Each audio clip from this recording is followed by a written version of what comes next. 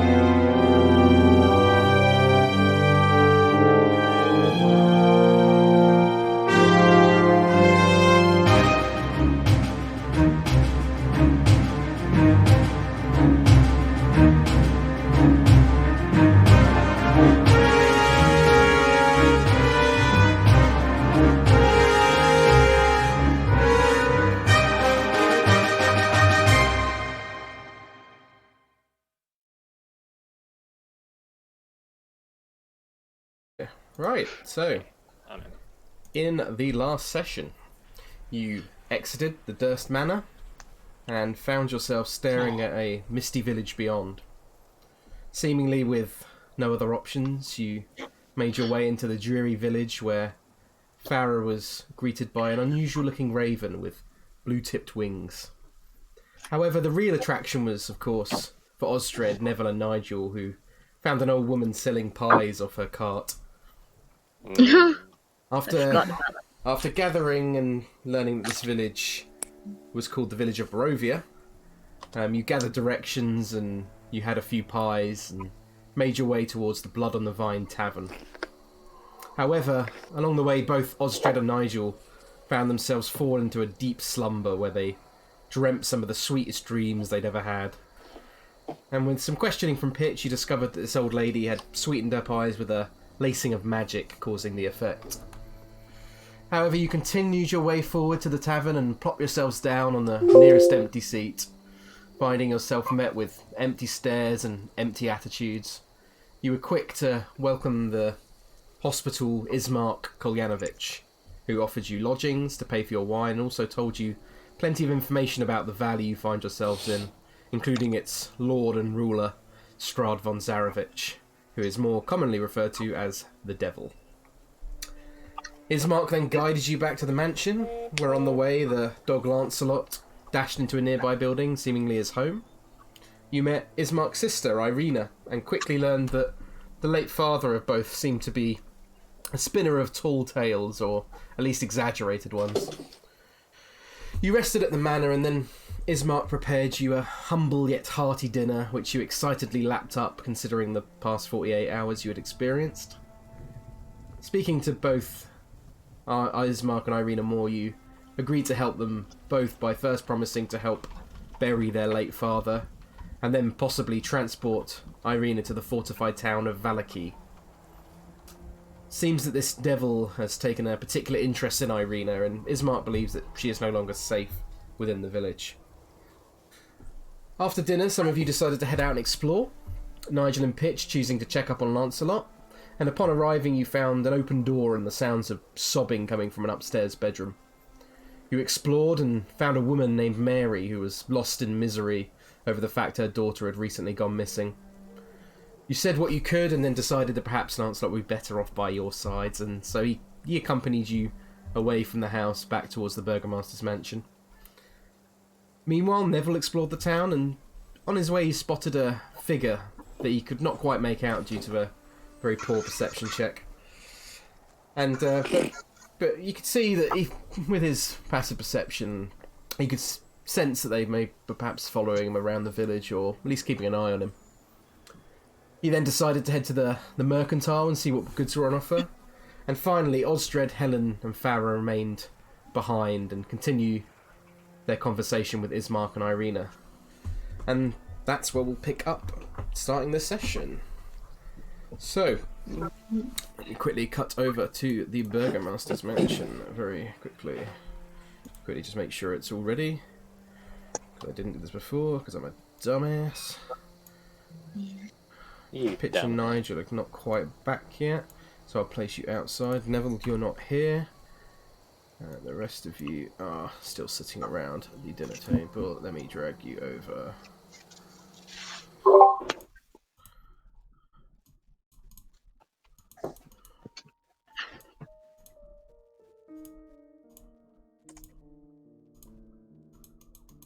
Right, as some of your members are missing from the group, Ismark looks to you, Strahd, as I imagine you still perhaps finishing off more of the food that he's happily provided for you. Yeah, he's trying to suck the meat out of the cheek of the pig. Yeah, I thought as much. That's revolting. It's the best bit. It sounds like something Strahd would do, to be fair. Ismark turns to you, Strahd, and he says, Mr. Strahd, I'm afraid I may have misspoken before in our conversation when you asked about the fog and those entering Barovia. When I said none had entered Barovia in my lifetime, I was referring to a group such as yourselves. But what I failed to mention was that a little over a year ago there was a man who entered from beyond the mists. A mage, in fact. He tried to rally the Barovian people and free them from the devil's tyranny, but by all accounts he died by the devil's hand. And where's his corpse? I do not know. They never found his corpse as far as I am aware. Well, if he's a mage, he may have had something useful on him if he was to challenge the lord and master of his realm. Perhaps, but the devil is not a merciful lord. I imagine whatever happened to this man is probably nothing kind. Interact with his mage? Not personally, no. He did not come into the village, but he did put out a call to many people. It attracted some people from the village, as far as I heard. He had a name? I do not know. Is there anyone in this village you would? Perhaps Father Donovich, he may know more, but this mage did not go around shouting his name, you know. Well, if he planned to challenge Strahd, he must have had some plan, and maybe I should ask. Yes, I think that would probably be wise. Just something to keep in mind, you know. He sort of smiles. Farah and Helen, what are you doing during this time?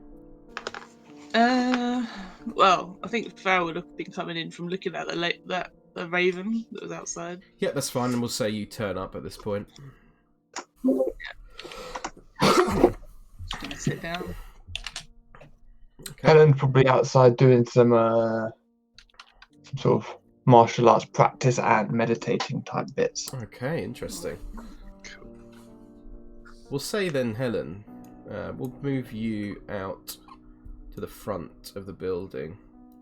And I think for a short while, I imagine Strahd chatting quite with Ismark, and Irina's kind of sitting there, kind of politely listening.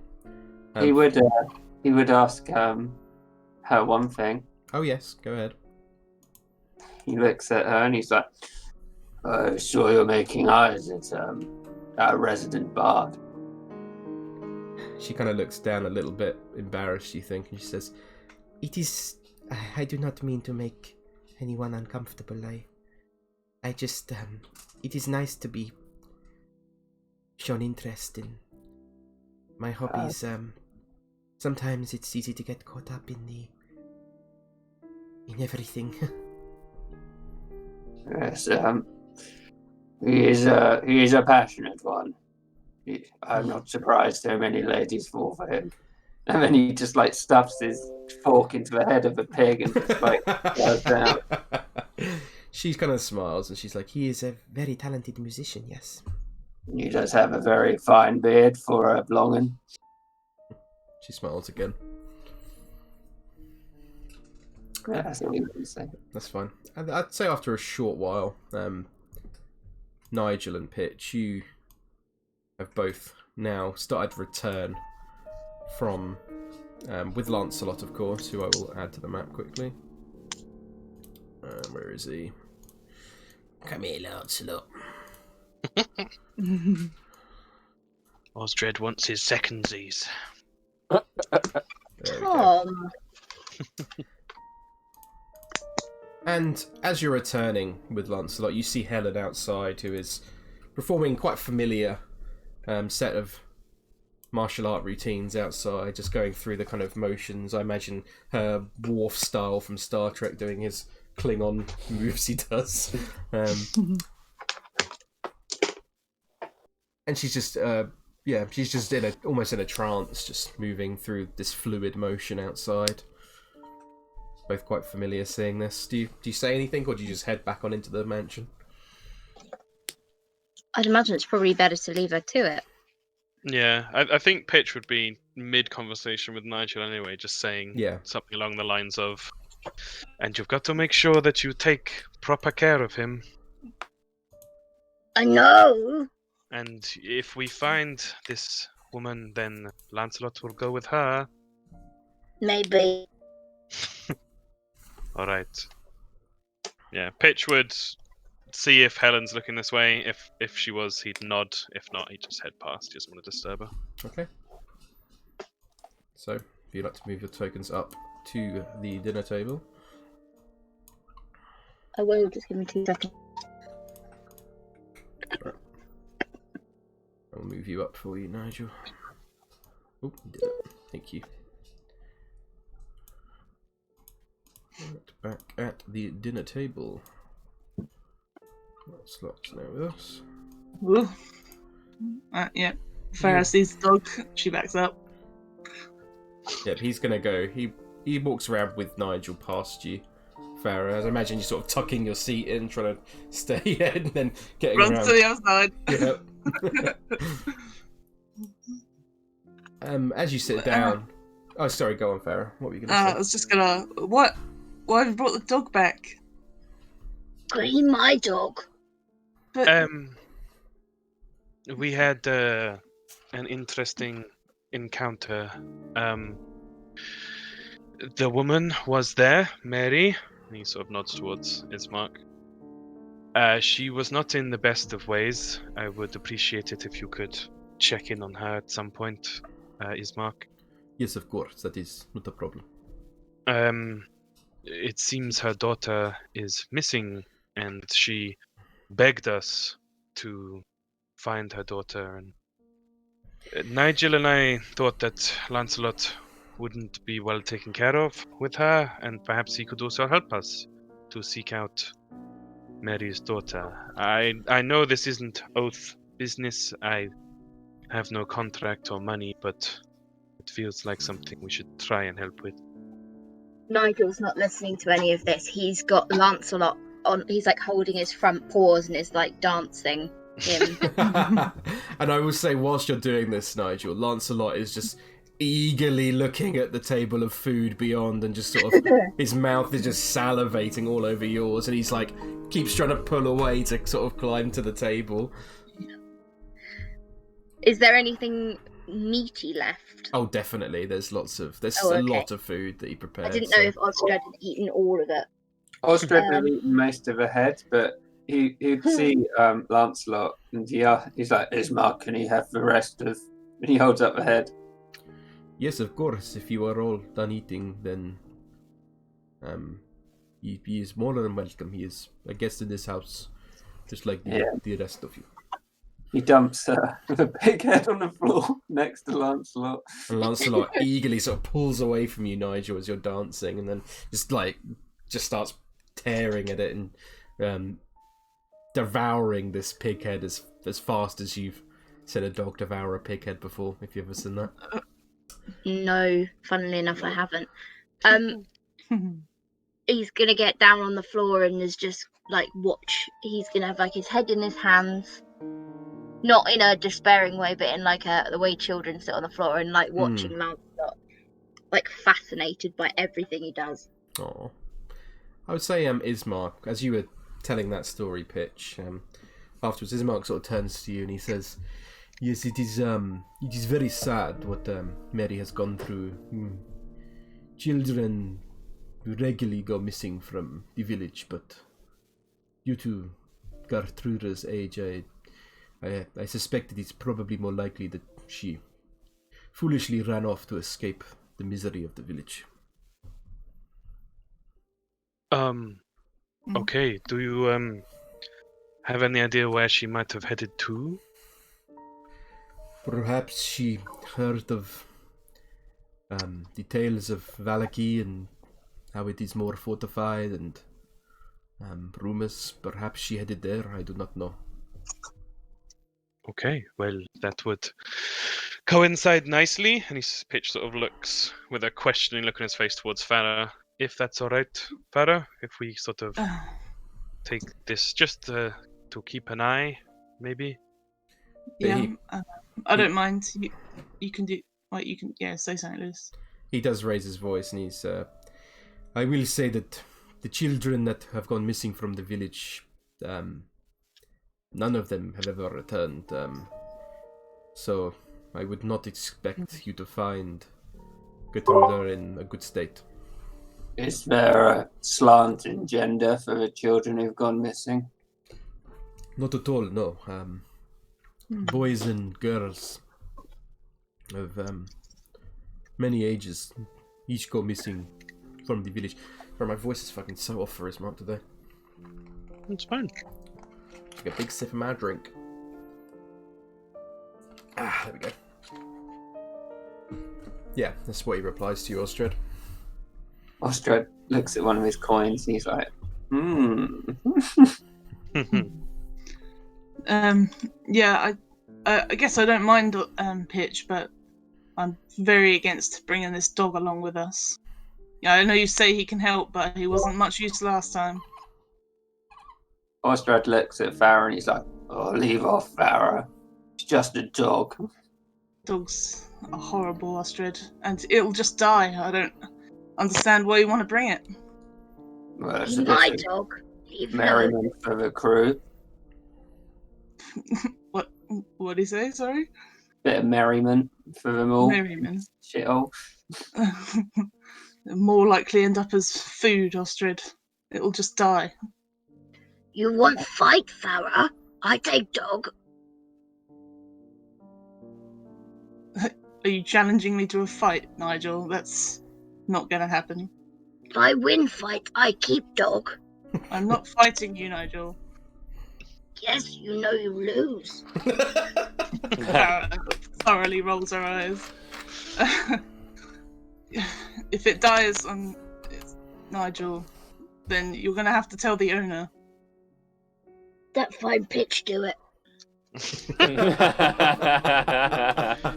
I have explained to Nigel the responsibilities. I see what you mean, Farah, but this is different to before. The dog was lost in the Durst house. He might have an idea of scent, or he might recognize the girl where we don't.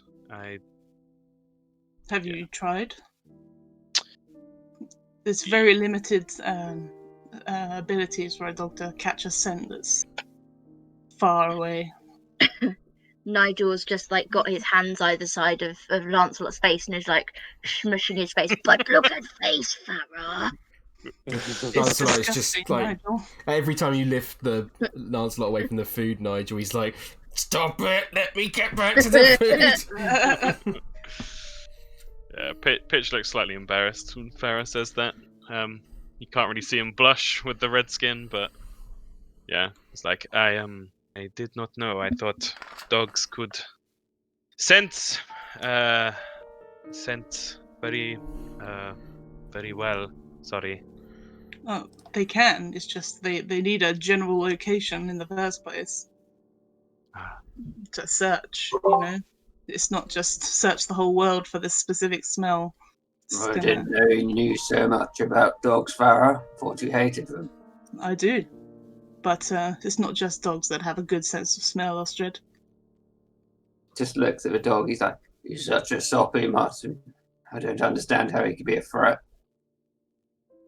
I just don't like them, Ostred. He's not a threat, Nigel, except to sorry. our safety potentially if he's noisy. Nigel's just gonna smack his great club onto the table and just say, "We take dog." Nigel, it could put us in danger if we're out in the wilderness trying to be quiet and it starts barking, Then we take whining, muzzle. muzzle. I also have the ability to deal with that magically if needs be. You see, everyone else want dog. Farah she's looking a bit annoyed, but you can bring it. If it dies, it dies. I expect nobody to go after it if it runs off. Oh, Lancelot, you not die. And he's like,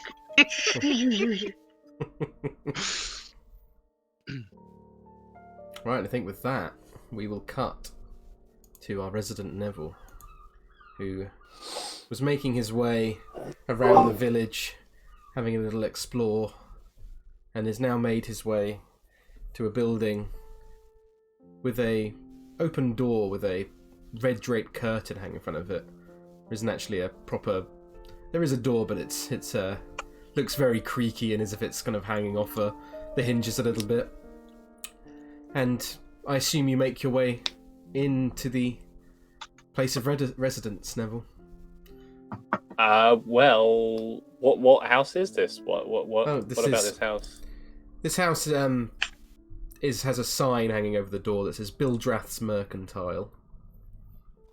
Oh, yes, I remember. Okay, we shall cut to Bildrath's Mercantile then. Oh, Scabble now. Told you he was an NPC in Strahd.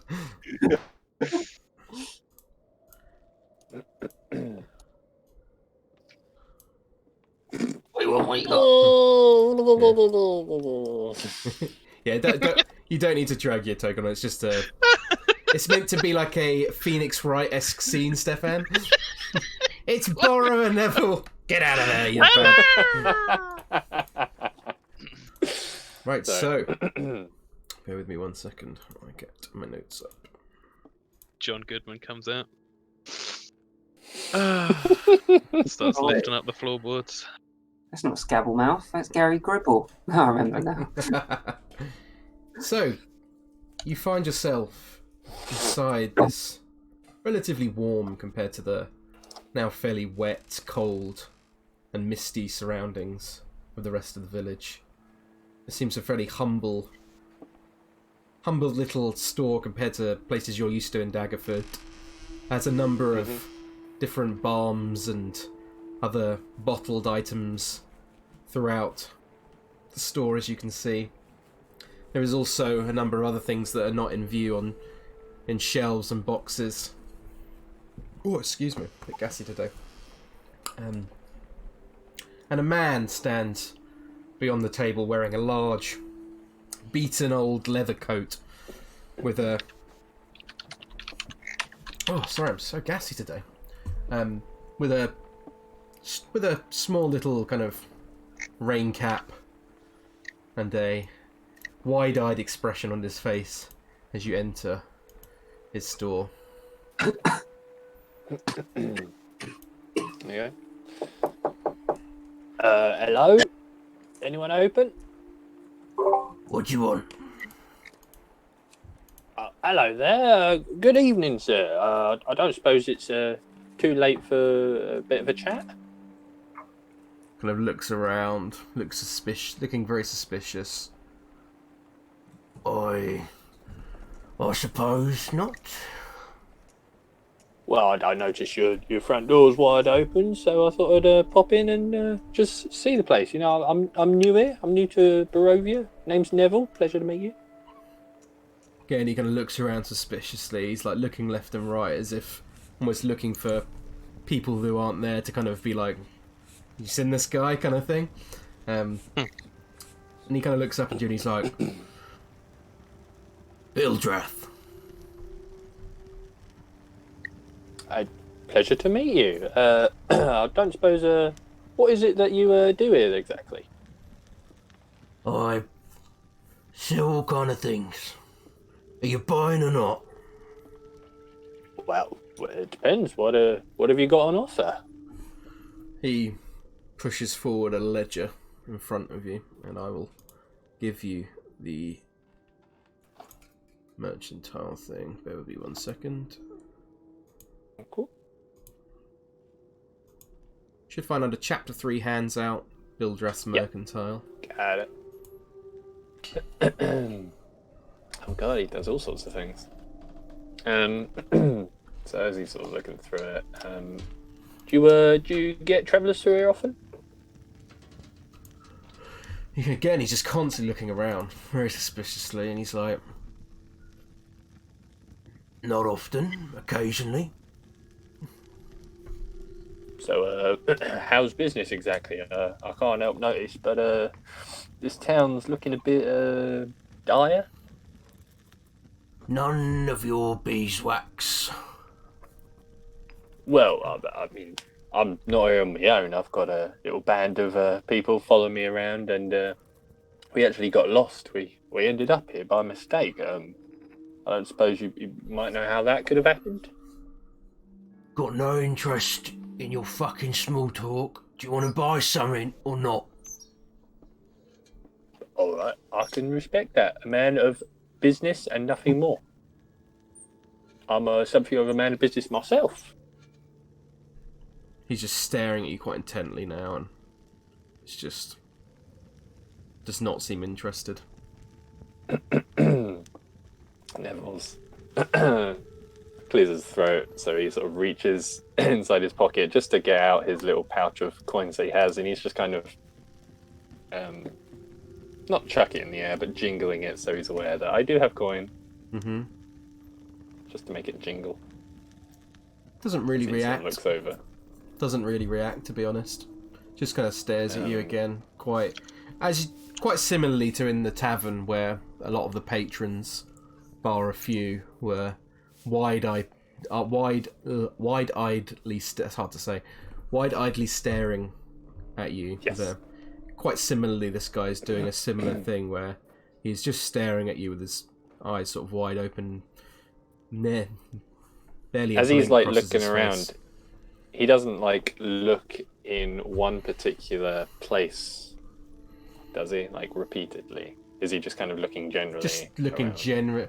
He was before. He would say he was just sort of generally looking around, and now that he's become more familiar with your presence in the room, he's just staring at you, never sort of breaking his gaze now.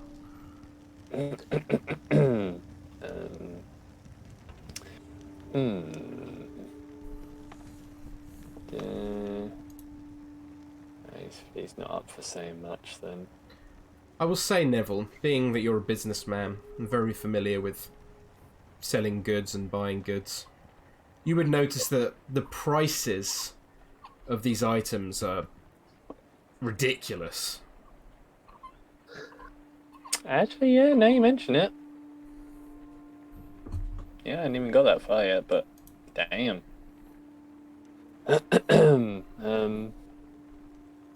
Well, you certainly do have an interesting inventory available, but I mean, these prices, man, no wonder if business is drying up, if this is what you're asking for. If you want it badly enough, you'll pay for it. And is that what people do? Do you get much business around here with this sort of what's the word? Did you not hear me the first time? I'm not interested in fucking small talk. Are you buying something or not?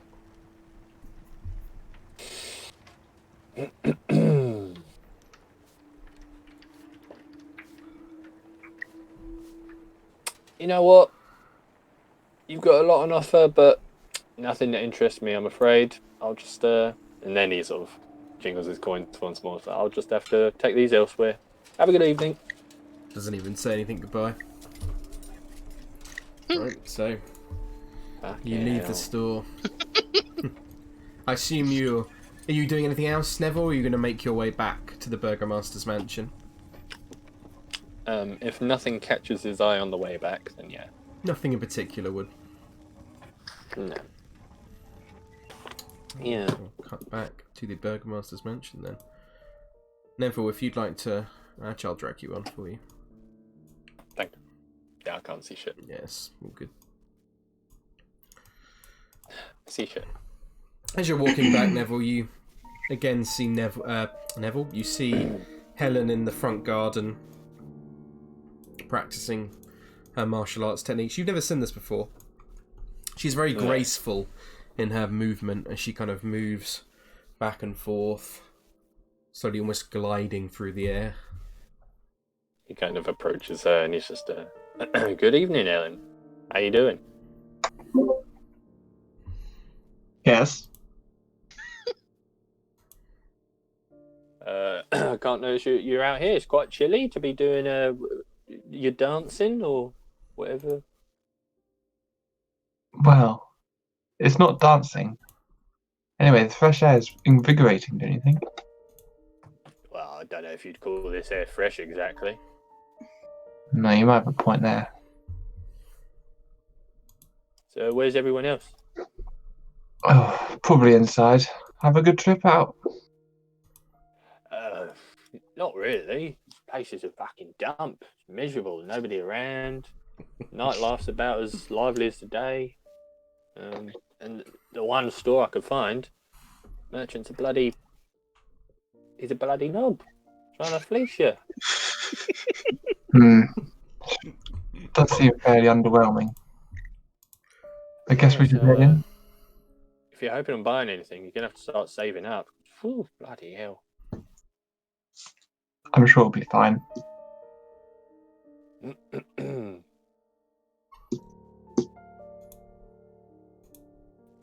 it'll make its way in as well. Okay. You both quickly, as you head back in, can hear the sounds of conversation at the table. Anya, do you mind just muting your mic on Discord? Oh, from up there. Thank you. Yeah, you slowly make your way in. You hear the sounds of conversation at the table. And then the rest of you see both Neville and Helen join you. Good evening, ladies and gents. Is there still, plenty of food available and shit? Yeah, there's still a decent amount left. Osdred has devoured most of it, along with Lancelot having eaten the pig head, and there's scraps, there's leftovers left now. Everyone seems quite full and sitting there more just having a chat. Yeah. I'd say maybe Ismark and, I don't know, Pitch, if you want to drag yourself over to the seating area as well, maybe. Yeah. And maybe anyone else who wants to. Yeah, we'll just be scraping up what's left. Ostred would have asked Ismark at dinner. Yep. He knows anywhere where he can get barley or wheat. Perhaps you could go to Bill Draft's. He might sell something like that there. Most of the wheat and barley we get from Valaki, although we have not had a shipment in some time. Oh, I wouldn't recommend going there. Looks over at Neville. Oh, yeah. Yeah, he's outrageous, that fella. He's not going to sell nothing with that attitude. I guess another reason to go to Valaki, then. Yep. Valor what? Valaki. What's that? Sounds like a town, from what I've heard from Ismark. It is a fortified... I have never been there myself, but my father and more recent rumors from the merchants that travel through suggest that Valaki is a fortified town. My father was friends with the burgomaster. Just make sure I'm getting the right name here. Where are you? There you are. Baron Vargas Valakovich. He was friends with my father. Is the place a bit friendlier than this little town? No offence. None taken, Mr. Daggerson. But perhaps, like I said, I have never been mad there myself. Would you know how long it takes to get there, since we're going to have to walk there, after all? It is quite a journey. On foot, you are looking with about maybe 2.5 days, 3 days. It is treacherous. This is why I have not taken Irina myself there. It is not...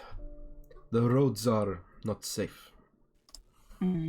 What makes them unsafe? What kind of things could we encounter along the way?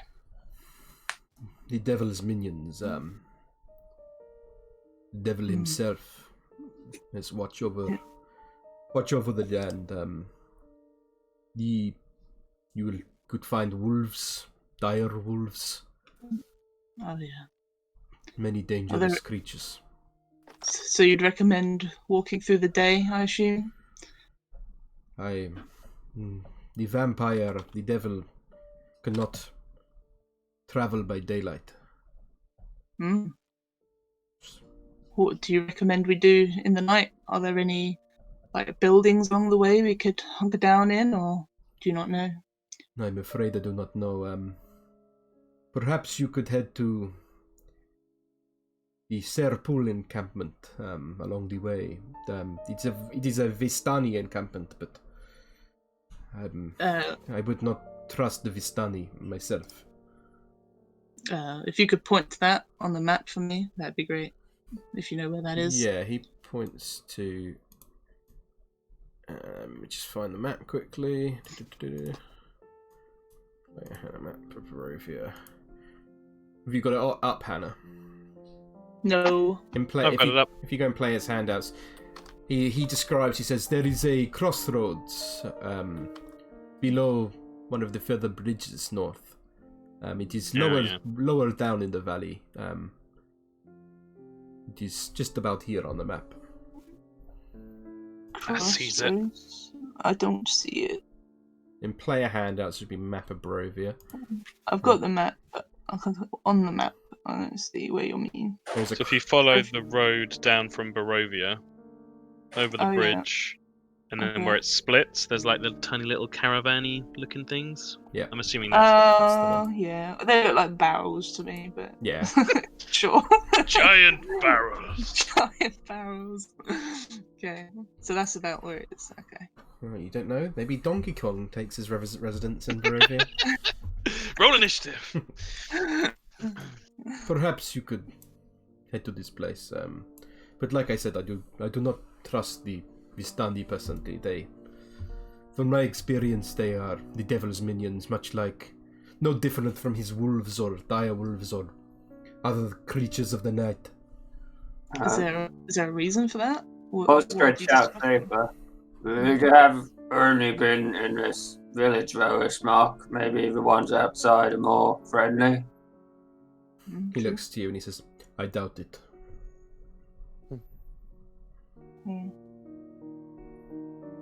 Just like, I've learned through my travels, people are different all over. He nods and he's like, I understand, Mr. Strahd. Perhaps, but you tend to learn in Barovia that you have to be careful of certain types.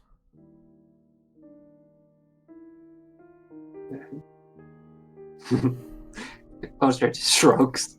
Yeah.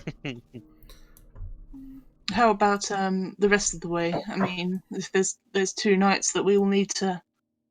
If you stay indoors, is it better? Is there anywhere else along the way? I do not know completely. I know the windmill is there, the old windmill, but I know little about it. I do not know who takes up residence there. Apart from that, you are it is, as far as I am aware, a fairly open road. But like I said, I have never made this journey. The windmill could be in ruins, and the encampment could be disbanded at this point. I do not know. This is the last information that I have. Do you know if there's anything we can do to ward off any threats? You know? Well, you seem like a capable bunch. I'm sure your combat capabilities will serve you well. I was thinking more avoiding combat. She sort of references to Ostred's little cross or whatever he has that gets rid of ghosts. Yeah, the topaz gem. Yeah. He kind of looks over at Ostred and he's like, Mr. Ostred's deity will likely serve him well. At Okay, this good to know. point, he's like, I have noticed some strange going on when I invoke Doom of Void in this land. What kind of strange going-ons? Cramping of the hands, Hmm. pain. It's not normal. Is that just since we've been here, or is that old age Ostred? Just since we've been here. Well, in Barovia. That is a concern. Ismark, is there any possibility with the map as this? I do not know the detail of the waterways. There's no way to travel by water. I noticed that the water makes its way past Valaki as well, without drawing so close to the castle. Perhaps,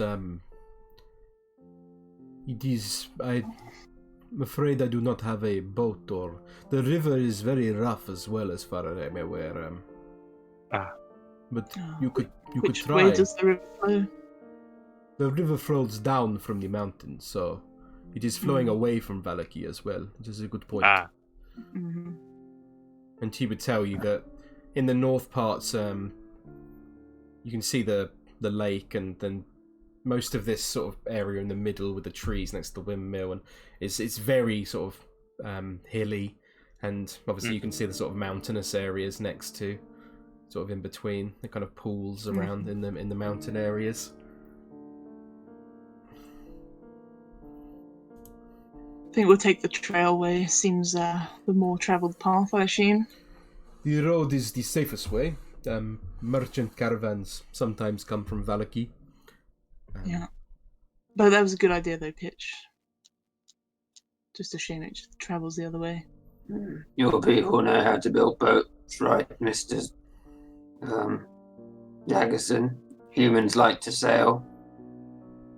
Can't say I've done it too often. I've, had a couple of trips out, but can't say I'm exactly a sailor, if that's what you're saying. Well, I don't trust boats anyway, so... I was going to say, the water, Ostred. You might not want to go that way regardless. Yeah, so I have to just plan out where we're going to stop. She just stares at the map. I'd say at this point it's probably getting on to about 7 o'clock in the evening. Yep. So when are we going to bury the father? Perhaps we should let Father Donovich know, but I imagine he will need some time to prepare the burial rites and procedures. Perhaps we could let him know this evening. Yeah. And then maybe he could be ready for tomorrow. We want to leave as early as possible to catch the daylight tomorrow, though, so if he'll have to do it early. Do you think he'll be able to? I imagine so, yes. Yeah. So what do you want to... guys, what do you all want to do? Do you want to head up to the church? Yeah, I guess. Yeah. Who's going to join me for the church? Yes, I'll come. I mean to ask about this mage that Ismark mentioned. I'd A probably mage. better come, because if there's anything in combat, you're all gonna die otherwise. So it was just to bury the dead. That was it. Mm-hmm. Yeah. Is that all we're really going to ask him? Because He's going to ask about the mage. yeah, apart from the mage. Are we taking the body with us, or? We're not going to bury him now. We're going to ask him to prepare Oh, burial okay. stuff for Yeah, morning. that's correct. Yeah, I think Neville would stay behind. Okay. Pitch will go. Okay. I'll move you back quickly to the village map. There'll be 1 second. What does this place smell like? Well, the house itself, The village. quite damp. You probably smell a lot of mold, Strahd. It wouldn't be too hard to miss that. It's quite that kind of danky, wet kind of place. Yeah, dank me. I Yeah, get it. exactly. I'll move you over to the village map.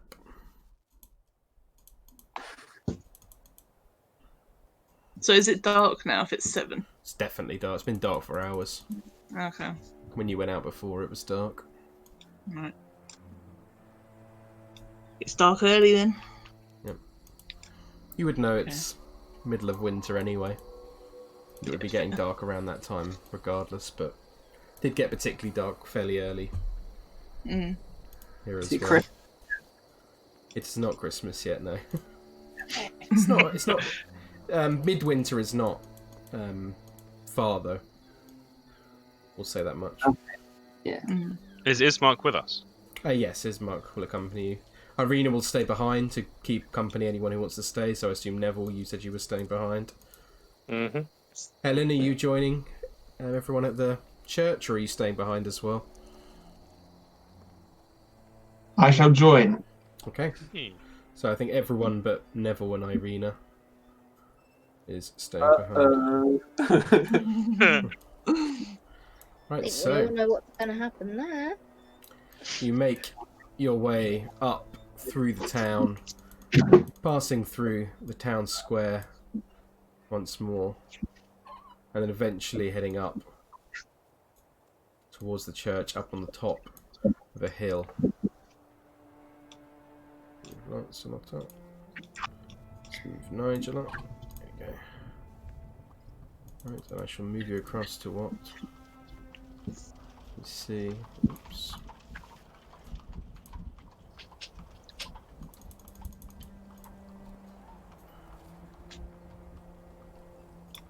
Mm. Looks lovely. There we go, 1 second.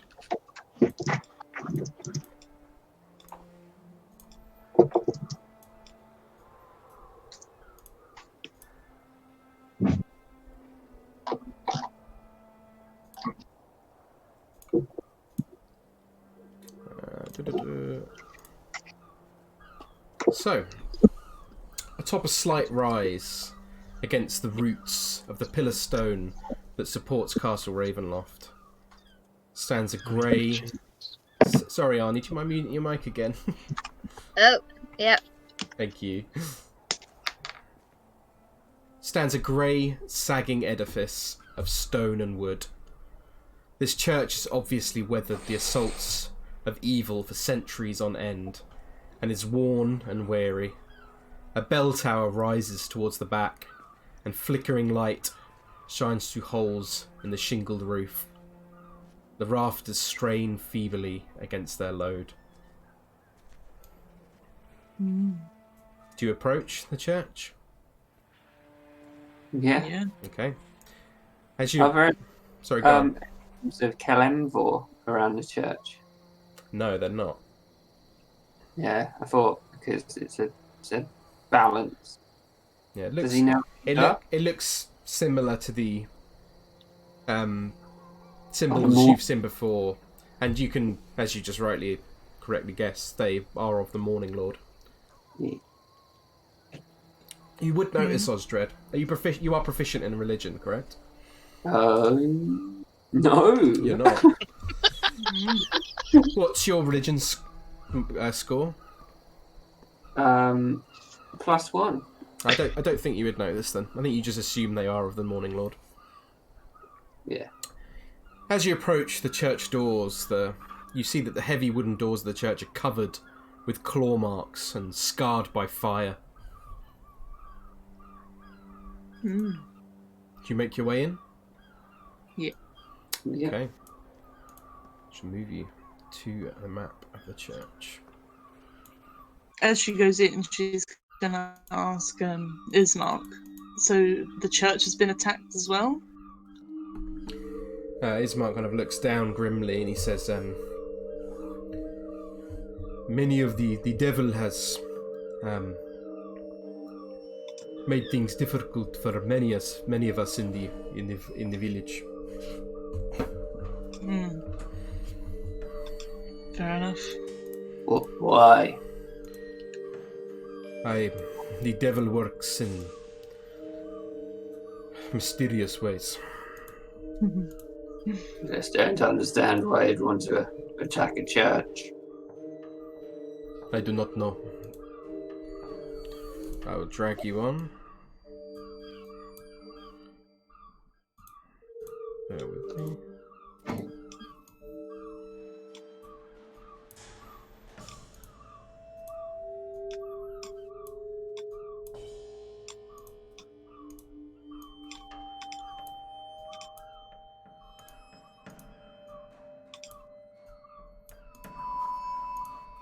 Just fetch Ismark and little Lancelot. Oops. And Ismark. Oops. There we go.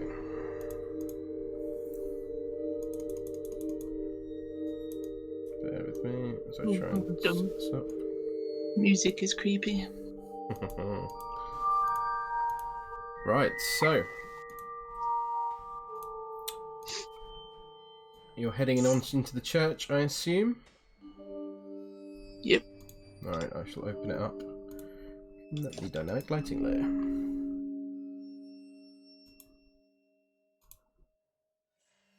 Is Ismark going in first? Bear with me 1 second. I'm doing a lot of shit behind the scenes right now. Yeah. Yeah, picture's kind of referring to Isma. So, Ismark will lead on in first. And start walking through the hall. I'll say the doors open of the church, revealing a 10-foot wide, 20-foot long hall leading to a brightly lit chapel. The hall itself is unlit and reeks of mildew. There are 4 doors, 2 on each side of the hall, that lead to adjacent chambers. Beyond, you can see that the chapel is strewn with debris, and you can hear a soft voice from beyond reciting a prayer. Suddenly, though, suddenly the prayer is blotted out by a sound.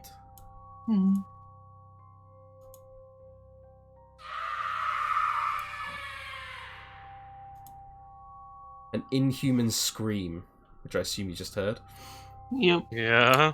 that rises up from beneath the wooden floor. Jesus.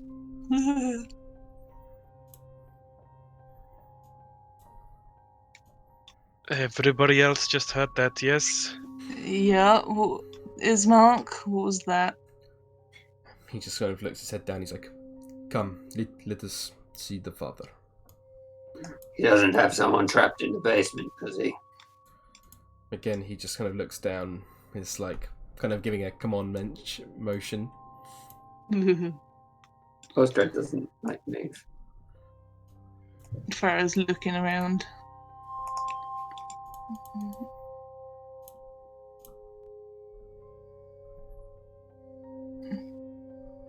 You can see now, as you enter the chapel, that it's a shambles, with overturned and broken pews littering the dusty floor. Dozens of candles mounted in candlesticks and candelabras light every dusty corner, in a fervent attempt to rid this chapel of shadows. At the far end of the church sits a claw-scarred altar, behind which kneels a priest in soiled vestments. Next to him hangs a long, thick rope that stretches up into the bell tower. As you approach the chapel, then as you approach the claw-scarred altar, you hear another noise from beneath. Once more, from beneath the chapel floor. This time, a young man's voice cries out, "Father, I'm starving!" Perhaps we should check on that as Mark. She's looking around. Where did it exactly come from? Is there like a place It's where it's coming. loud, like where it's reverberating from? Do a perception check. Yeah. Standing next to a door. Hey! Natural 20. Very nice. Ostrich, you can sense that it's coming from below, obviously, and it's coming specifically more from this area on the map, if you can see me pinging there.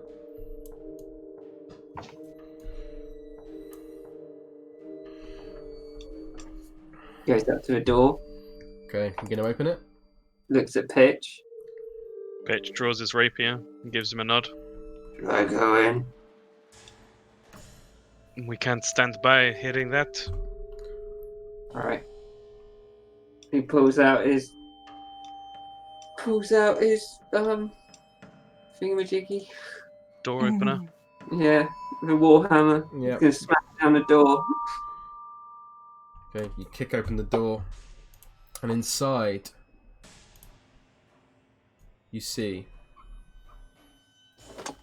a room that time and neglect have punched holes in the ceiling. This room contains a few broken roof shingles amid puddles of water. And in one corner, set into the floor, is a heavy wooden trapdoor held shut with a chain and a padlock. Again, a young man's screams of anguish can be heard through the door itself. Farah looks behind to see them smashing through the door. What are you doing? We have to investigate. Ismark, explain yourself. What is happening here? At this point, the father gets up and rushes forwards, and he says, What do you think you're doing? We can hear screams from below. 1 second. Just gonna give... Farah looks at these two and she's like, you don't know what it is. It could be just ghosts like the house before. It did sound like a ghost. What do ghosts sound like, Ostrid? But if it's a ghost, it needs to be expelled. And if it's a man trapped down in a basement, then we have a lot of fucking questions to ask here. I agree, we need to check, but just don't go down bashing round doors without asking questions. This place looks like trash anyway. It's despicable to have a place of worship look like this. I agree, we can ask questions first. Ostro just shrugs at her. We tried asking questions and Ismark just walked on ahead. Ismark sort of looks down solemnly and he's like, Please everyone, let the father explain. I've given you sight by the way of the dog, by the way, Stefan, so you should be able to see now. Ooh. He's there. You're muted, Stefan.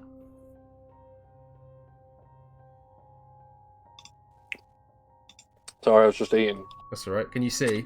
Does the dog need to be on the board? It already is on the board.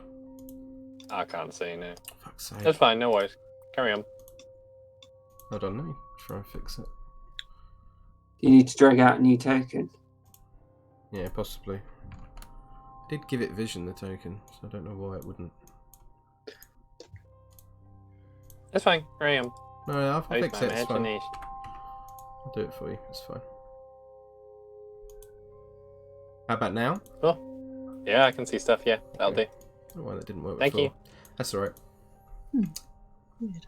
The father comes forward with a hoarse voice, and he says, "Please, everyone, come into the chapel."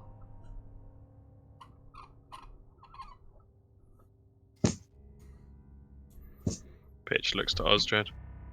Ostred's mate. I'm sure he can explain in here. He moves back into the room. He walks down at this point, and he says, "Please, my son is down there. He is corrupted by the devil."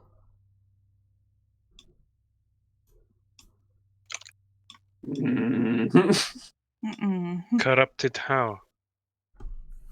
He kind of looks down and do a quick perception check, please, Pitch. Perception. 8. Even with that, you can sort of see this. This man looks broken. Like there's a deep sadness about this man, and he says,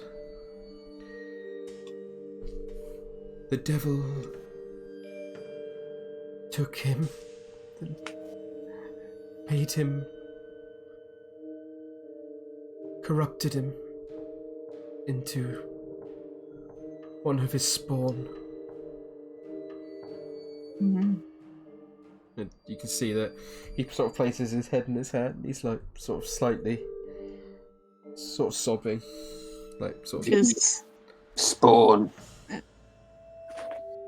that the reason why they attack this place? He just sort of looks down despondently and perhaps. Please, Is there this. some Come way into we the- can have a look and check? No, you must. You must leave him where he is, the Morning Lord. I must seek his guidance, and in time he will show me the way to save him. Please come into the chapel, all of you. Ismark kind of comes around and he's like, "Please, everyone, I know this is an uncomfortable situation, but..."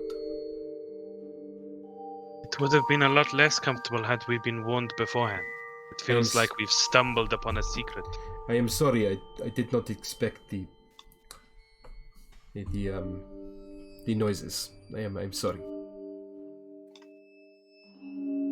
And If it is Spawn. Go on, Kieran. He's just like grumbling. Okay, what were you going to say, Hannah? I was just going to say, what about the first scream? You could tell that it was coming from the same thing. That was same. Okay. It wasn't different. He sort of leads you back into the church chapel. "Please, come through."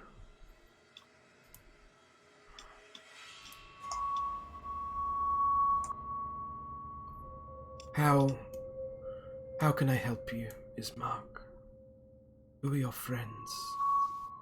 Ismark kind of looks around. He's like, "These are guests of mine, Father. We are sorry to intrude. I should have warned them beforehand of the situation involving Doru. As you know, Kolyan passed away a few days ago. They have accompanied me to tell you if you would perhaps prepare the correct burial services and rites for tomorrow morning." The priest sort of places his hand on the chapel and kind of leans against it and then puts one hand over his face and kind of calms himself. And then he's like, "Yes, that is possible."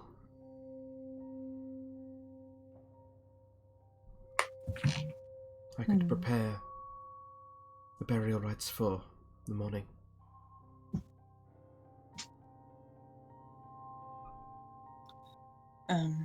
As early as possible would be ideal. If you could... At first light, Yep. the Morning Lord shall take Kolyan into his merciful arms.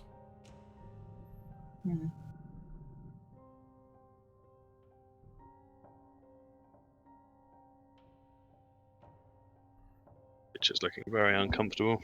Yeah, says Strahd. He's just standing back. Ismark kind of nods and he's like, very well, Father. We will come back at first light.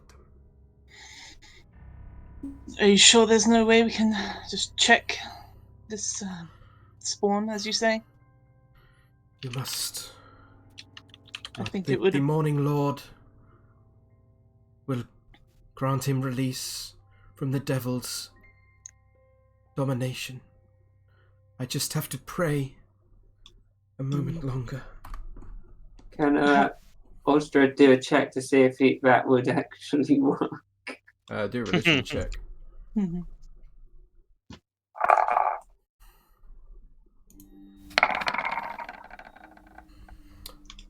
not 100% sure. You know that praying to deities can grant fantastic feats of power. You think perhaps it might work, but you're not really sure, like 100%. You don't really know enough about vampires themselves to say for certain. Yeah. He won't say anything then. I think we'd feel better if we could just see. Is he transformed in some way? The father just looks down and sort of holds his head in his hand. He's like, you must not go beyond. It is dangerous. Please, I will perform the burial rites, but I have asked you to speak no longer of this matter. Was it something to do with the mage? How he got turned? He kind of looks to you, Strahd, at that point, and he's like... Then he looks to Ismark, and he's like... They know of the mage? And Ismark says... Yes, Father, I have informed them of, what happened. He kind of looks down, and he's like, Mr. Strahd, the father's son, Doru, he followed the mage into fight the devil, and the father has told me he returned as under his domination. What? Do you know his name, Father? Are you talking about the son? The mage. The father just shakes his head and just sort of slumps down next to the chapel. And he looks tired and weary, and it's kind of almost like just in a bit of a daze, and it's just like, I do not know. Please just leave now, please. I shall do the burial rites in the morning. But I tire of these questions.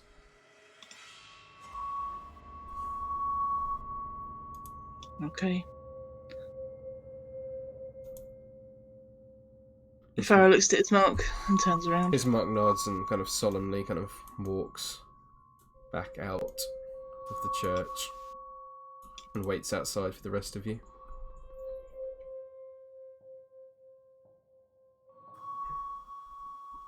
Strahd pokes his head in.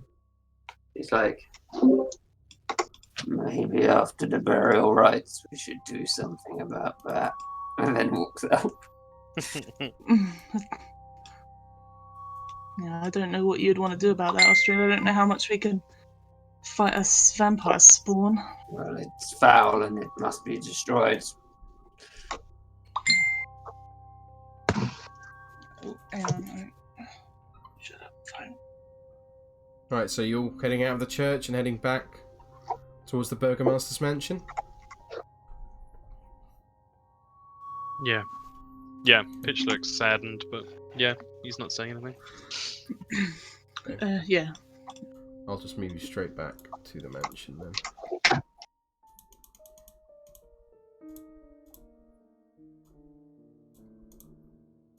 We'll say you gather back in the living room, unless you have anything to say along the way.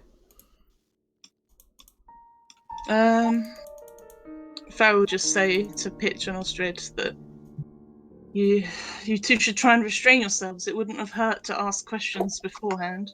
We tried, Barra. Well, not really. I mean, Ismark was leading us to the person to ask questions. Well, He he didn't knew say and he that. didn't. Sorry? Go ahead, Ostrid. I can't remember what I was going to say. Pitch just said he didn't say that. He I didn't am say what. sorry, I should have made myself more clear.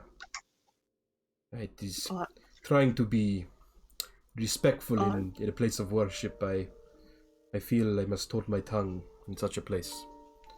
But I did not prepare you correctly for what lied inside. Yeah, you perhaps should have prepared us for that, but I do feel like you were leading us to the person to ask questions, Ismark. I don't feel like that was misplaced. He kind of nods and he's like, "Nah, but regardless, Mr. Pitch is right. I should have warned you more carefully. I just Yeah, Sometimes- feel I like agree with that, sure. hold ourselves back when we hear a human scream coming from the basement, though. Indeed, I Maybe- did not expect such a sound myself. He deeply sighs and he's like, the village has been through hard times. It is easy to forget that it is not normal for outsiders to experience these horrific things. We experienced plenty of horrific things in that mansion. I would have thought that we would be cautious to hear screams, Ostrid. Ostrich just rolls his eyes at her and goes to sit down. She rolls her eyes back. Stubborn man. And she walks in and sits down.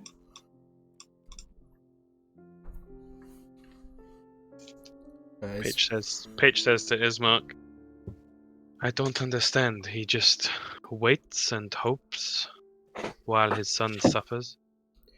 He believes that once the Morning Lord returns to this land, that Doru will be free from the devil's suffering. Is it just an endless hope? How long does he wait for? Does he feed the sun? I do not pretend to understand exactly how these things work. Ismail kind of looks down for a second. And he's kind of twiddling his thumbs a little bit. And looks back up and he says, I do not wish to speak ill of the father, but of a holy man it is wrong to do such things, but it is difficult to talk a man out of losing his own son in such a way. In my opinion, that he's really reluctant to say this, you can tell. Mm-hmm. But in my opinion, it would be a kindness to bring an end to Doru's suffering, but it is not my place to say such things. A holy man like Father Radonovich deserves respect, and he has been through a lot. It is not my place to do such a thing. You are not alone in your thinking. It is tragic, but surely every scream, every calling out is just going to hurt the son and father more. Yes, I think you are quite right there, Mr. Pitch. The father has never been the same since Storg left over a year ago and then returned as whatever he is once now. I can only imagine. Pitch starts heading back towards the table. Yeah, Ismark will also head back as well with you. Please, Neville, what are you doing on the table?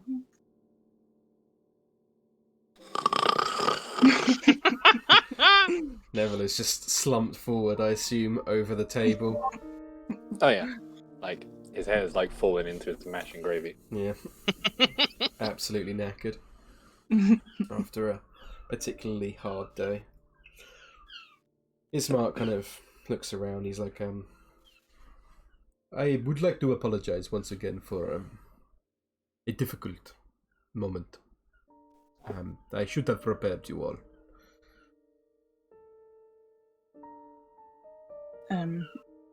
You should have, but I assume there's not much we can do for him, the son.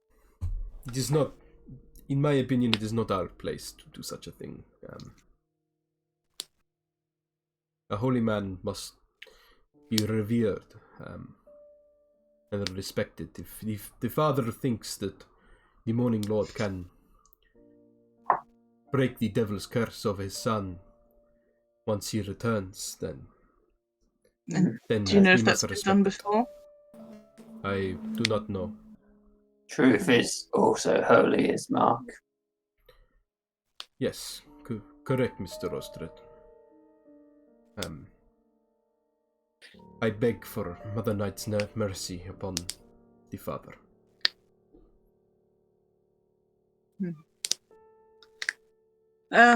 So while we wait for the morning, is there anything that we can bring with us, perhaps for comfort, sleep, like covers, things like that? You are welcome to take any provisions I can provide here. If you are doing me a great kindness by agreeing to transport Irina to Valaki and also bury our father. It is more than I can offer you. I will give whatever I can. Let me look at my equipment, see what we got. Irina is kind of sort of crocheting and knitting at the table, just looking kind of uncomfortable. She feels that there's a tension in the air, but it's kind of broken occasionally by a snore from Neville.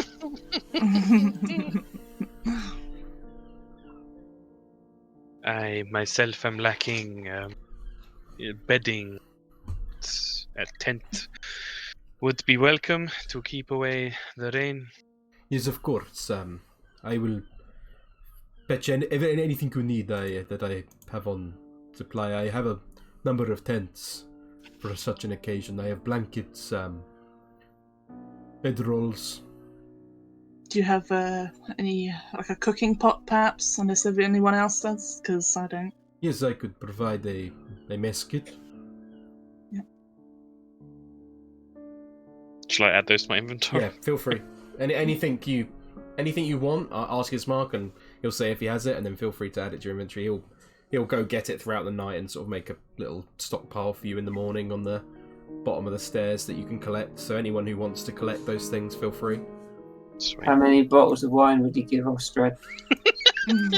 If you ask, then he'd be more than happy to give you. How many would you like, Mr. Ostred? I have a number of wines. I have. Just double check the names of these quickly. Well, not the expensive ones, just the cheaper ones. I don't want to be imposing, but... So, just quickly look. Make sure I'm getting this right. I have a few bottles of purple grape mash number 3, and also a couple of bottles of Red Dragon Crush.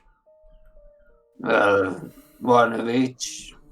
Of course. And I'm trying to look for brewing supplies here, so maybe when I come back I can give you some Osbrow. I have never heard of this Osbrow. I would be very curious to try such a thing. Yeah, he's like family recipe and all, dwarven vigor, blessed by Dumafoy. It is exquisite. We Barovians only are familiar with a few different wines in the valley. They all I'll try and make it a bit different then. It's a exotic taste would I imagine will win round many a Barovian's heart. Strahd like, yeah, give it to other people. How many vase does he get? 2. Yeah, if you ask for one each, then you can get one of each. Nigel, maybe you want to get something for the dog. Yeah, that's a good idea.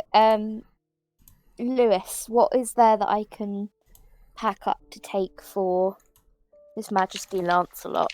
Yeah, have a quick look for Extra you. rations. Yeah, that was the only other thing I was going to ask for, was if there's any rations we can take. We'll say for Dried sake of meats. brevity, I'll quickly go through a list of. He'll happily provide you with, I'll say 3 rations each. Ooh. Okay. Um, I assume Nigel only gets 3 as well, even though he's got. yeah, that. I think he'd give a few extra bits for the dog, so you can add 5 for your thing if you want, Nigel. So looking through else, what might be useful. Here's a number of backpacks. If any of you wanted them, but I assume you're mostly already wearing backpacks. Yeah. I know, Pitch Oh, does need one. Do you have any torches or anything? Yeah, Light sources? he'd happily give you a few torches each. I'll say 3 Nice. torches each if you need them. Has he got some potions of greater healing? He does not, no. Oh, He got belt of dwarven kind. Wand of wonder. one each. God, We'll stand in a circle and point at each other. 3, 2, 1, go! Other things he can provide, like I said, he can provide blankets, anything like that for like food he could provide. It's very basic stuff he could provide on the. But has he got oil? He doesn't know. Damn it. Not enough to give you anyway. 5 blankets. So he can wrap himself up while drinking wine. He'll give you a mess. He'll give you a mess kit if you want to take that. I've already got one, but yeah. Not yet. Strahd burrito. Yeah, that's about it though. He'll give you like water skins if you wanted them, or I'll take torches. 2. Fucking hell, Pitch has no adventuring. Yep, take a water skin. The best mercenary. The bard. That's, Got my violin! that's about it though.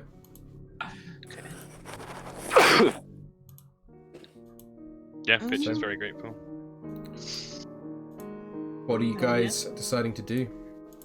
I need to go for a wee. That's fine. Yeah, feel free. Okay. What are the rest of you choosing to do for the rest of the evening?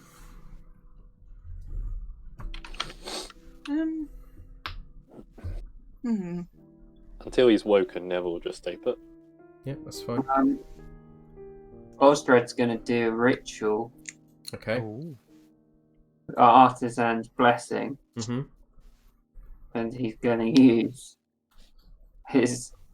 What was this? An iron pot and one of the moss agates he got off Helen and make a ring out of it. Ooh. Okay. Create simple items. Just reading the description. And- I was going to say to Pitch. She's going to say, do you want to, with Nigel, go and take the animal and see if you can pick up a scent? It's unlikely, depending on how many days it's been, but you can try. Sure. Nigel, What? should we do a sweep to see if Lancelot gets a sniff of the daughter? We try. Yes?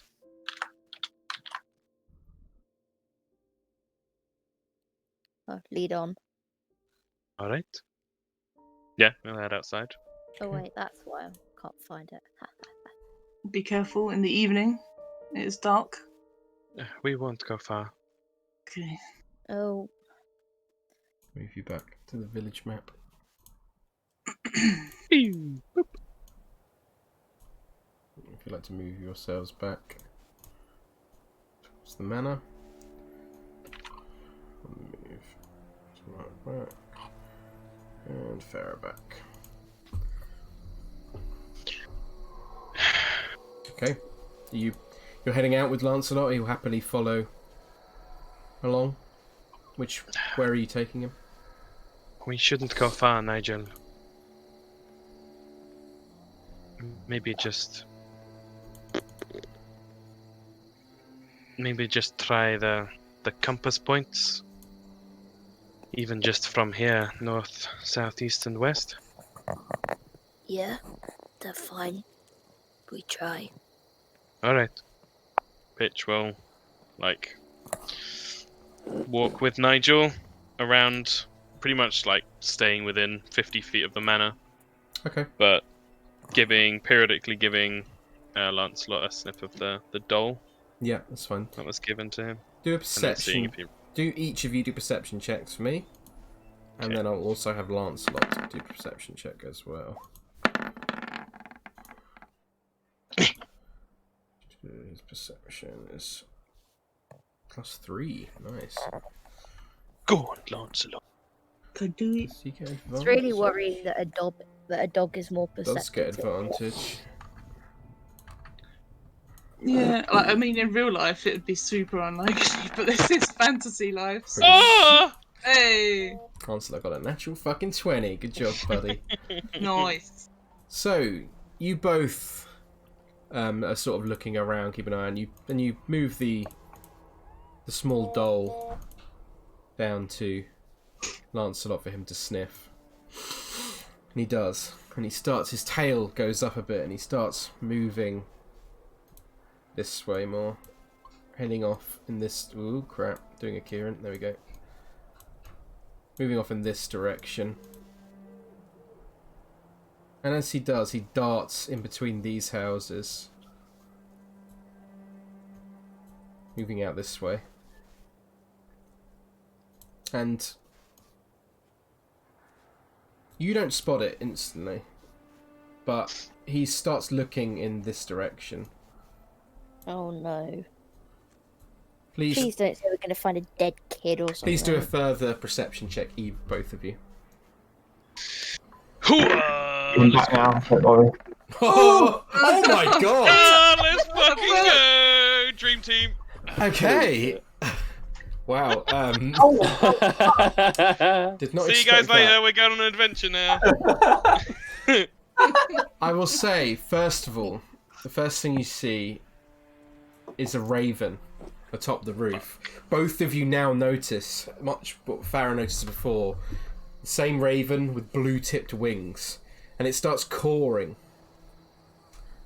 And then below, you catch your attention with 2 natural 20s, thanks to the cawing of the raven as well. A figure that is watching you from beneath a tree. You both instantly recognise the figure as one of the colourfully dressed characters that you saw within the tavern previously. They are going to do a perception check. Can you both do stealth checks for me, just see how...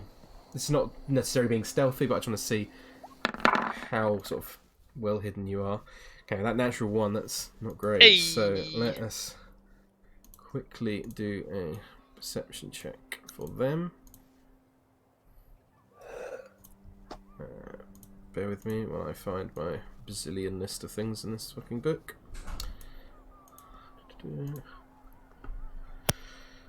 They've got a pretty good perception score.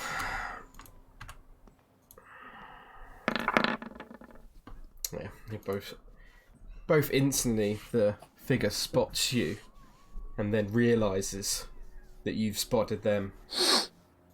and then begins moving off in this direction. Does Pitch have enough time to cast a spell? Yep, I'll say you. Well, fuck it, roll initiative. Oh! Remember how we weren't going to get in trouble, guys? Yep. Boop. Oh, I didn't click on my counter. Damn it! I got Can 5. I say quickly that the moss agate ring Mm-hmm. that that Strahd made, Yep. 2 of them during whatever time this is, and he gives them back to Helen because he took the moss agates from her in the house. Thank you. Yeah, that's fine. They're like the iron moss agate rings, I guess. Roll low, roll low, roll really fucking low. Oh! Oh! Oh, What is your dex modifier? +2. So is theirs. Can you please roll off just a Ooh. basic roll 20 for me? Go on, Nigel, split. Alright, No! I'll take it before you. But Nigel's. Nigel, you are first. I will say each of these squares is 40 feet, so you cannot move more than one square in this time. You could dash into another one if you wanted to. Well, I could literally doesn't he just have go there. 40-foot Yeah. movement? What was that? Doesn't Nigel have 40-foot movement? Not yet, I don't think.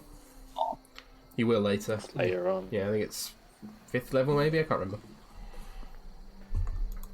So I can only get to next to Pitch. Yes, you could dash up next to Pitch. Jesus. Okay. So this figure is about... Yeah, so he's about over 100 feet away from you. And has started to move off in that direction. You'll have to try and use your imagination as best you can with this. Or I can move you to a random map if you'd prefer. With the distance, it's gonna not. Pitch isn't gonna chase them anywhere. Okay. Unless Lancelot's like looking at the figure, or like sniffing towards the figure or anything like that. Kind of, he's watching the figure, but... Yeah, it's the most immediate thing in sight, so he would be watching. Because he led us out this way, right? Yeah, he did, yeah. But he didn't like, with the sniffing, he didn't like turn. It's not like barking at the figure or anything. Not massively, no. Okay. Anyway, I'm last. So, Nigel gets there. The figure is going to...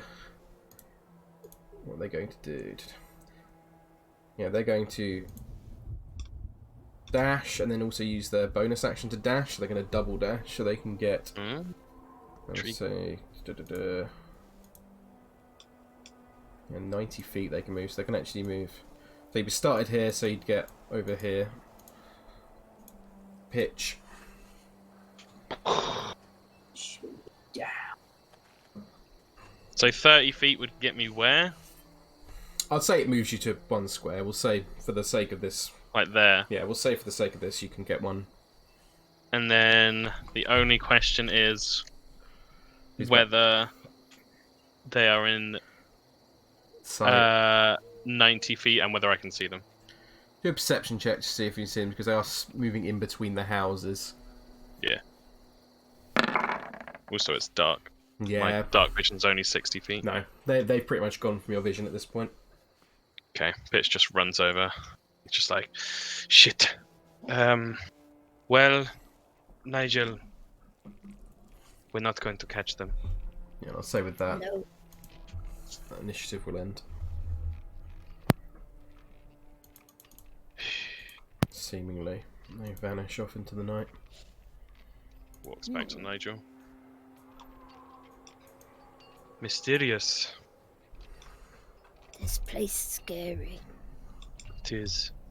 Not like...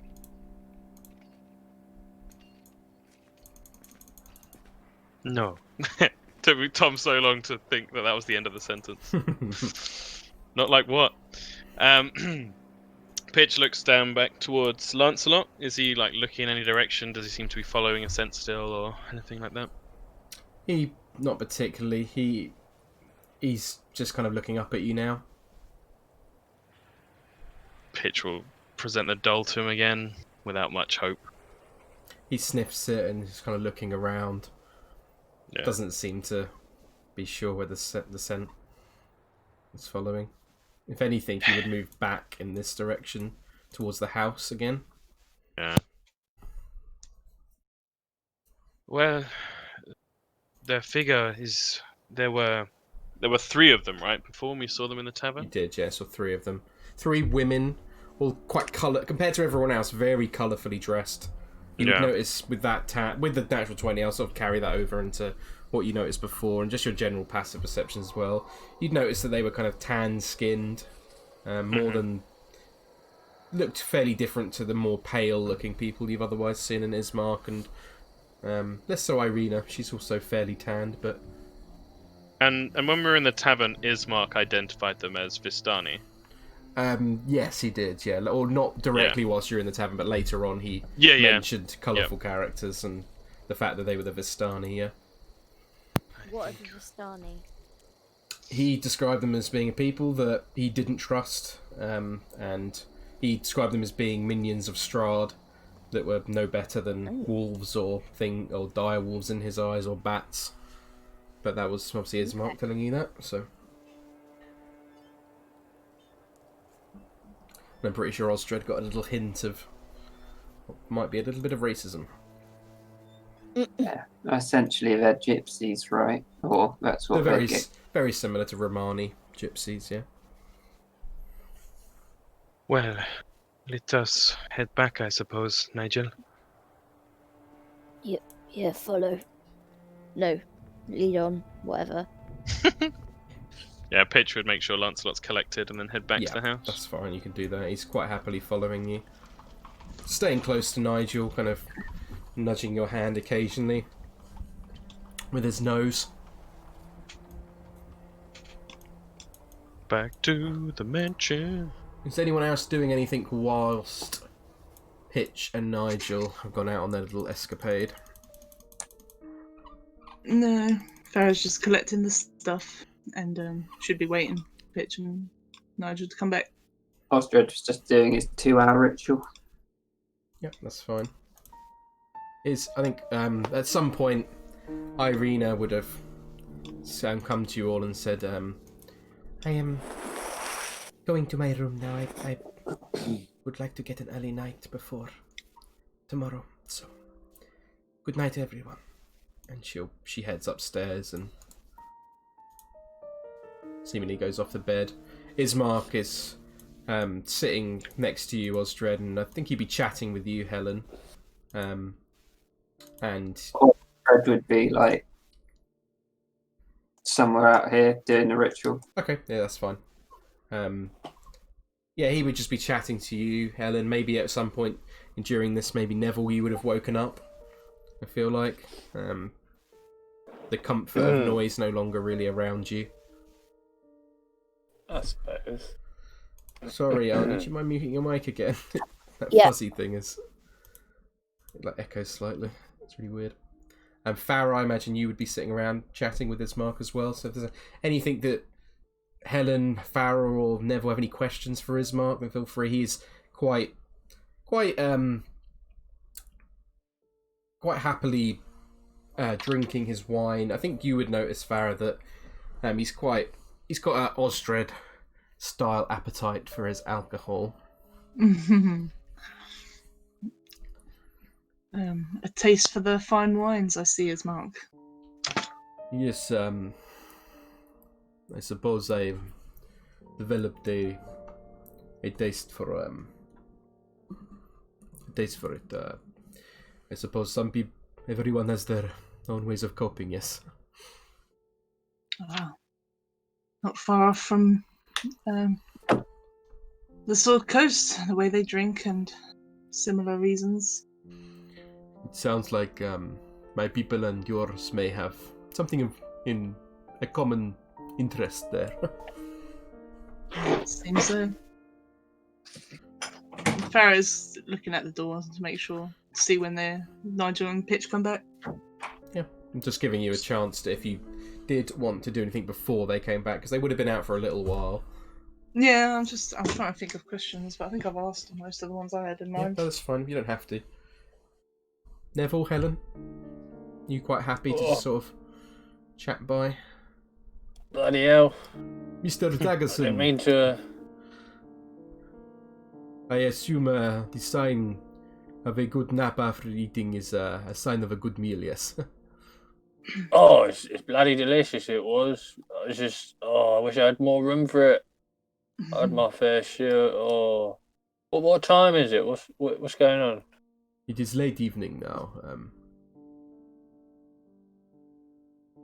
We are I suppose I should.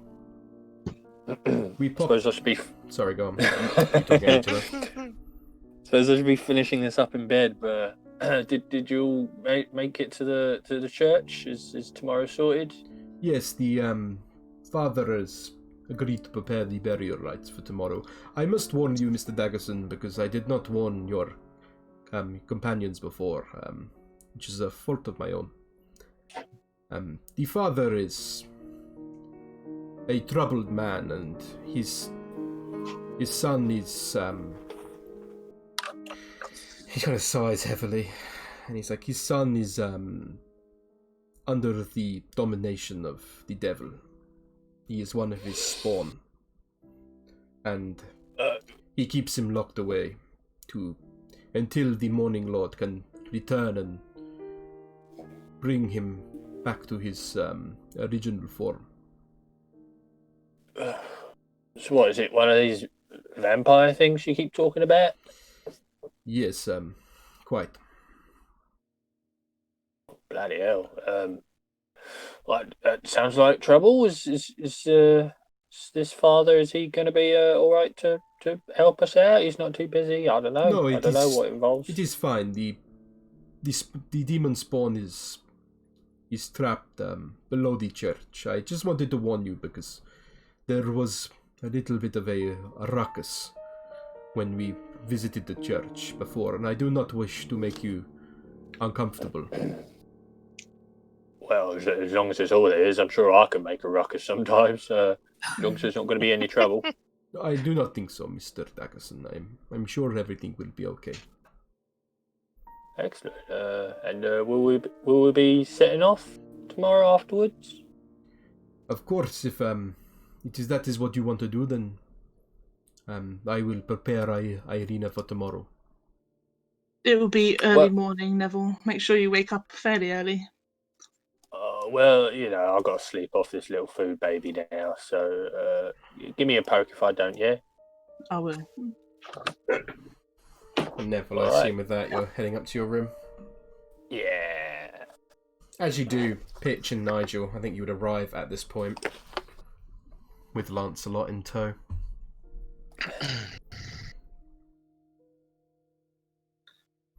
Farah does have one question for Ismark, actually. Go I ahead. was going to say, are the other villages attacked as well, similar to this one? Not so much. Usually the villagers keep to themselves or remain inside to avoid the devil's wrath, but the mansion and the church have suffered the brunt of the attacks. Is Valaki similar to here, where people mind controlled, as it were? I cannot say for certain. Like I said, I have not been there before myself, but supposedly there are walls around, which is fortified. So I believe, based off the information I have, that the town should be a lot more safer than here. Barovia is the village is not in a good place right now. Okay.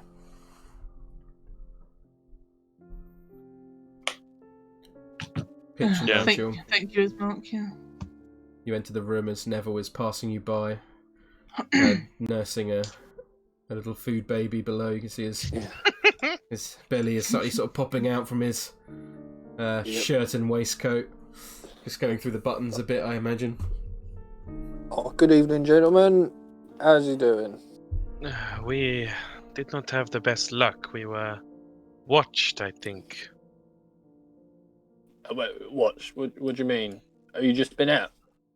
Yes, we went to. It is a long story, looking for someone, but there was a.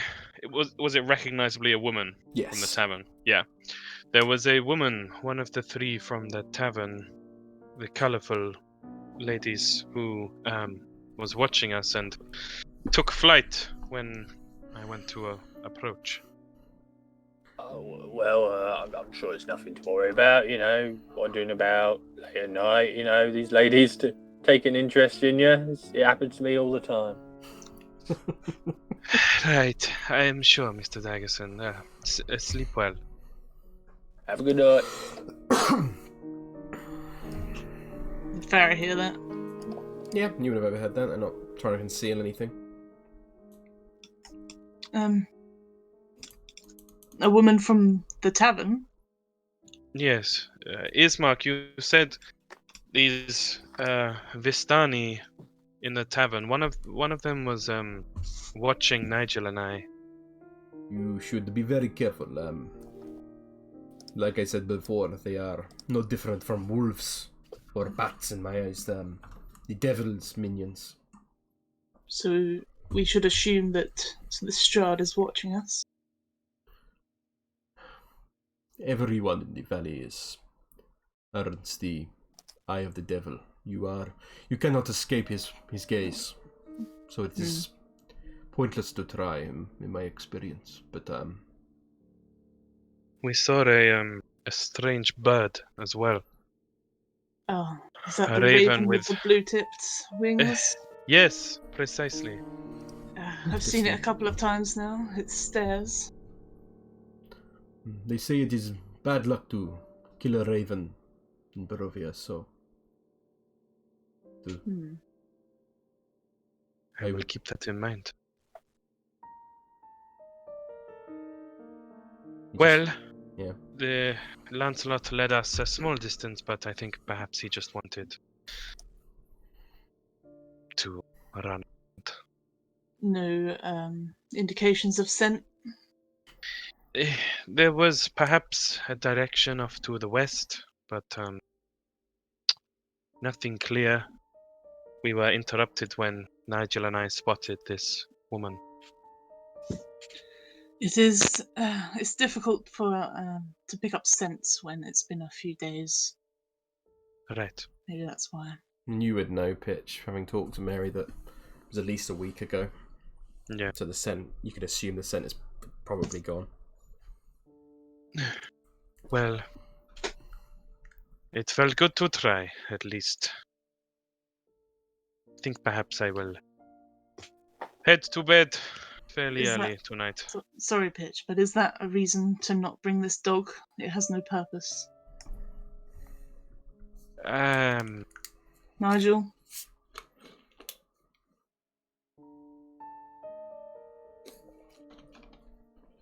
You are muted, aren't you?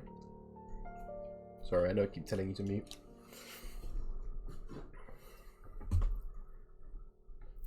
If Anya's there? Don't know. She did a Neville. Hey! That's what I'm always going to assume now. Yep. Pitch would respond, wants to respond anyway. Yep. It is less about use at this point and more, I feel a responsibility. The woman, she was in pieces. She's not fit to look after a dog. Yeah, if it is welfare you're talking about, perhaps Ismark, would you mind taking in this dog temporarily? It's safer with you. If that is what you would like, I am happy to watch the dog. I do not wish to speak for Mr. Nigel, though. I see no reason to bring it with us, Pitch, but of course, Nigel. Let me try and message her, see if she's alive. So dumb. Or if you could Nigel's maybe just standing text there her, Tom. staring into Lancelot's eyes. Vampire spawn dog! I would rather not risk it barking and whining. I know you say you can silence it, Pitch, but perhaps it'll be too late by that point. Yes, I did think the same when I said that. It perhaps is foolish or wishful thinking, but I also think there's something to be said for what Strahd mentioned before. This is a bleak place. No offense, Ismark, and having a cheery companion like a dog with us is perhaps not the worst idea. I appreciate that sentiment, Pitch, but does the risk of it revealing my location more overcome the happiness it might bring, the temporary happiness it might bring you guys? She sort of grimaces a little bit. I know you don't want a dog with us, Farah. I cannot comfort you in that. But I also cannot weigh up happiness versus a potential risk in the future. You are asking me to make a judgment where we don't have any clear answer on either side. I'm asking just for the more personable. You're a more personable member of this group, Pitch. I'm just asking for your opinion. I will allow the dog if it outweighs the risk.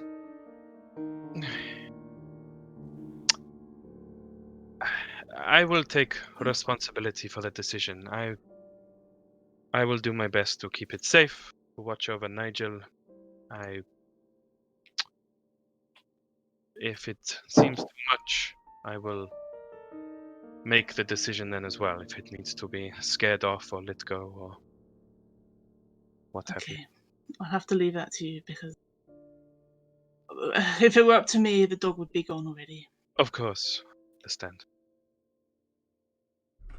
But of course, I take everyone's opinions into consideration. And while I would rather get rid of it, I'm gonna leave it to you, Pitch. I'm afraid. Sorry Alright. to give you that responsibility, but No, I have chosen it for myself. I stand by it. okay. I'll see you in the morning then. I'll see you in the morning. Good night. Bright and early. As bright as it can get. I'll be ready. And yeah, Pitch would head to bed. Okay. You'll head up for a night's sleep. Yeah. Do you want to try ringing Anya, Tom? Yep. Just to see. Should we do a quick pee break while I ring Yeah, her? if everyone wants to do a quick pee break, I do. Right, that's absolutely fine. I'll be right back as well. Right.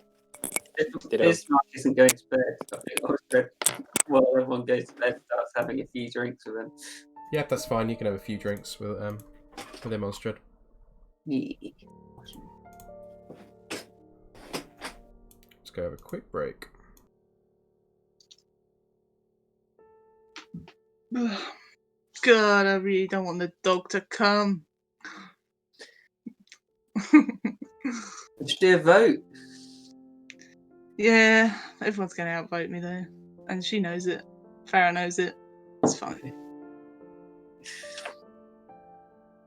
Dog, dog, dog, dog.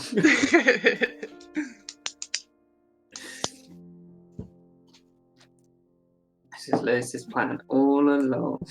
Yeah, just to kill us with the dog barks. So descent with the dog.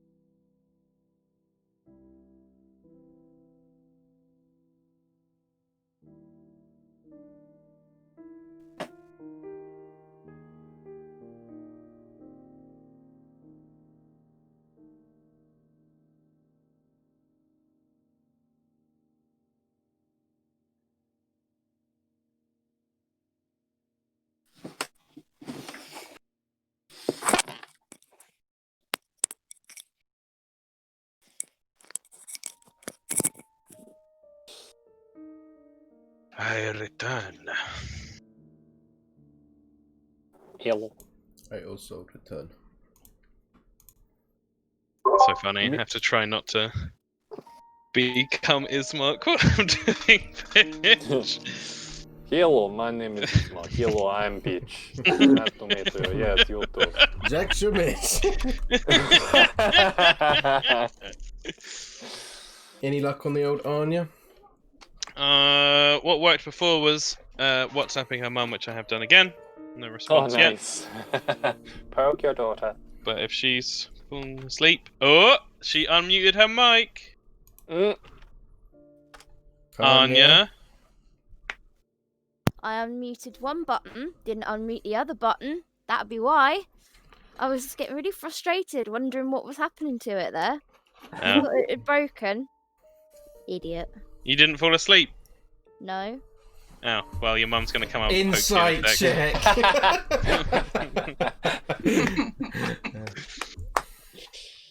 It's all good. If you Anya, if you go into your settings on Discord, I think there's a button called Push to Talk on voice and video in the app settings. You should be able to assign a button to it. So when you want to speak, you can just literally just like press the space bar or hold it down. I can't remember which, if you hold it or press it. Which will make it a bit easier with obviously your mic making the weird crackly noise. Oh, I see it. Yeah, it's on voice. Yeah. And then you don't have to keep muting yourself constantly because it will just if you don't have the spacebar pressed down, we can't hear you. That's great, thank you. Does it work? Yeah, working fine. I imagine you'll get into the habit of it as well. Yeah, it can be really useful. I find I use it when I'm playing D&D with the other group I play with. Right, are we all ready to jump back in? No, I mean Cornetto. That's fine. Farrah's gone to her room with a cornetto. Fuck this shit, I'm getting a cornetto. I'm taking the time. Oh, right. Shit. So you're all heading up to bed, I assume? Yep. Alright, so bear with me 1 second. Where are my notes? So many things to keep track of.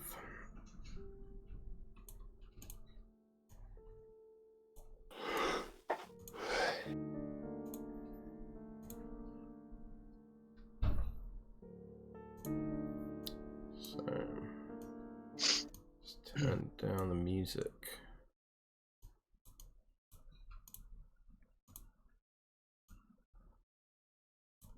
Oh, sweet. Let me just quickly find it. There it is. So,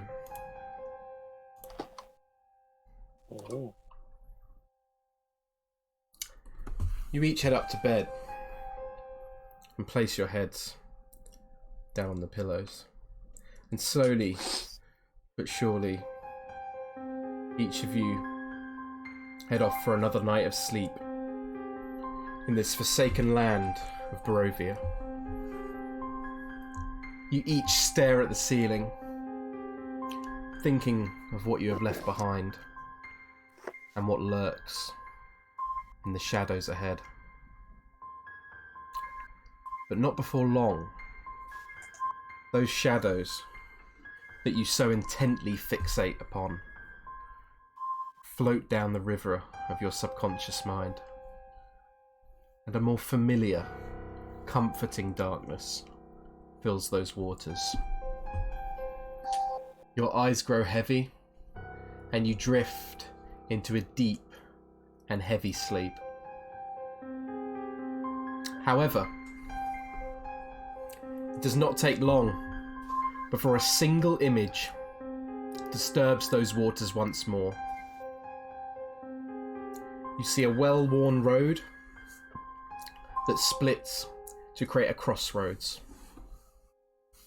A raven sits upon a signpost and beckons you to take the path heading northeast.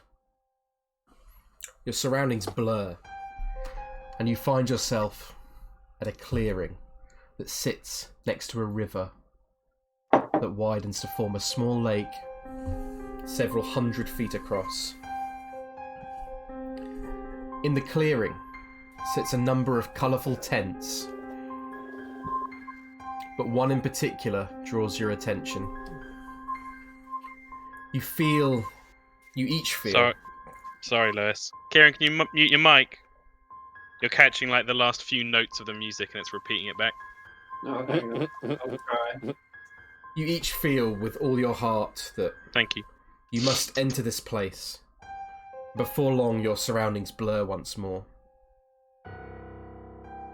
You now sit at a low table covered in a black velvet cloth with a crystal ball and a deck of unusual-looking cards set upon it. A figure concealed by a dark purple cloak sits across from you and draws a card from the deck atop the table. The Mists card you can clearly see before you. The figure then leans in to the table and speaks. Surathos Pantasis. Farah Felmir. Neville Daggerson. Nigel Fitzwilliam Montague Woundcaller. Helen Terra. Ostred's son. Come to this place where the mists do not cloud the inner eye. Your future awaits you. And with that, the image blurs once more and then leads back, retreats into the shadows of your mind. Shit. I scribbled so hard. With that, you can each take the benefits of a long rest. Wunderbar. And we skip to the next day. So let me quickly update my calendar.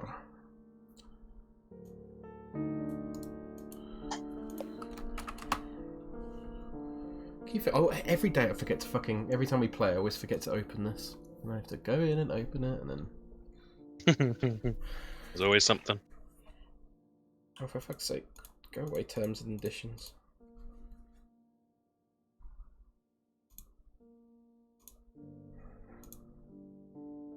Oh, really? It's asking me to fucking verify my email, for God's sake. Oh, excuse me. Bear with me 2 seconds, everyone. What is it?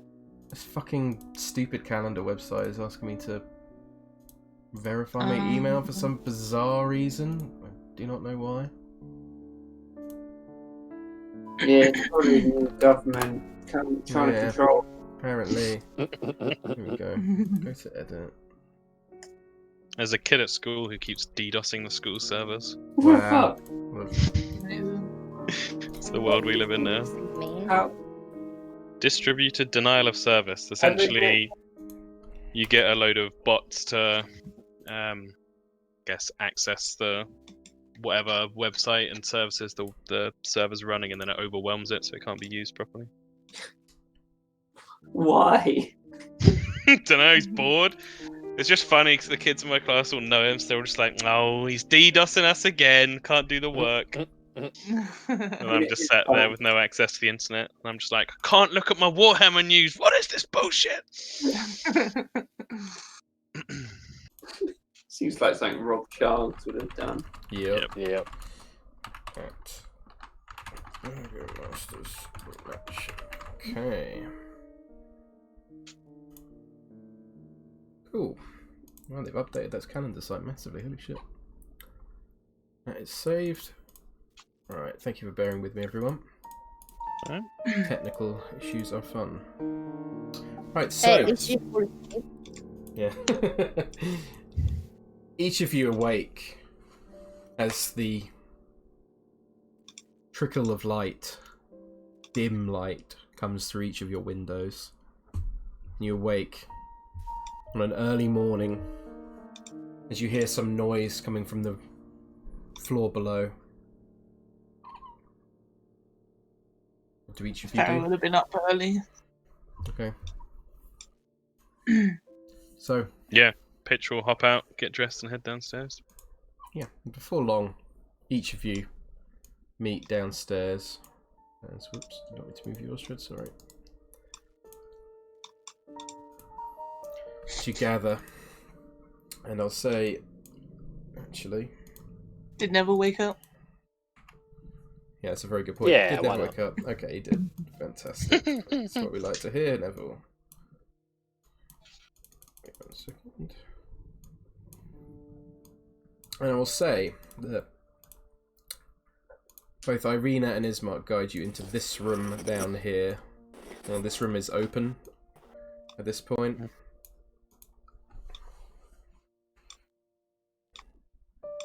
Oh.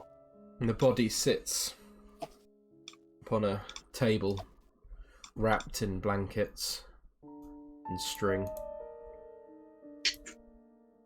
As Irina looking, having a weathered, both of them having like a weathered determination about them. And Ismark returns to you, Farah.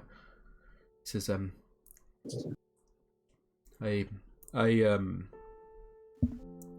not thanked you all enough for what you are doing for me and my sister. So, Well, thank I you. mean, it's only fair you're letting us stay in your lovely mansion. I'm more than happy. Please bear with me if I am not my usual, not the best host today. Should we have a drink to the dead? It is traditional on the mountain. And he pulls out his bottle of wine. That is a very good idea, Mr. Strahd. And I will go fetch some glasses, and after a few moments he returns with a number of glasses and another bottle of wine and starts pouring. I assume you do the same, Strahd. One glass, Strahd. Everyone. Don't want to be drunk before we start a mission. Well, sometimes I find it helps. And he has a glass. Yeah, and each of you, and Ismark holds a glass up and he says, you call yourself the Iron Oath, yes? That is correct. Well, She sort of pulls up her chain a bit. to the Iron Oath, and to the dead, the ones who will be missed. And Strahd holds up his glass to her and he's like, and to the best damn host in Barovia. He smiles greatly and kind of puts his head down in almost a kind of embarrassed fashion, and Irina turns to everyone as well and just says, thank you all for what you are doing. No problem. To the She Iron raises Oath. her glass as well. And each of you enjoy a glass of wine before Ismark and Irina each take a side of the coffin. Is anyone going to help them carry it? Yeah. Farah would, but she's weak as shit, so she's not. She's gonna go Nigel front. probably will. Ostrad's going to be a pallbearer. He's going to go back. Yeah, that's fine. So, each of you begin to march the coffin out of the doors, up the road, and eventually arriving at the church. Quickly. Just imagining Neville and Lancelot on the bench together, just looking at each other like, nah. Hell yeah. If you'd like to each move yourselves up to the area up here, where the graveyard is. Of course.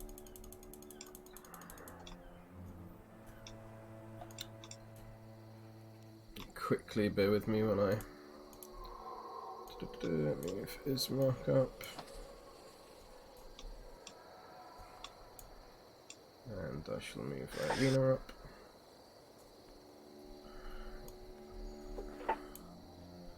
And I'll grab Helen as well. At the front of the church, as you arrive, The scarred and blackened doors are wide open as Father Donovich meets you in the corner. I also say that as you're walking, the rain begins to fall somewhat heavily. He comes out and says, Ismark, Irina, it is good to see you. I am sorry it is on these awful circumstances. He sort of nods to the rest of you, knowingly of what conspired yesterday,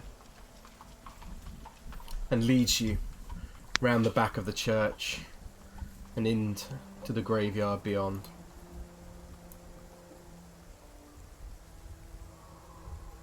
And perhaps appropriately, the rain begins to fall even harder as the pair of siblings carry their father to his final resting place.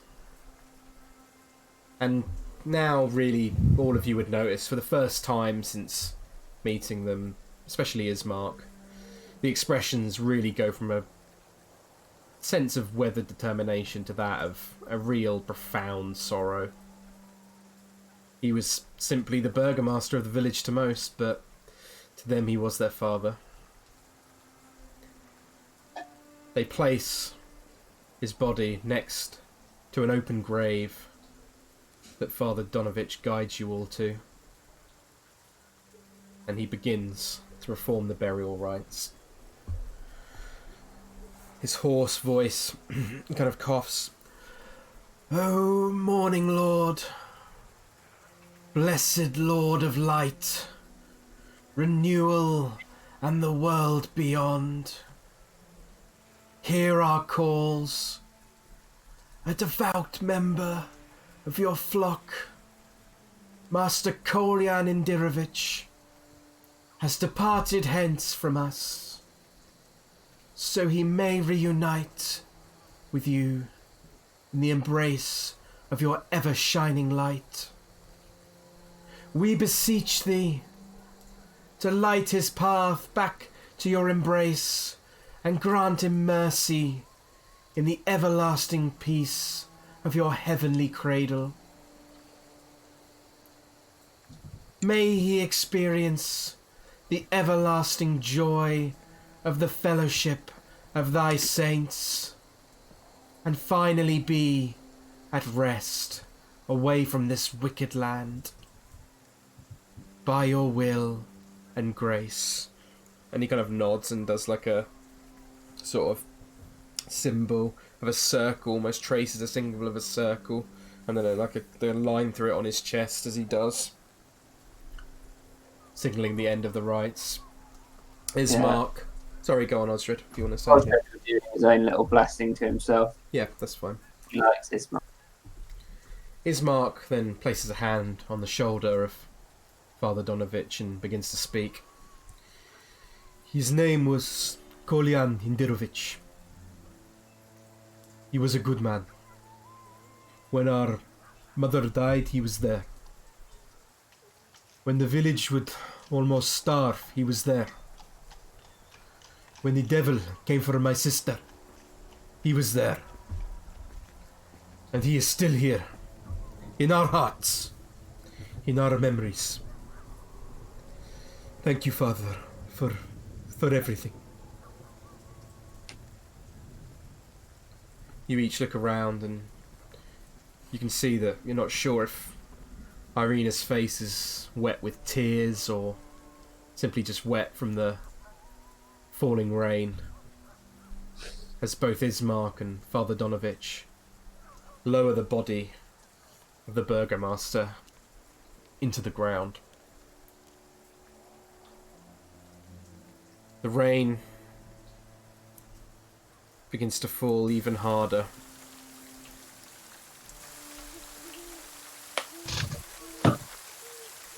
And almost in a moment's notice, The black clouds that hang above Barovia village seem to blacken even more. Farah, as this rain begins to fall harder, as though the heavens themselves are mourning the passing of Burgomaster Kolyan Indirovich, a flash of lightning streaks across the sky, followed in a moment's notice by the sound of thunder, a booming, deep sound that chills you to the bone. And as the sky was illuminated, Farah, if only for a brief moment, in the very distance, on top of the hill beyond the cemetery, you noticed a silhouetted figure etched into the horizon on the peak of this hill. It is too dark to make out, but you can see that they strike an imposing figure, and you feel the weight of their gaze upon the land upon which you stand. Yeah, she's just fixated her sight to that area, trying to look closer. The rest of you see that Ismark, and I imagine perhaps Nigel or Pitch or whoever, is helping lower the body into the ground below.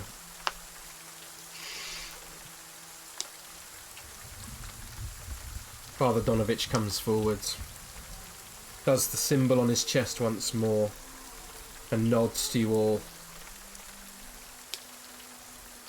The Burgomaster will be buried in the proper fashion that is blessed by our Lord of Light. It shall be done. And then he guides you each back round from the cemetery and into the church. And that will move you back to the church map.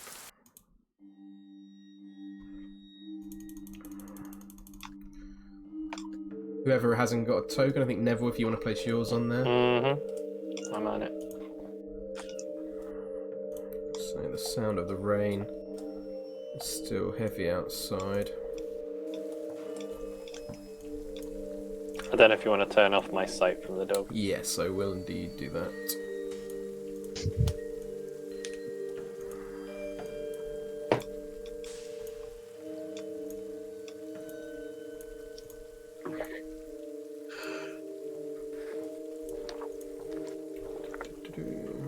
Arena is here. Yep, okay. It's all inside. Well, the slot is with you, Nigel. You each make your way inside, and there's not really anywhere to sit in here, unfortunately, as the pews are ruined and smashed into pieces. Ismark and Father Donovich chat amongst themselves as Irina comes to you, Pitch. And she's just... You can see she is just sobbing down her face. But it's almost just... It's not like a real sob about it. It's almost just like a silent cry. Which is just... The tears are just falling down her face, just more and more. And she just turns to you and says... Thank you for helping. And to all your friends as well. It is the least we could do for you. I'm so sorry for what you have lost. I'm sorry I didn't get to meet the man myself. I think he would have liked all of you. Well, we hope to do well by him and make sure that your family is as safe as can be. She just kind of nods. and just sort of rests against the wall. Father Donovich and Ivory and Ismark call both Farah and Neville to join them in conversation. So, what the bloody hell happened in here? The father looks down. He says, "It was the devil's minions are not easy to contain beyond these walls." Bloody hell. Not even a house of God is holy. A bunch of little shits. The morning Lord will return once to us one day, and the devils shall be gone, and no holy place shall be ruined in such a way. I call you both forward. Ismark tells me you plan to take Irina away from this land, away from the village. To Valaki. This is the utmost importance. The devil has taken an unusual interest in her. Ismark has mentioned. You should aim. There is another place that may be better to take her than Valaki, but it is your decision. At the very end of the valley, it is a long journey, and you would likely encounter Valaki on the way anyway, but the Abbey of St. Markovia in the village of Kresk, the last bastion of all that is good and light in this land. However, failing that, there is also the Church of St. Andrew's inside of Valaki. Protected by the sun god. Both protected by the Morning Lord, both named after great saints of his blessing. They shall grant her safety from the wickedness of the devil's intentions. If all is not well in Valaki, we may take you up on that. Quite. You both seem like leaders in your own right. She looks at Neville, confused. Okay. Well, yeah, you could put it like that. Yes. If you could point those to me on the map, if they're on the map. They should be marked on the map, I believe, Hannah. They probably are, but I haven't looked. If you want to look in player handouts and the map of Barovia, you should see on the very west side of the valley is Kresk, and in the central part of the valley is Valaki. Yeah, Valaki. What was the other one though? Kresk. No, the other one. Valaki. There was Kresk and Valaki. At the very west end of the valley is Kresk. Oh, okay. Yeah, and I'm being dumb. He said that they're the last bastion of all that is good and light in this valley was the Abbey of St. Markovia. And then, failing that, he said the Church of St. Andrew's in Valaki may provide protection from the devil's intentions. Okay. I'm going to forget these names. Write them down. Not speedy enough. I can always send you it afterwards, it's fine. I'm writing everything down. Tom's a speed rider. There's a teacher inside him. Yeah. The father reaches forward and he places a hand on both your shoulders and he says, "May the Morning Lord bring you his light and watch over you in your journey." Yeah, cheers, you too. He nods. And then He goes back round behind the altar, kneels, and begins to pray. Ismark looks to both of you and says, I appreciate everything all of you have done for us. Appreciate your hospitality, Ismark. She looks outside to the rain. How long does the rain normally last? Rain,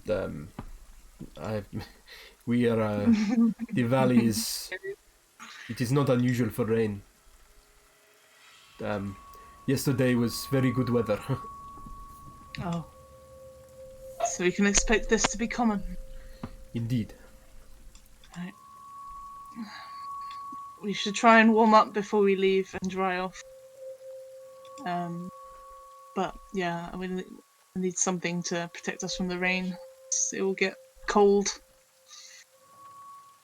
Indeed, you are all welcome to take blankets. We can convene at the mansion before you decide to leave and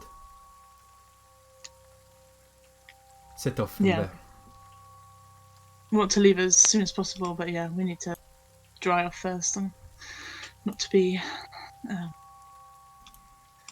rude. Of course. He will.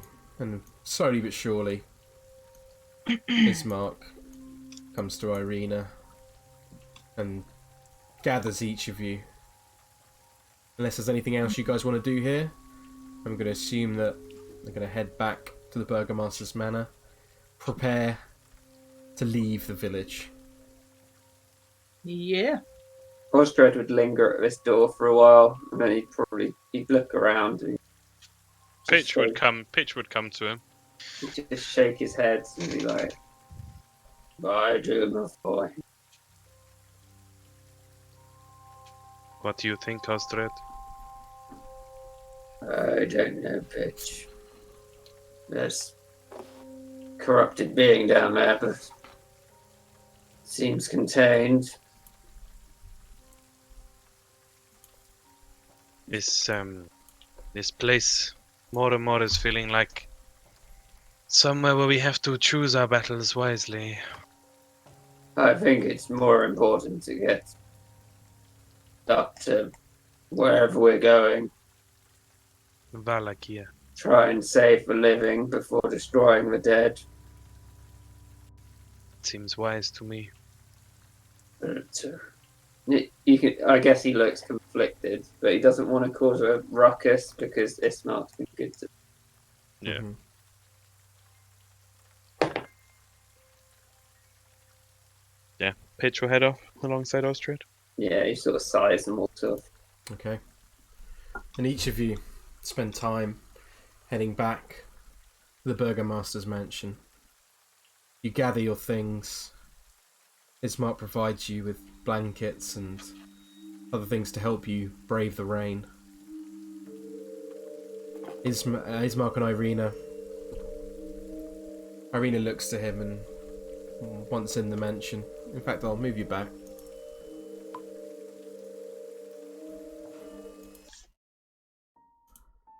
Continue the weather.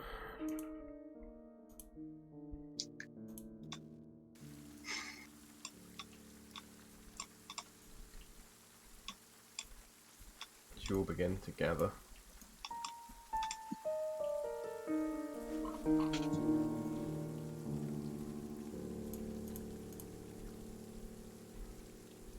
Is Nigel moving too? Do you want me to move his Yeah, token? if you could just all gather in the front as you get ready to say goodbyes.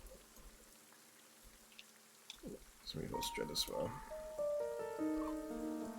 So, Ismark goes to Irina and he places his forehead against hers, both their eyes shut.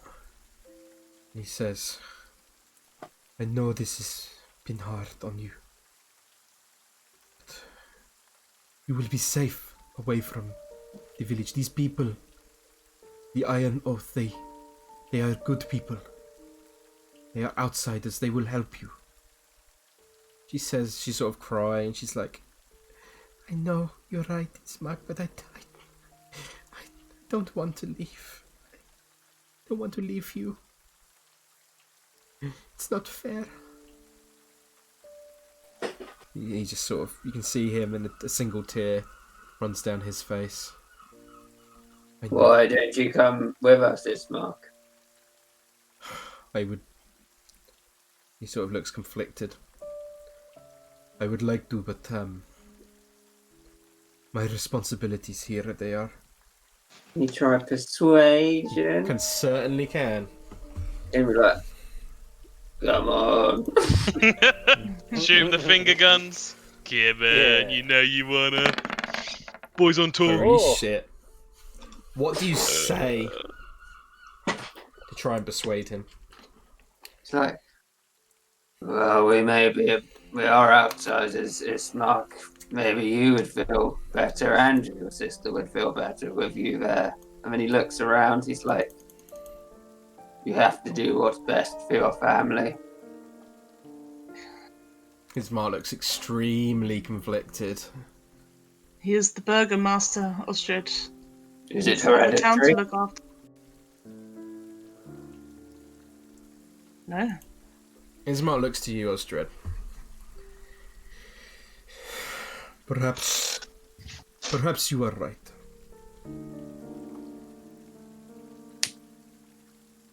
I would be leaving the village without a burgomaster. But perhaps family is the most important thing. That is easy to see after such a day. He kind of pulls at his shirt a little bit and sort of tightens his belt slightly. I will be one moment.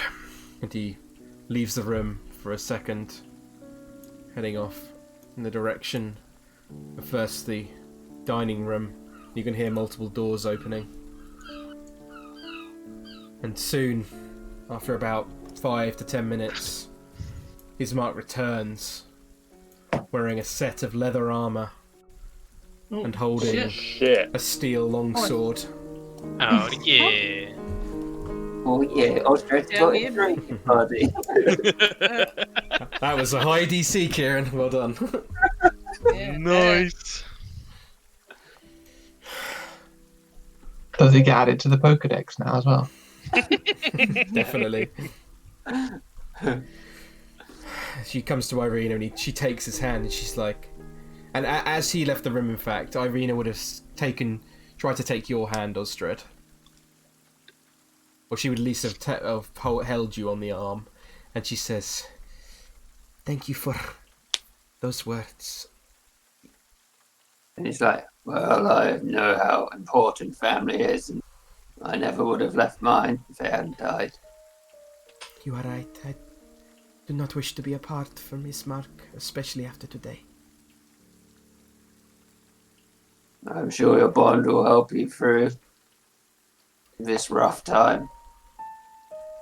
Ismark, now, having come out and meets with you, and he brings out an extra bottle of wine. This one is unlabelled, and this is a mixture of... let me quickly look up the name of this wine, because I need to know it for later on for something, so bear with me 1 second. I call this the Molotov cocktail. I like how a group's just like, yeah, we'll have the businessman, the dog. Yeah, everybody, pile on in. We gotta make battles as difficult as possible for Lewis. I'm sure there will be no consequences to removing the burgomaster from this already failing town. Oh, he doesn't know anything to this shithole. Yeah, 100%. I'm not blaming you. I'm just saying. This town can shove it up his ass. He brings out a unmarked bottle of wine to Strahd and he says, "I was saving this for a special occasion, but it is quite rare we ever get shipments of the champagne de la Stomp." I think me and you should share this drink, Mr. Ostrad. Yes, we can definitely do it once we get you and your sister up to Barovia. He nods and he's like, this is right. I feel it. With that, you each set off. Leaving Barovia village behind. So long, suckers! Out onto the road. Oh, this is the first time I get to do this. I'm going to move you to the world map. I ask you, please, there's an Iron Oath token on there. Please do not move it. I have to give you control of it, because otherwise you can't see. But please allow me to control it, because there's obviously spoilers. You might see stuff otherwise, so... With that... Guys, everyone Understood. I do what I want. I do what I want. Catch me outside. Turn down for what? How bad are Boop beep beep beep beep. Oh, fuck. I'm good at that. It's a great token. So... And if you took the I out of it, we'd just be the Ron Oath. Oh my god, the cool Ron Oath. Jesus Christ. Beans. So you should be able to see your the token, I assume? Mm-hmm. Yep. Fantastic. Right. So, how do each of you feel as you are leaving the village behind now, walking, ready to face the road ahead, as the buildings loom in the distance? Neville's glad to be rid of it. What a miserable Farah place. is apprehensive, concerned, worried, thinking about that thing she saw on the hill and the dream. Mm-hmm. And I would say each of you, every single one of you experienced that dream. Mm-hmm. I was just wondering why we seem to be taking this mission up and not going after the werewolves.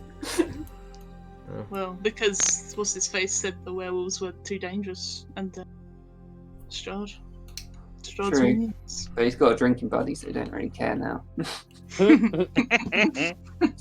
So you certainly didn't lose track of those werewolves, who appear nowhere to be seen. Yeah. So,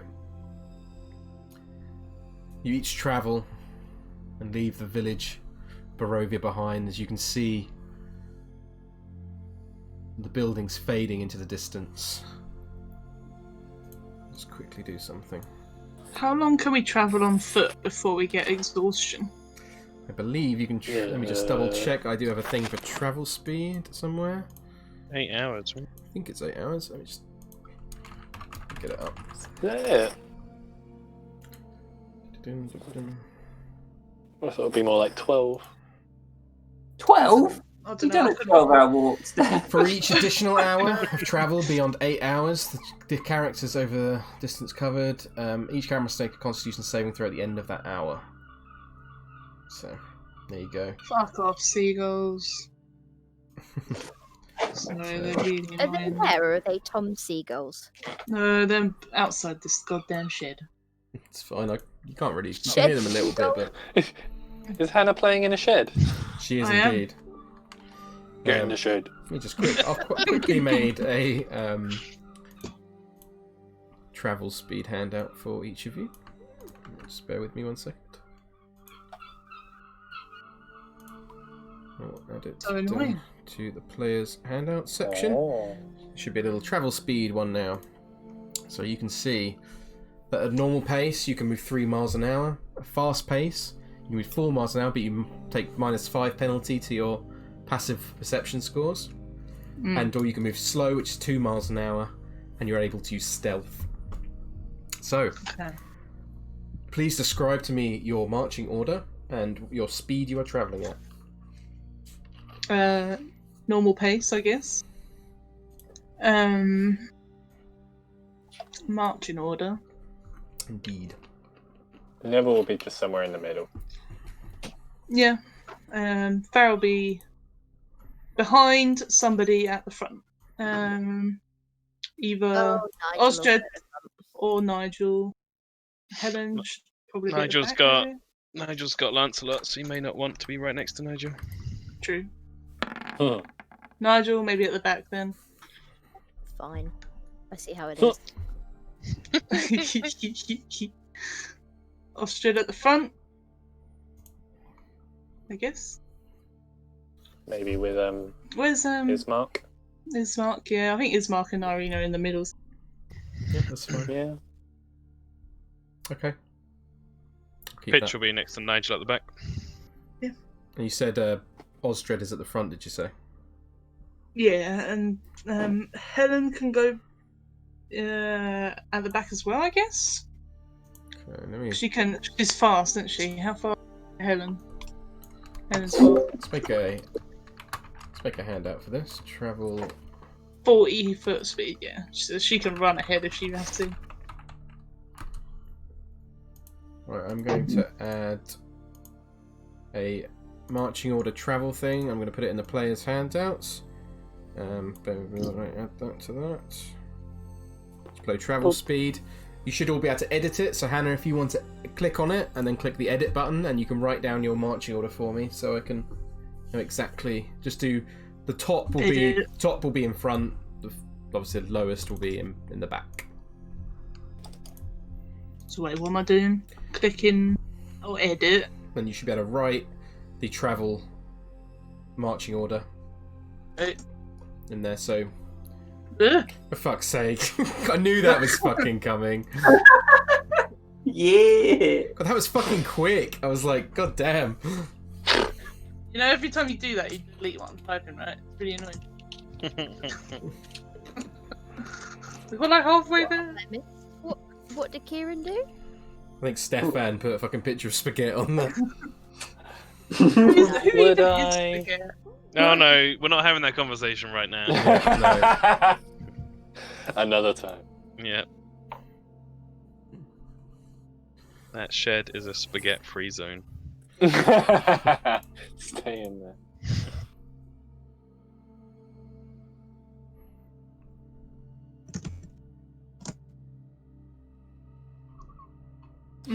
Actually. I don't know, don't you sort of feel like Ismark, now that he's with us, would sort of lead the way? Like, does he know these lands? He's never been this way. So he knows about as much as you do based off the map. As in, like, he's never left Barovia? Never left the village, no. He did say that. Okay. Yeah, let me make sure I've got everyone. Ozjed, Farah, Ismark, Irina, Neville, Pitch, Nigel, Lancelot, Helen. Yep. Is that everyone? That's everyone, I think. Sounds right. One thing I don't think I ever asked, I meant to last time, I think. Just from appearance, how old does Ismark and Irina seem to be? You would be able to tell that Ismark looks maybe late 20s, early 30s, and Irina maybe seems early 20s. Okay. Okay, awesome. That's good to know. Fantastic. You would all notice, as you begin to leave the village, because they rolled terribly on their stealth check, a further Vistani woman watches you as you all march off. That's the woman that was watching Nigel and I earlier, or yesterday. I go fight her. No, Nigel. But we should keep an eye on for people watching us along the way as well. Well, do we have any idea why they're keeping an eye on us? Well, I assume it's Strahd. He has the power of mind control, does he not? The devil needs to gaze upon you to himself to control, but it is not necessarily always a direct control. Some people simply Orders, choose perhaps? to act as his minions for whatever reason, whatever evil reason they choose. Well, perhaps they're just curious of the town, but seems unlikely. Indeed. What's the surface we're walking on? Just dirt. It's a dirt trail, yeah. It's you could see that. Do a quick survival check for me, Pitch. Ooh. Mm-hmm. Hey. Nice roll. Yeah, you'd be able to tell that wagons, definitely not frequently, it doesn't look anything like the tradeway or anything like that. The wagons definitely would have probably used this road there, just based off the markings of the indentations in the path. But you'd be able to also tell with that roll that this road isn't used often. Okay. It's fairly smooth and quite hard packed dirt. Perfect. So- Then Pitch at the back of the group walking along will cast Prestidigitation on the ground Okay. in a very obvious manner so that the watching person can see it. Okay. And he's going to choose you make a color, a small mark, or a symbol appear on an object or a surface for 1 hour. Okay. And he's just going to make a little, like, the symbols he's seen of the Morning Lord appear on the floor. Okay. Interesting. Yeah. With that, Pitch, you get a point of inspiration for Thank you very much. inspiring your party as they leave. Beep. Travel ahead. Right, so each of these squares represents 1 mile, so you can move 3 miles an hour. So you walk along the dirt road heading out of Barovia. In the distance, you can see looming trees that stand extremely tall, and even further, the gaze of the castle among the cliff, looking down upon you, as if the devil is always watching what walks through his land. Feel free in this time to roleplay out. With each square, it's about 20 minutes, so if there's a point that you wish to roleplay, please let me know and we'll stop and we'll roleplay that out. Otherwise, I'll continue as we go. As they move along, Farrah's just looking for wildlife. Okay, do me a perception check.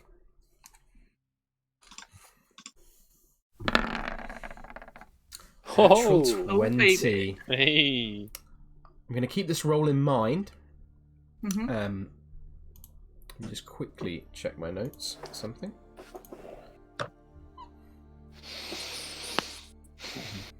Okay. Currently, Farrah, you do not see any wildlife. Okay. In Yeah. fact, it's pretty deathly quiet. Apart from, however, the raven Fucking raven.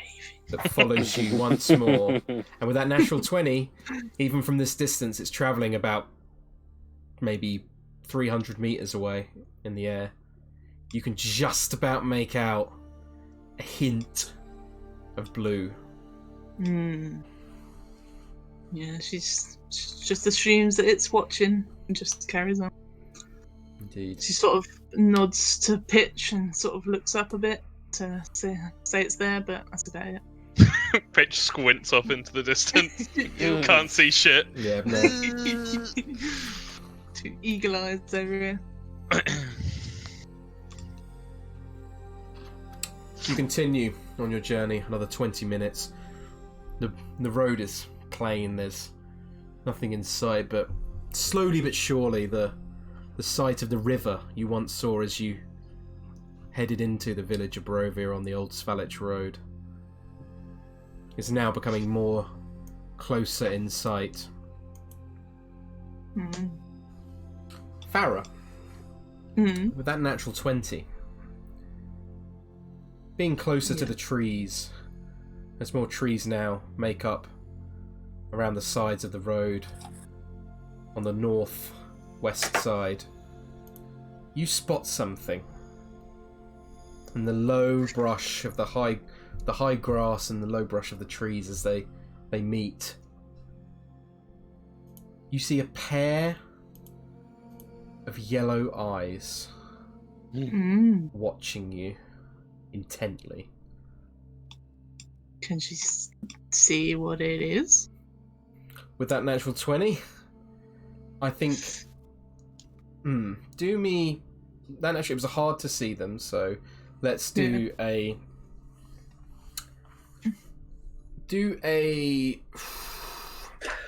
Just do a general intelligence. Do a nature check for me, yeah. Nature's... Look at the intelligence if you want. No, do nature. Nature makes sense. Nope. Even with that roll, not a high DC based off the fact you rolled a natural 20 before, you can tell that perhaps these eyes are of a canine nature. Perhaps a wolf. Perhaps some... You're not sure what type of wolf. You can't see how big it is. You're not 100% sure it is a wolf, but you get the impression it could well be. She's assuming that it's a wolf. Would she know how to scare off a wolf, get rid of the wolf, walk around a wolf? With that nature check, I would say you know about as much as Hannah. Okay. Hannah doesn't know nothing about getting rid of wolves. And then neither does Farah. Piss on the ground, assert dominance. Neville just gets naked. It's like, come on! Yep. Yeah, she's just gonna alert everybody to their location presence. We should be careful. There's something in the tree line watching us. Is it a werewolf? It could be wolves. Could be werewolves. Are they quite big, Lewis? You can't tell. No. With that nature check, you aren't sure what type of wolf it is. You can just see you just saw the yellow eyes staring at you. Canine in nature. Well, if it's a werewolf, don't we want to get after it? Well, is Mark, you say that they are the minion of Strahd. Are they too powerful? Indeed, they are the minions of the devil. It would be very unwise to head off the road in a fruitless pursuit. Yeah, I agree. I think we should keep ground for now. Barovia is home to hundreds of wolves and dire wolves, and I have heard tales of werewolves as well. But I have seen plenty of wolves and dire wolves in my time. It is not unusual. Yeah, we should just keep an eye and make sure they don't come closer. Indeed. How can you tell the difference? The dire wolf is incredibly large, bigger than a normal wolf. A wolf is... Are you familiar with normal wolves, Mr. Tackerson? Yeah, I've seen a wolf. It's like a dog, but a bit meaner. Indeed, well, a dire wolf is like a wolf, but even meaner. Oh. And what about a werewolf? I do not know much about the werewolf, but I've heard tales of horrible curses and the ability to hide amongst people and then resume a bestial form. Yes, so I'm aware. Are we not adhering to the contract then? Is it off? It's not off, but we should find out more about these minions so we better know how to defeat them.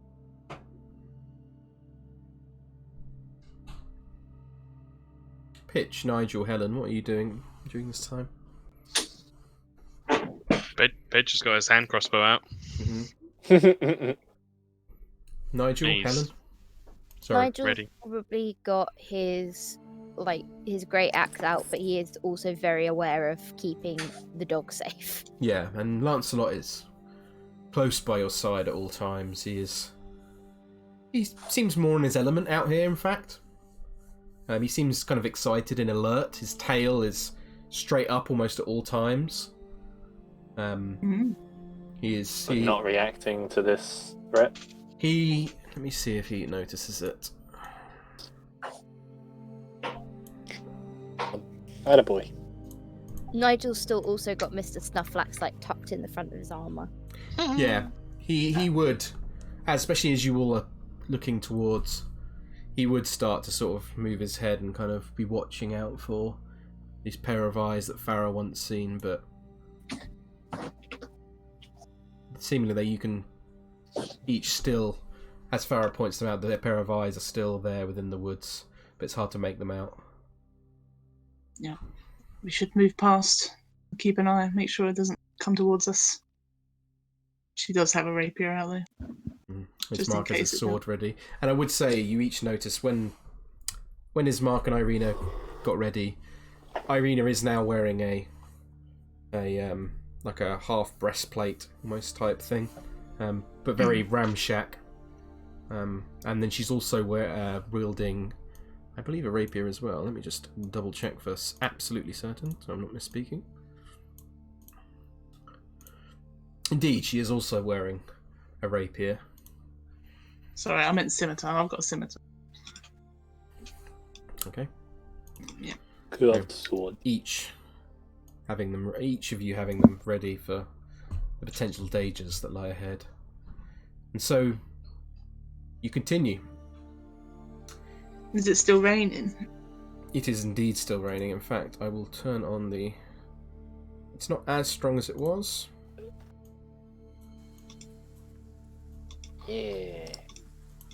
But it is still raining as you travel.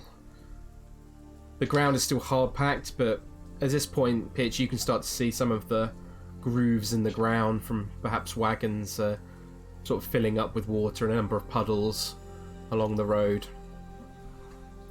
You each move another 20 or so minutes in the direction, and each of you can see this wolf now. It's clearly a wolf. Come from the trees and is seemingly following you.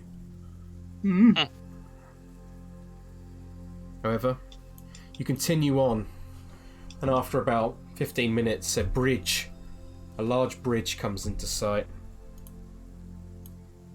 And now you can properly see the river that flows as clear as a blue winter sky through the valley, below the bridge, and beyond the tree line.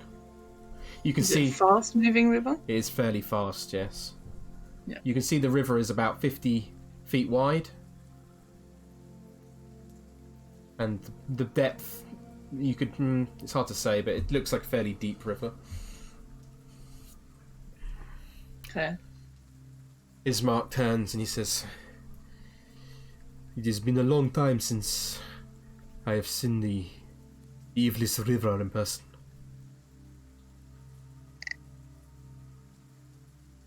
Is it what you remember? More or less. It is quite a beautiful sight." As he kind of looks out with the rain still falling, the droplets of water catching on the surface of the water as they're almost immediately whisked away further down. Yes, water is life's necessity. Beautiful. So,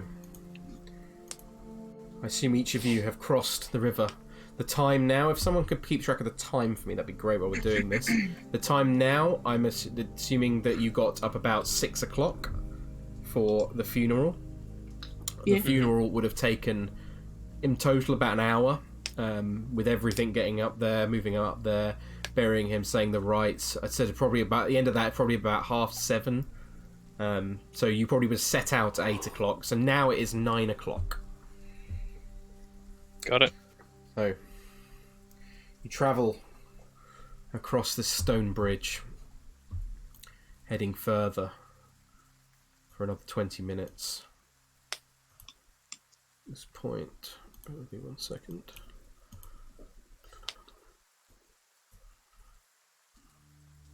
Where is it? There it is.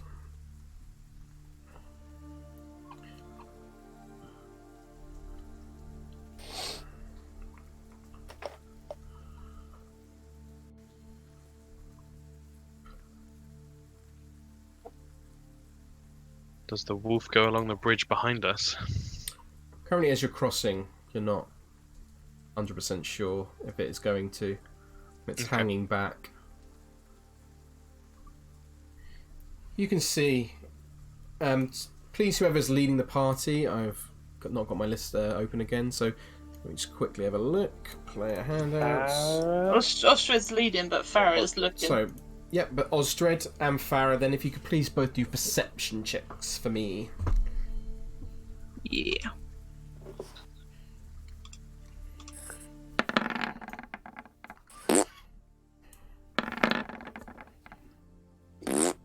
Well, shit. Distracted by the wolf. +5 though on that perception modifier. It's very nice. Farah, as you're walking along the road, you look down into the grass ahead,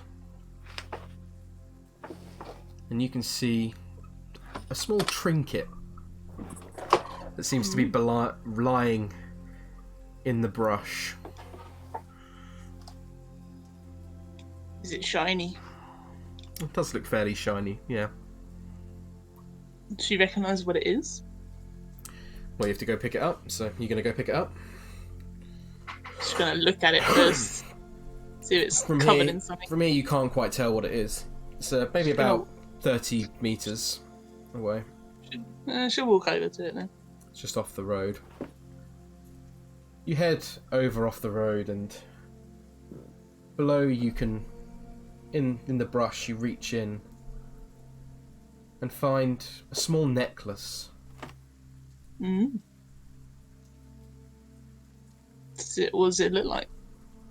Just a jewel? It's a shape? Simple with a beaded string with a simple motif that's not particularly recognisable to you. She just picks up and goes back to formation. Okay. I'm just going to ask Ismark if he recognises it. Ismark looks down at it and... Perhaps it is unusual. It looks perhaps one of the Vistani. They are known for their jewellery. I'm not sure though. It could be anything. Okay. I'll hold on to it. See if they recognise it, if we do meet them. Indeed. He sort of nods and a determined look on his face as you now continue along the road. Now entering an area that is surrounded by woods. These woods blocking out a lot of the light that is barely making its way through the clouds. This dimly lit area. At this point, Pitch, you would notice that the wolf behind is continuing to following and crosses the bridge. Can we see it more clearly now? You can clearly see it's it's not a, doesn't look like a dire wolf. What you tell, looks like a normal sized wolf. Okay. So that is. Would he say, or is... Yeah, Pitch would say. I was just thinking how he would phrase it. Oh. Do we want to let the wolf follow us? Farah looks back. She's like, no. We should probably try and scare it away. In the woods. It is just... It's a wolf. It's a single wolf, which is unusual. They usually go in packs. Maybe it's in the wood. Farah, why don't you pull that little party trick of yours like you did with this dog here? Can't you just go talk to it? Rather not talk to a wild wolf. Why do I need to talk? What questions would you have for it, Neville? Well, do you know any werewolves? I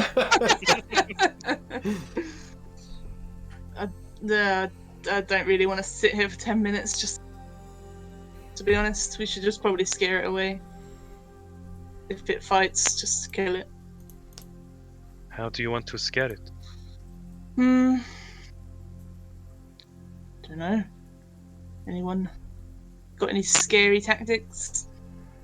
Nigel, you're a big boy. Yes, Nigel, big boy. I can make my voice loud. Yeah, maybe that'll work with Nigel if you make his voice loud so you can shout at it. I can only make my voice loud. Oh, okay. Well, you can be his voice. If you wish Let's to. do best Nigel impression. She's getting ready with the sin about it. As long as we're not worried about the sound drawing other things here. Let's move away from the wood. True. Yes. I could just shoot it.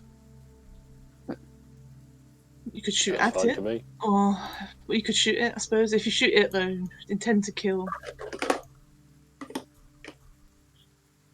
All right. You want me to shoot? Have at it. All right. How far away is it? It's about 150 feet away. I can't shoot it. I've got a hand crossbow. I was Well, going to just crash aim light. higher. You know what? Paige would try anyway, though. So you just see the bolt just go beep, dunk into the ground. Is the wolf on the scary. bridge? How far away? It's crossed the bridge now, so you're At the end of the bridge. you're further away than that now. So each square is Oh. about 20 minutes of walking. Oh. So you are a fair way away from the bridge now. It is still following you as Okay. you've entered this sort of wooded area. Would Farah know why it's alone? Why it's not with a pack? Roll a insight check or a nature check if you'd like. Let's do insight.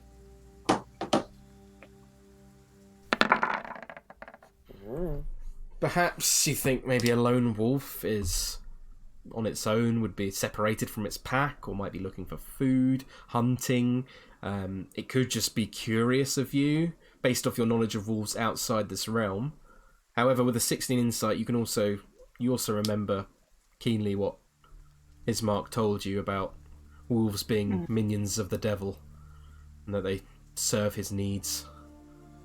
Yeah. It could just be Strahd watching us again, serving his purposes. However, it could just be a lone wolf. They do separate for mating sometimes to find partners or food. Ismark, Maybe it has its eye on Lancelot. Maybe. No, he not have Lancelot. Lancelot kind of looks up at you, Nigel, with this kind of like almost scared expression on his face for a second. Nigel pat him on the head. It's okay. You go nowhere. His tail kind of starts wagging again as if he's comforted by the fact. Come on, we're losing time. Let's just leave it be. Well, do we want Strahd following us? At that point, mean- Ismark kind of places his hand on your shoulder, Farah, and he's like, I do not wish to be rude, but I would ask you to try not to say the devil's name too much if possible. Is there a You reason? mean Strahd? It gives him power. Gives Why him is power. Strahd power? That is alarming. I What would you prefer we refer him to as? simply the devil. Many Barovians, I am skeptical myself, but I would rather, while we are on the road, be safe if we can. It is a superstition that the name of the devil brings him power, but I kind of looks around and he's like, I do not wish to take any chances while we are out here. Yes, let's just call him Moonbeam. Moonbeam. I like it. Sure. Moonbeam it shall be. I really In hope any Lewis has a case, Strahd counter going. He just adds it to Strahd's HP. I really we want to should make get rid of some this one. kind of joke about calling a Strahd, but I'm above that. A Strahd. if it is the minion of Moonbeam, then we should probably not kill it. Just try and get rid of it. Fucking moon. Perhaps we could try and chase it if you'd like. It is risky to go into the woods, though. We're not. I don't want to go in the woods, but we'll just scare it into the woods itself. Perhaps if that is what you want to do. Yeah, let me look. He kind of looks at the rest of the group. Let me see.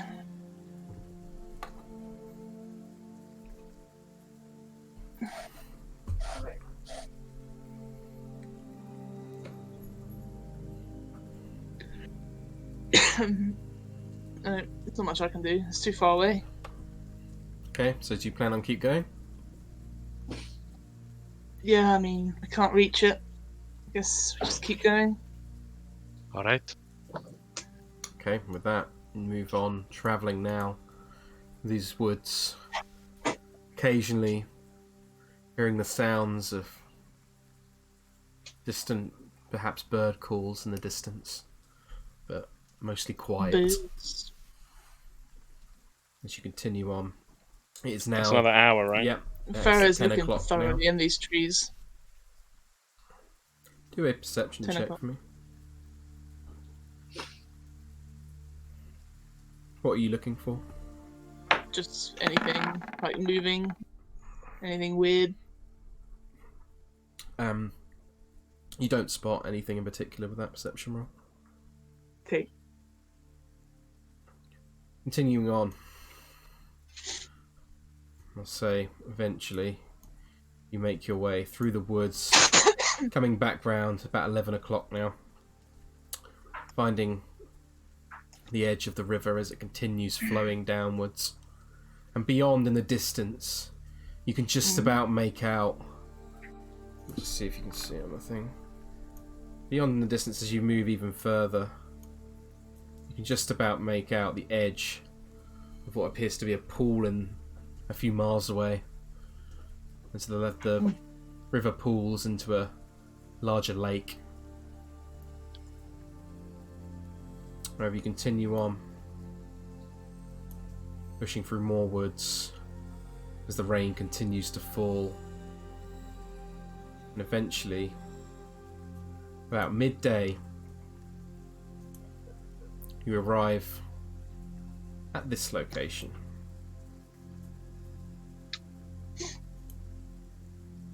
Oh. Bleakwood. Cemetery. It's all blurry for me, but it's loading. That's some very efficient planning. You hang him and then you bury him right there. Indeed. A bit far away. You just lob him over the road. Next. Next one. The hanging post actually swings around, so then it lobs the body forward. Just does a little spin. It's like a trebuchet.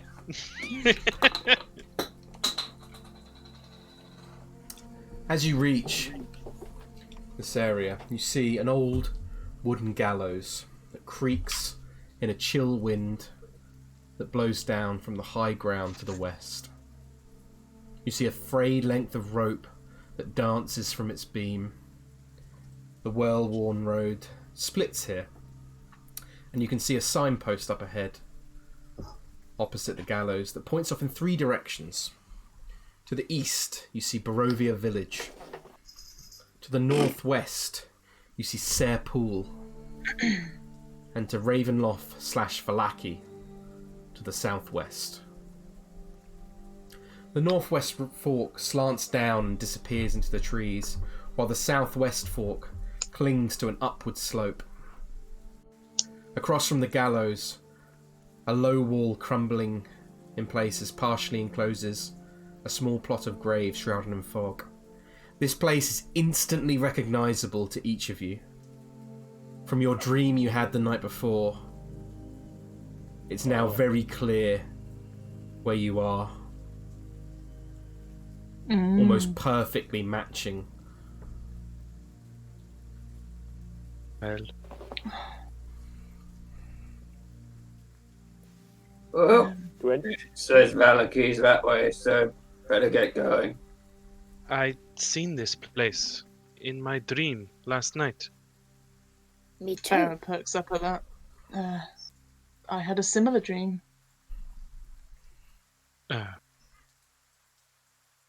You too as well? You as well, Nigel? Yes. Oh, not like symbols in trees like Blair Witch Project.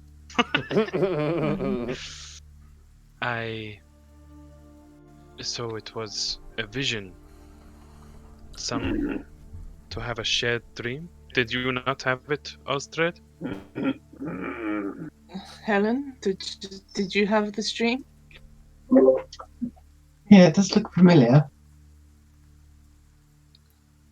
Nigel about returned you, to the doctor. Neville? Have dream?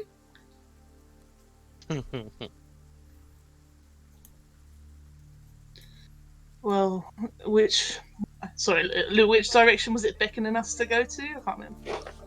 It was northwest. Yeah. Since we all had this dream, I'm gonna assume that it was a thing not normal. No. Very little here so far has been normal. True.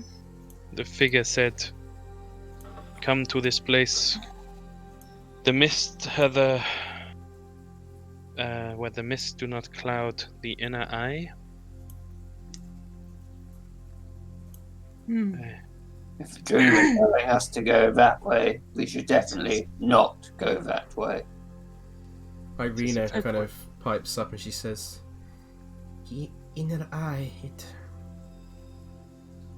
sounds like one of those Vistani seers, right, Ismark?" He kind of furrows his brow a little bit. Yes, and he does. Strange you were all visited in a dream like this. Do they normally have these magical abilities to send dreams? I do not know. Perhaps the seers do have some powers. They say they can read the future, and I do not trust the Vistani, but such a message would be, as much as I understand your trepidation, Mr. Strahd, a vision like this is usually unwise to ignore. But you said that the Vistani work for Strahd. Why would we?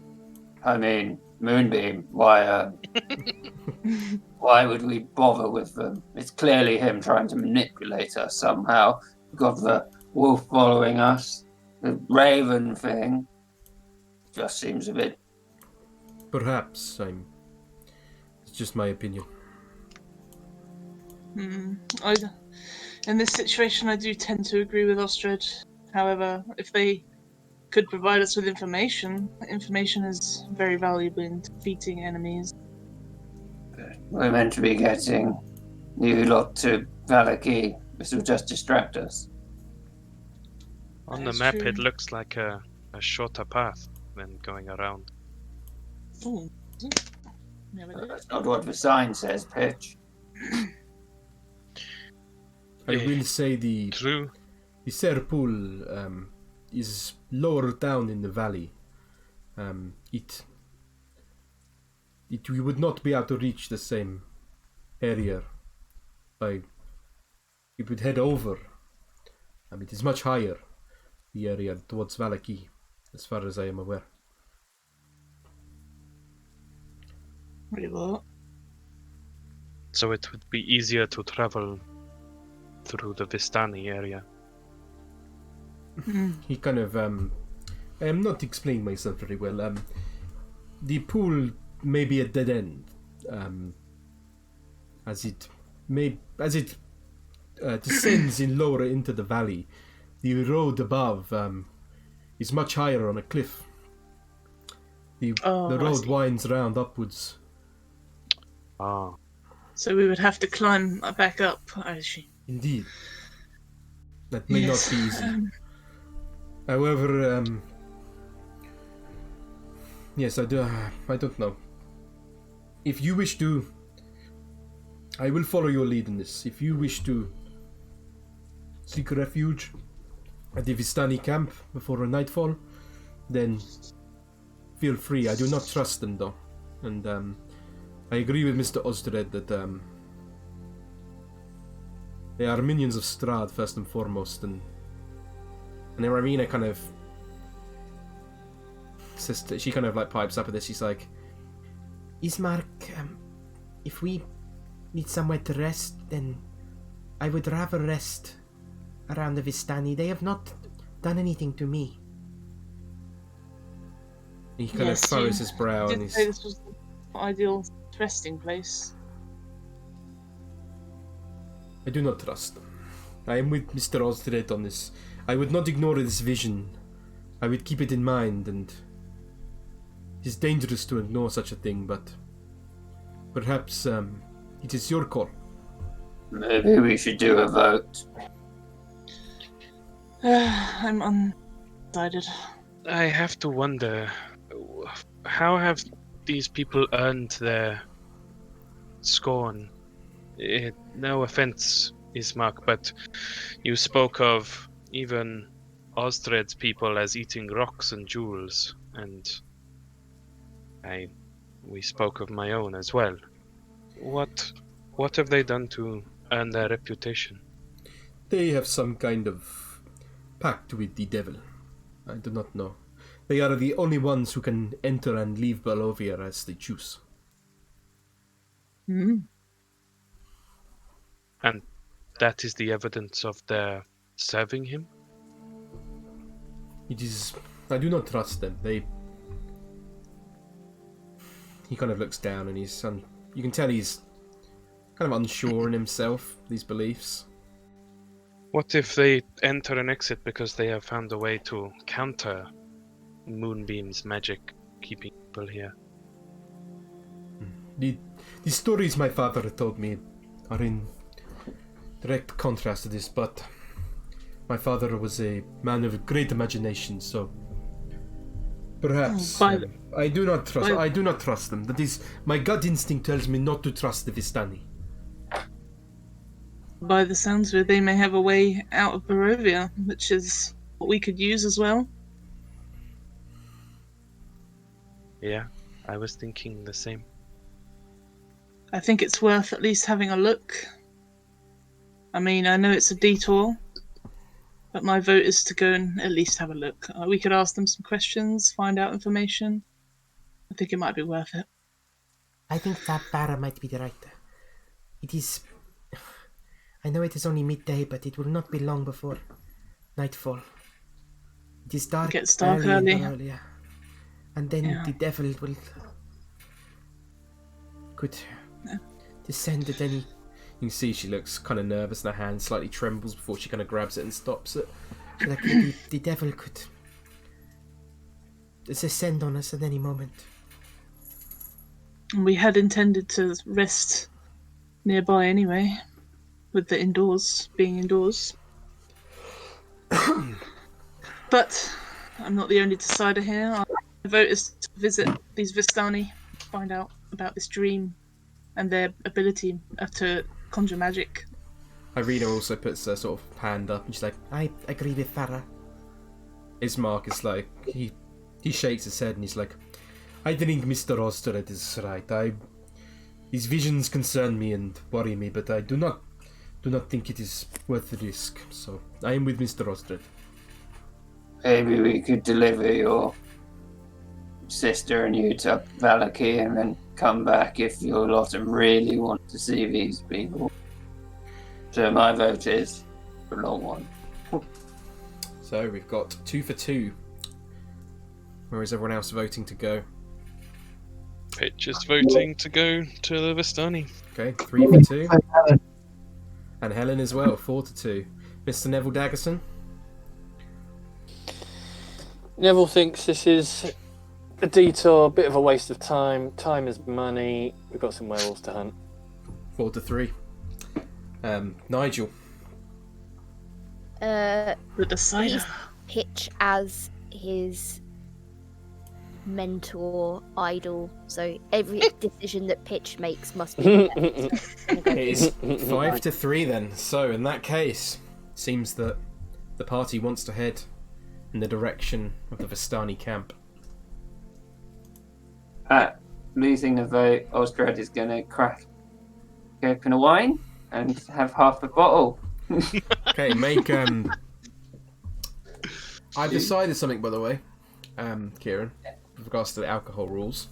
You can consume your Constitution modifier worth of alcohol before you have to start making these checks. I'm going to take away disadvantage in future from you. What is your Constitution modifier? +3. So you can consume this whole bottle without having to make a check because you're so constant. Well, I can consume 3/4 of the bottle. If you're going to count 4 as a, I think. Yeah, but I think that's fair actually. Yeah, that's a fair point. Okay. You'll just have 2. You'll have half. Okay, you can do that without having to make a check. And then he holds up the bottle to Ismark. Ismark takes the bottle and he takes a swig himself and he's like, "Thank you, my friend." And who else it's and Neville. He gives the other bit to Neville. Yeah, there you go. He's like, we're The all just grumpy there old men together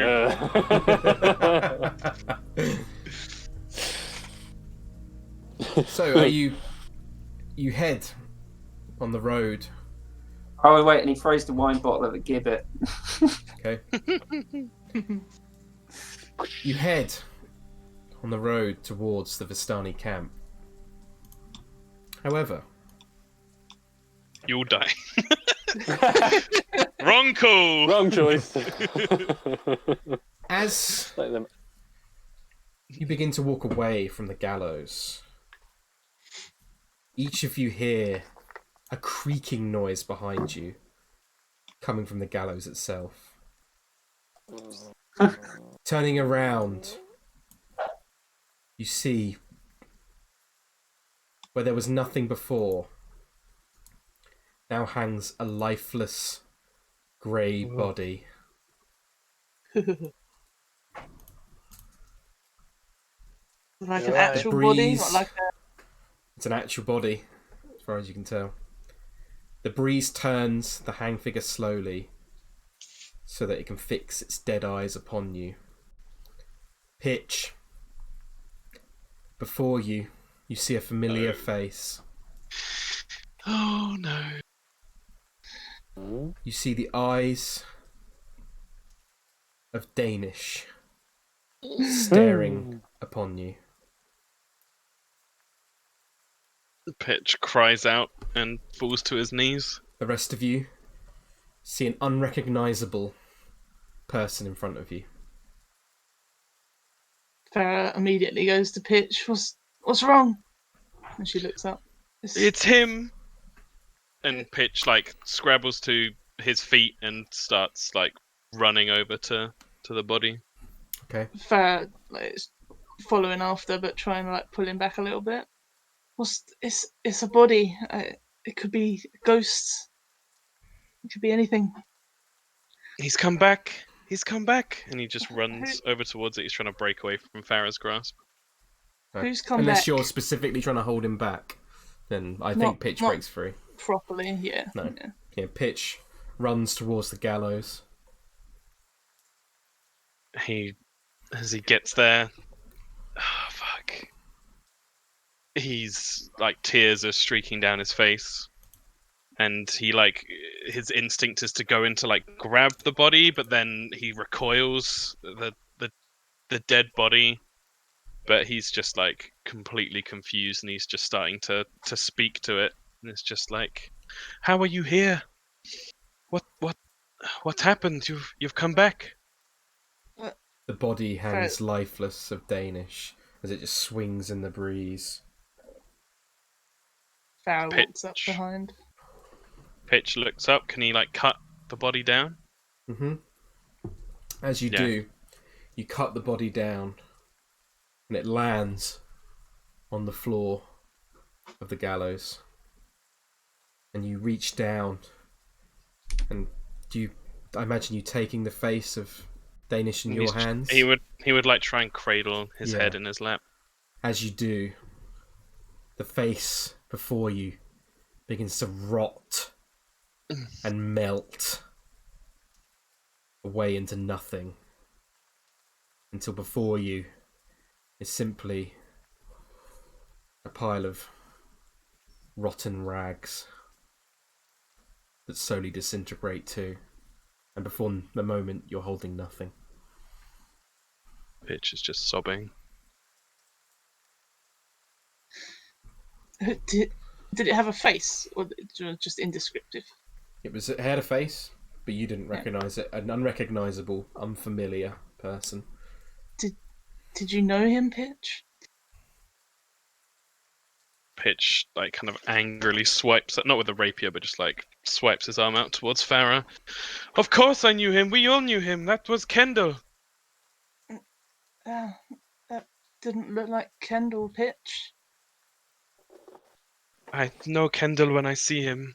Where has he gone? And Pitch like frantically looks around into the trees, the tree line around. Farah just sadly puts a hand on his shoulder. It wasn't him. Pitch flinches, but kind of slowly his shoulders slump. It was him, Farah. Every detail. Farah looks angrily at the sort of area. She's like looking around for anything watching. You could do a perception check if you'd like to look out for anything.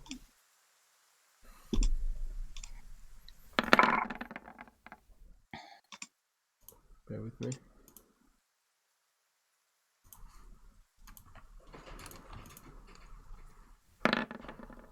You don't see anything?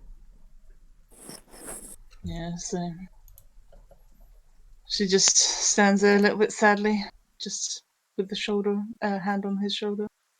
I'm sorry, Pitch. How did the rest of you react? Ostrad's still annoyed. Neville gives Ostrad a poke with his elbow. He's like, "Who the bloody hell's Kendall?" Well, he was the leader of the party before he died in Neverwinter.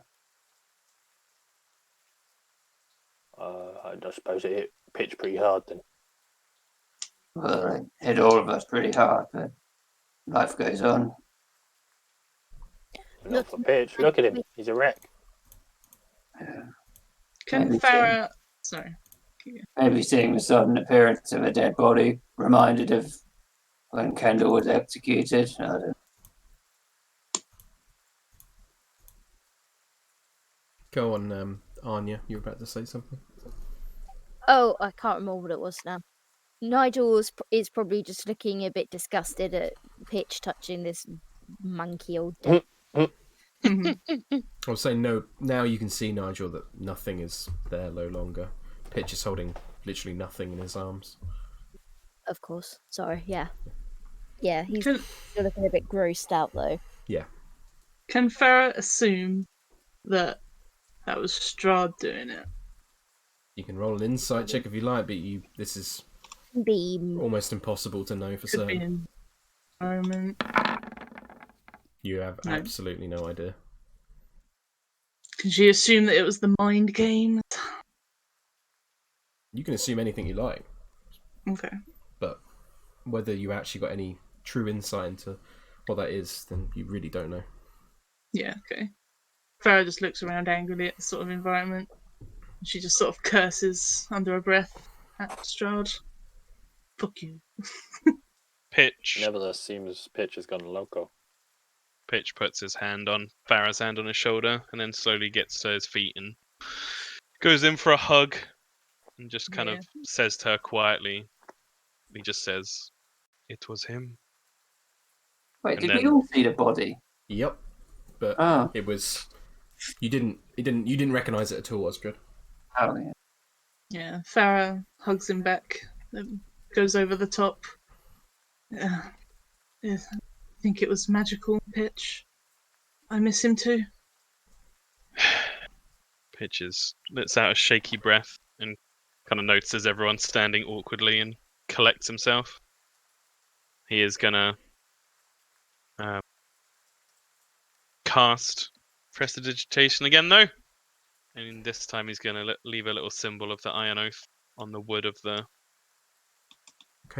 gallows, the gibbet. Yeah, you can do that. And then he slowly comes back. Okay. You rejoin with the group, getting a few unusual stares. Ismark just sort of nods to you and he says, "I hope you are all right, Mr. Peach." Thank you, Ismark. I will be okay. Pitch puts his head up, just kind of solemnly walks ahead down the road. Irina kind of slightly touches you on the arm, and she just sort of has a weak smile for you. Yeah, and just lets go. Is Nigel anywhere near Pitch at the moment? Yeah, you're with him. Yeah, he'd probably sort of put his arm around him and give him a big Nigel squeeze. Oh. Yeah, Pitch would give in to Nigel squeeze. Yeah. Yeah, Farah just, before he does that, puts her hand on his back a little bit, releasing and walking away, ahead back to the marching order. Mm-hmm. Okay. With that, we shall continue.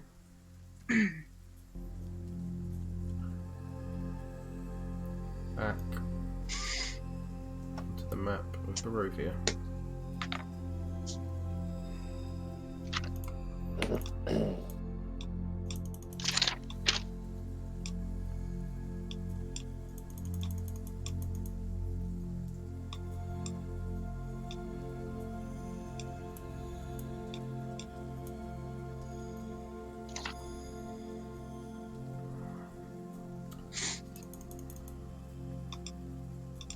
So, it's about midday.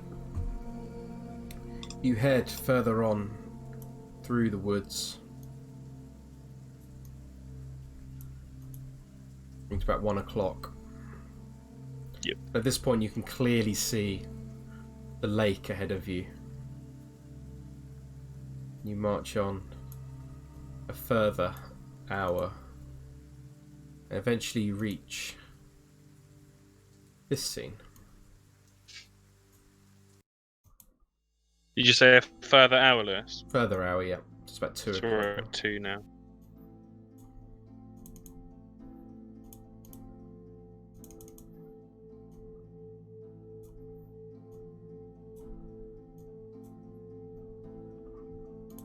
So, bear with me 1 second.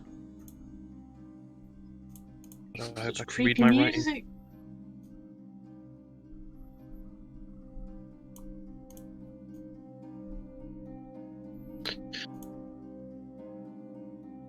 Better cut Pitch loose, he's going crazy. It's gonna kill you all. So, Straight put him down. So, the road gradually disappears and is replaced by a twisted, muddy path through these trees. Deep ruts in the earth now are evidence of coming goings of wagons more clearly than before. The canopy of mist and branches suddenly gives way to black clouds boiling far above. There is a clearing here, next to a river, that widens to form a small lake several 100 feet across. The sight is very familiar to you. Yeah. 5 colourful tents, each 10 feet in diameter, are pitched outside a ring of 4 barrel-topped wagons. A much larger tent stands near the shore of the lake, its sagging form lit from within, and near this tent are 8 unbridled horses that drink from the river. The rain has slowly petered off. And from beyond, you hear the mournful strains of an accordion clash with the singing of several brightly clad figures around a bonfire. A footpath continues beyond this encampment, meandering north between the river and the forest's edge. Do you approach?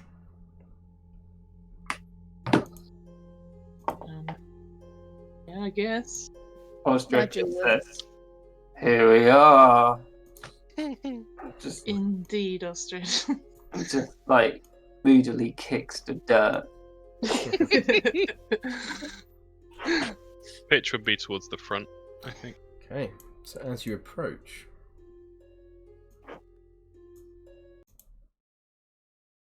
music becomes louder. And I will place you on the map. Bear with me 1 second.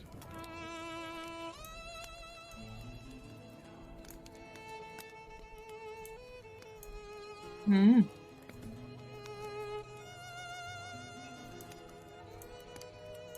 Kill.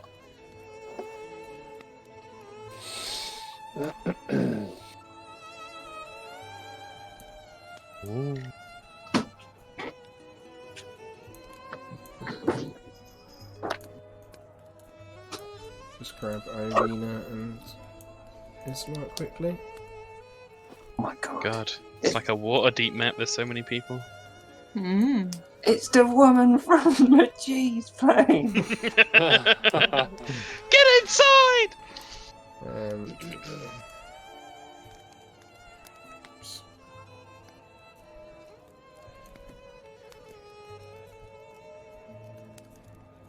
Alright, so as you approach, I'd say actually you've been approaching sort of more on the road, but more coming down in this direction.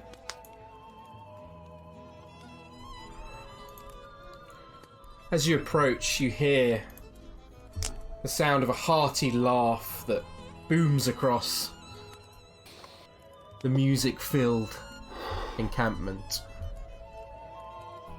Are you moving stealthily, or are you just moving up normally? Osdred 100% isn't. Okay. Yeah, I don't think Pitch is trying to be No. stealthy. I think we're being stealthy, but she is going to look out for like anything weird. Yeah, do a perception check for me, Farah. You know, like people sharpening weapons, you know. Stuff like that. What's the total? 14. 14. It's pretty good. You see that there are a number of humanoid people around you, seemingly all humans from what you can tell. You see that they're standing and sitting around this fire, and they seem to be enraptured, telling stories, and most of them nearly are all guzzling wine. Hmm. They seem to be... Ostred? They seem to be... Go now. They seem to be almost like sort of partying and enjoying themselves.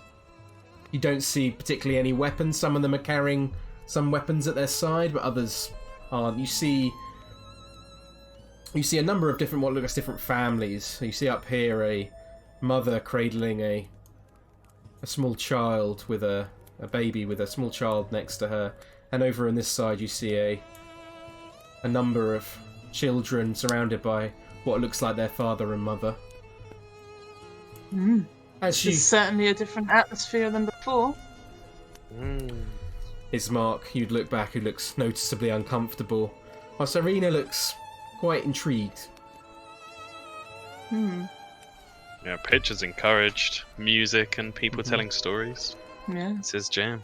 At this point, a man looks back and notices you all standing there. He sort of nudges to the woman sitting next to him. And then he looks back to you and then makes his way over, and he's like, "Hello! It is nice to see visitors in our fine land." And he comes up to you, Pitch, and goes to shake your hand. Oh my god, that's fucking huge for Pitch. Yeah, Pitch has to double check before putting his hand out and shaking it. Yeah, he gives you a very heavy handshake. It's quite an imposing man. He's probably about 6'2". He's quite a big guy, broad shoulders, very larger than life sort of character. And he's like, "My name is Araja. How can I help you all?" My name is call me Pitch, and we are. And he sort of looks around to see if anyone interjects. We are the Iron Oath. We were wondering if we could share your fire and seek shelter for the night. Of course. Gather round, of course. This is my sister Rina. And she kind of nods to you more quietly. She just says, hello. And he leads you in and he's sort of like, come, gather round, everyone. And they sort of make... You don't have to move your tokens for this, but I'm sort of imagining you gathering around the fire. And he'll... Yeah, Pitch. There's benches sitting around, and there's spaces around these benches. No, of course, Strahd would look up at Ismark and he's like, just fine with you. I suppose so. He sort of makes his way over as well. Arena is quick to follow. What was his name? Iraja. Araja. Arahja. Hidorman. Where do you all... Hey Nico, want to go bowling? Not far off the voice I chose. Where are you all from?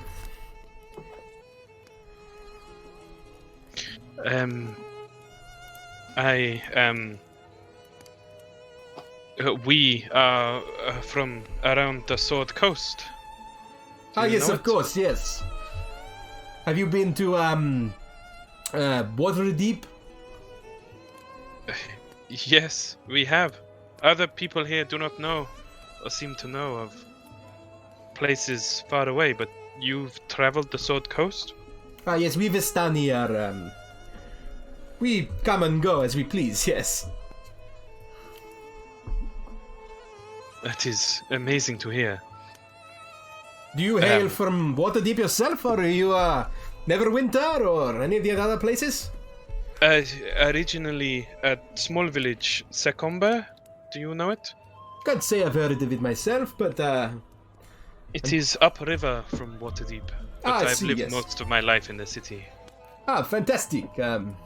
And your other people, he looks to you, Strahd. Your name? And he goes to put his hand out to shake you. He reluctantly shakes his hand. He's like, yes, I'm from the Sword Coast. Sort of. He kind of chuckles slightly. He's like, look at this one, Rina. His skin is so rosy. Almost like Vistani himself, eh? And she kind of looks to him and goes, yes, show it well off while you can, Araja. The coming years without sunlight are sure to steal it from you.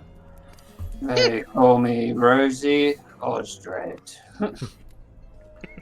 A man who looks like he likes his drink, yes. And he reaches back and picks up a small bottle of wine and sort of just places it in your hand. He's like, come, drink with us, have a good time. Sort of hesitantly puts it down next to him. He's like, thanks, Raja. Yes. Well, and he sort of awkwardly just sits on the floor with a wine bottle in his hand. And you, and he looks to you, Neville Daggerson, and and your name? Neville Daggerson. Pleasure to meet you. Lovely to meet you. And he comes in and gives you a really big, heavy handshake that... Like, is Neville quite like a man who gives like a really... You know, there's people who give like handshakes, but they're like way too like strong. It's almost they're trying to like grip your hand off. Yeah, it's like they're trying to wrap their entire hand around as much as they can. Is Neville the type to do that as well? Or is he not? Oh, yeah. Yeah, you're literally almost like... It's like in Predator, Arnie and Carl Weathers meeting. These two unstoppable forces meet in this handshake of like... really gripping each other. Like, you have a powerful handshake, my friend. There's like a loud, audible clap as they do it. Yes, 100%, yeah. You have a powerful handshake, my friend. I appreciate that in a man. Well, it comes from all the business deals I've made, you know? Always done on a handshake. Of course. That is a businessman, I see. What kind of business do you do? Oh, trading mostly, but I've recently gotten into estate a little bit. Oh, really? What kind of real estate? Oh, well, I don't suppose you've ever been to Daggerford? I have indeed been to Daggerford, yes. Lovely place. Yeah, well, actually, it's me and my family's place, My auntie runs the place nowadays, but I've got a little bit on the side for myself, Oh, fantastic. We have a little bit of a nobleman in here, yes. Well, yeah, you could call it that as he blushes slightly. Have you been to, what is it called again? The Happy Cow Tavern, yes. Do I know that one? You would be familiar. You know it's a pleasant tavern, and you know it's run by a man named Folbar Hardcheese, who's a adventurer halfling who retired to keep the tavern. This is probably a tavern that maybe Neville would probably frequent quite a lot, I think. That one in Daggerford? Yes, it's literally in Daggerford. Right. Yeah, it's a lovely little place, cosy. Yes, I had many drinks there on my way passing through. Oh, we should have another one sometime in the future. How about right now? And he passes you like a bottle of wine over. Don't mind if I do. Help yourself. Slugging it down. And you, Madame, next to you, Farah. Yes. A woman of the Feywild, I see. How could you tell? The ears give it away, you say. She's still highly alert, on high alert, and she glimpses around for magic stuff. Yeah, you don't notice anything magical. No. But he goes in to shake your hand with if you're doing She it. shakes it apprehensively. Yeah, he gives you a really heavy handshake. This is quite a camp you have here. Everyone's very cheery in comparison to the places we've seen so far. The people of Barovia, they are quite the solemn bunch. And he kind of looks to Ismark. He's like, this one looks like it with his pale skin, yes. And Ismark kind of just furrows his brow and then goes to sit next to Osdred. Osdred puts the wine between them. Yeah, and he just picks it up and he's locking eyes with this guy the whole time. Whilst just takes a sip out of the wine and then just doesn't say anything. And what of these beautiful young women? Yes. He looks to you, Helen, and looks to Irina, and he's like, Irina kind of sort of bows slightly, and she's like, my name is Irina. Irina Kolyana. Kolyana, yes. You are from Barovia village, then? Yes, the burgomaster is my father, or was my father. Fantastic. This is a seat. Barovians are here, welcome too. And what of you, miss? Looking at you, Helen. It's Helen. And then she shakes his hand. Very nice, very nice. I am sure a lot of the men here will have a keen eye for you. And then the woman next to him, Rena, she says, not one for you though, hey, Arasha? Not my type, Rena, More looks towards, and then he looks towards Ismark. He says, he's not so bad though, eh? And what of you? You're a massive fellow. Assuming that's Nigel. Who else? What is your name? Me, Weak Nigel. Weak Nigel? With that size, that has got to be a joke, yes? And Nigel just shrugs. I not know what joke is. Yes, a solemn one, I see. And your dog? Is this your dog? I have complicated ownership of dog. Right, of course. He sort of goes to shake your hand. He's very friendly. You pet if you like. And he shakes his hand, but he does in typical Nigel fashion, shake his hand so hard that he literally is jogging up and down. Yeah, even this guy is kind of shakes his hand back for a second. He's like, goodness gracious, what a Strong handshake, even stronger than Mr. Neville Daggerson over there. Sorry, it's problem I see in Doctor 4. Right, of course. And this beautiful doggy, and he goes in and starts petting it, and Lancelot's loving it. He's loving the attention. His name's Lancelot. Ah, lovely name for a lovely dog, yes. Where are you all from? Daggerford, you say?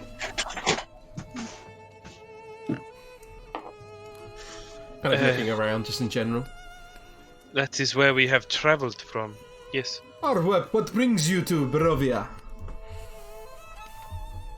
Looks towards Farah and towards Neville. We're on business. Ah, right, of course. I'm sure Lord Vanzarovich has interesting things in mind for you all, yes? Have you met the Lord himself? Not Maybe. yet. Indeed. Can I ask how you managed to get your way in and out of Barovia and between the places? We standing have a arrangement with the Lord Strahd. And what did you do to get that arrangement? Well, I do not know the specifics. It runs back a long time in my bloodline, but supposedly we helped him out, and now he helps us out a little bit, yes. Strahd puts the wine right down. Yeah. He looks over like, told you. Yes. He allows us to travel through without any issue, so...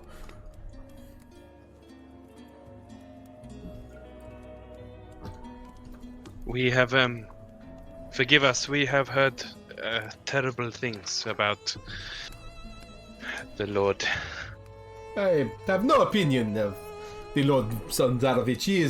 This is his domain. He's free to run it how it sees fit, yes. We are simply travelers, so we travel through as we like. Do any of you possess the magic? Some of us do. You may be most interested in our most senior resident, Madame Eva. She is a seer. Indeed we would.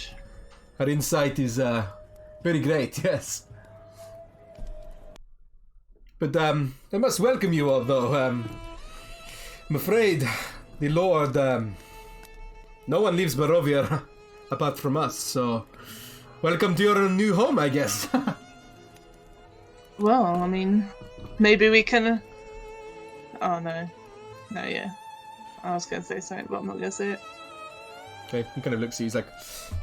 Don't worry. Fair enough. No, how it is. Could we meet this seer? Yes, of course. But let us gather for a drinks and a story first, yes? Of course. Eliza, I like stories.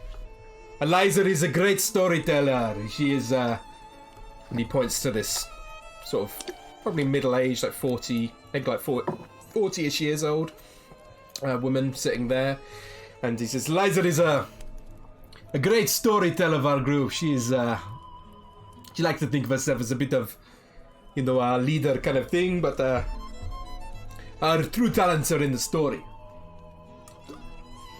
She's renowned amongst our people. Come, or take a seat. And he sort of leads you round to another bench, sort of sitting over here, and you pass by a few other men two men here who kind of give you kind of more noticeably kind of like unsure looks. And you see two men sort of chatting up here with one older looking man and one younger, and then a younger woman again, about the same age as this guy here, and then quite a large man sitting in the middle, probably the fattest man of the group. As they come up here, Farah wants to see if she can see inside this. Do a perception check for me.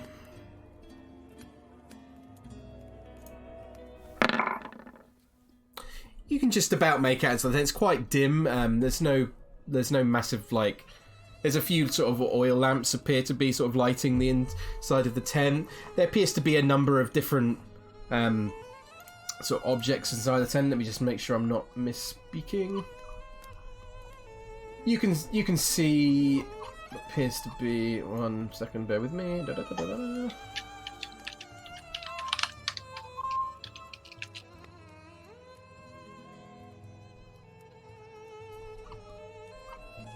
You can see a number of like supplies inside. Sort of, you don't see any like beds or anything, but you see like tables. You see sort of any kind of adventuring gear and stuff you might have for traveling on the road. You see a number of wine bottles, food, things like of that nature, like blankets and cloths, stuff like that. Really, it's about all you can make out. Okay. Do you all sit down? Yeah. Yeah. Oh yeah. Okay. So you're all gathered round, Araja leading you round, and Rena kind of helping some of the others, sort of round as well. And some of the, you see plenty of the other Vistani sort of drinking, and some of the ones over here kind of look to you and give you kind of like a hey as they hold up their wine to you. And you see this man here is playing the violin. Pitch, you would notice very beautifully, as you can hear it in the music. A very talented man.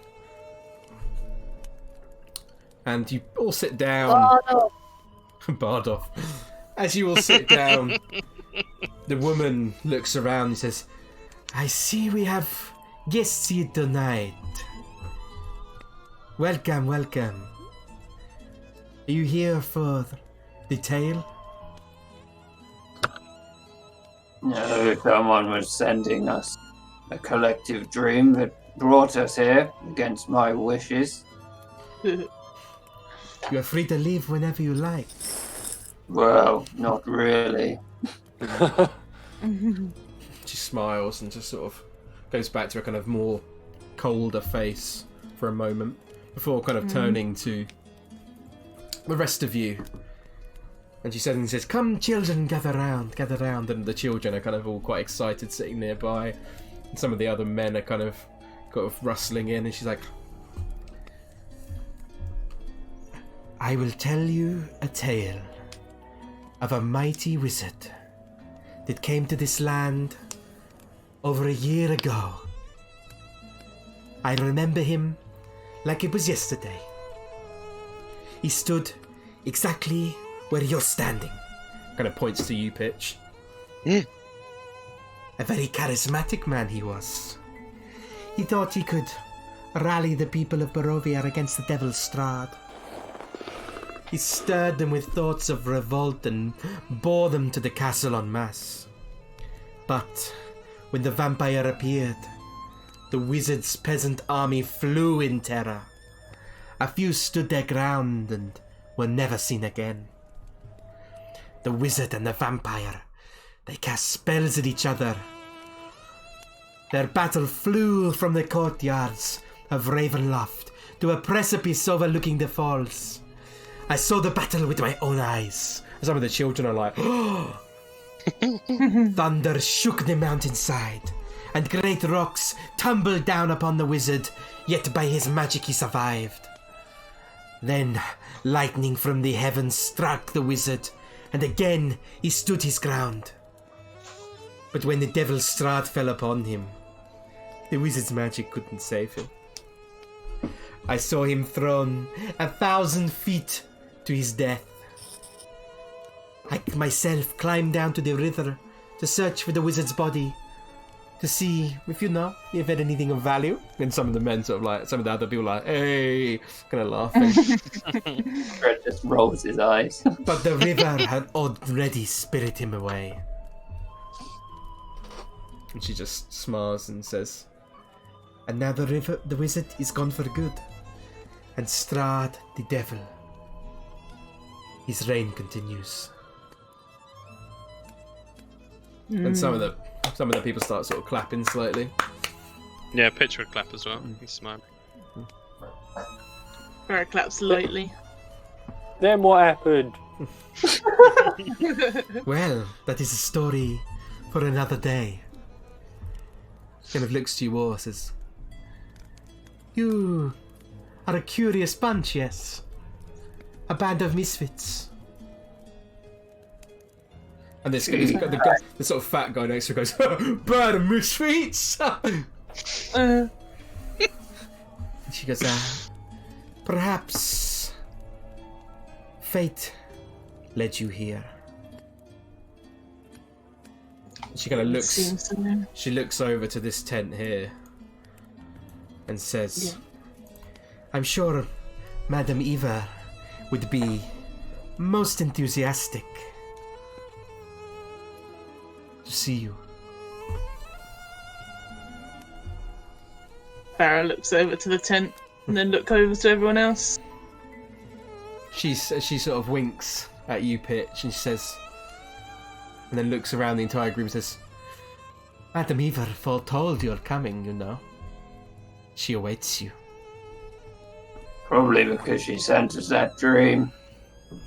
So I wouldn't be too surprised. Ismark takes a heavy breath, and Irina seems quite comforted, and she sort of turns to you, Neville, and says, This is quite fun, yes?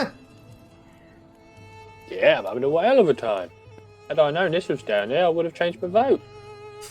I know, right? I've never been surrounded by such merriment. Well, no offence, but compared to your little village, this is a much nicer change. I agree. and Ismark kind of grabs her shoulder at this point and is, Irina, remember what I told you. and he kind of looks towards Strahd and he's like, Keep your wits about you, Mr. Strahd. Of course, this marker. Just kind of shrugs, like, yeah. He kind of looks around as well and kind of like rubs his head while looking at the floor for a second, kind of like a bit unsure of what to do. So Pitch speaks up towards this lady here and just says, should we see her together? of course, You are all within her eye. Alright. Pitch stands up. I think we should see her. I agree. We still have information to find out, even despite this place being very suspicious. I will wait out here with Irina. so I'll stay outside too with Ismark. Yeah, Farah actually nods. Pitch gives a little bow towards the storyteller. She says, kind of- thank you, that was beautiful. She bows back and she's like, Very kind of you. Perhaps you can tell me some more stories at some point. Pitch smiles, but continues walking. Nigel, Never. did you want Nigel to come with you for protection? Are we all going, or no? Come on, Nigel. Yeah. Oh, okay. I'm assuming he's probably eating some pastries or something they've got out on the side and just like, yeah, they've got selections of foods. like crams them into his mouth. Careful those pastries, Nigel. You know what happened last time. Still tasty. Right, you slowly make your way towards this tent. Farah, as she goes past these people, she's just looking for anyone's reaction. See if they have a reaction to them going in.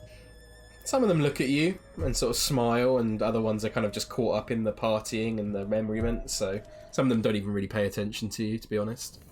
Yeah. Okay. Oh, you head in to the tent. Neville's still nursing this bottle. Oh! Good lord. Yeah, sorry. Me before I Dropped put you my right in the makeup middle on. of it then. Look at that big pot of honey she's got. Honey. Neville loves honey. The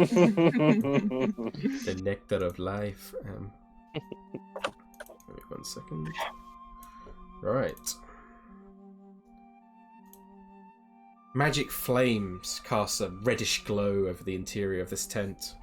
revealing a low table covered in a black velvet cloth. I know the image is not exactly right, by the way, but use your imagination. broke! It's very hard to find a fucking picture of an inside of a fortune teller's tent that looks correct. I'll have to say that much. Can I just say that Farah's at the door? She's like in between. Yeah, Genau that's and fine. in. Pitch is strode in.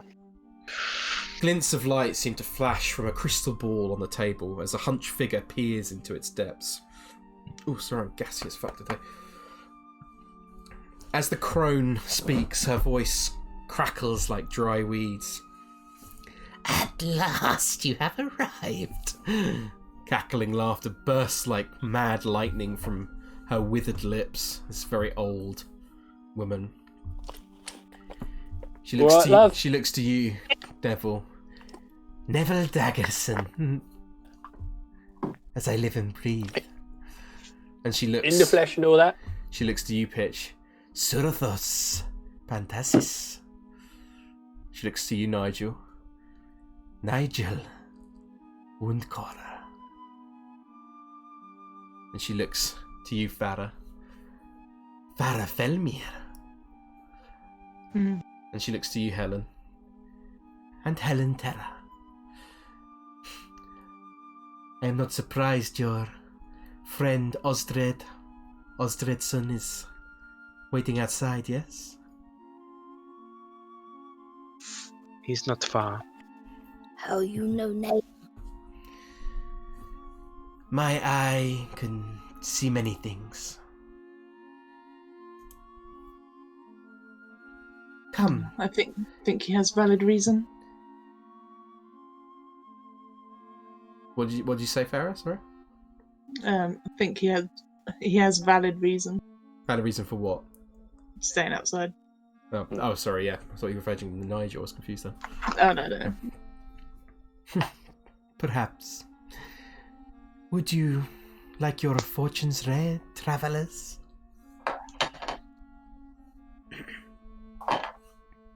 Yes, I'll go first. Very well. She produces a worn deck of cards that look familiar to you, Pitch. Did I see them in the dream? You did, yeah. Oh yeah, of course I did. She was holding them up in the mist one card. And then I will move you to this screen. Ooh. Before Oh you- god, I'm scared. She draws 5 cards on the table. Come, gather round. The fortune of one concerns the fortunes of many. Do you all gather round? Hell yeah. Okay. Farrell will briefly, but she wants to keep an eye out. Okay. If any of you aren't gathering Never- around, then let me know. Neville's like currently treating this whole thing almost like he would have been to a fair, and fairs have, silly. Definitely, things like yeah. Definitely has that vibe about it. Yeah, going in. Pitch is completely the opposite because of what you saw earlier. Everything's like whirling around in his head, and anyone close to him probably sees like shaking slightly, but he's got a determined look on his face. She kind of looks to you, Pitch, with that, and she says, "Don't be scared, child. There is nothing to fear." I'm ready. She takes the card on the left, and she says, she pulls it up and looks at it and smiles, and she says, This card tells of history. Knowledge of the ancient will help you better understand your enemy. and she places the card down on the table, flipping it over. The 9 of Stars, the Conjurer.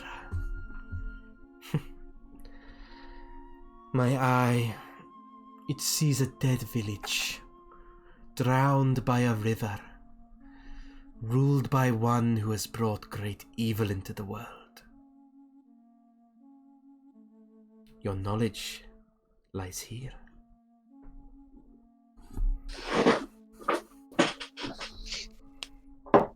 She then turns to the top card, places a finger on it and pulls it up towards her and looks at it, smiles again. This card tells of a powerful force for good and protection, a holy symbol of great hope. And then she takes the card, flips it over. Oh. The Master of Coins, the Rogue. She kind of looks to you, Miss Neville, and she says, Perhaps you will like this one, yes? Ooh, is that me? I see a nest of ravens, Mr. Daggerson. There you will find your prize. Oh. She then looks at the card on the right. She pulls it up from the table, looks at it, kind of grimaces slightly. This is a card of power and strength. It tells of a weapon of vengeance, a sword made of sunlight. And then she flips the card over on the table. The One of Swords, the Avenger.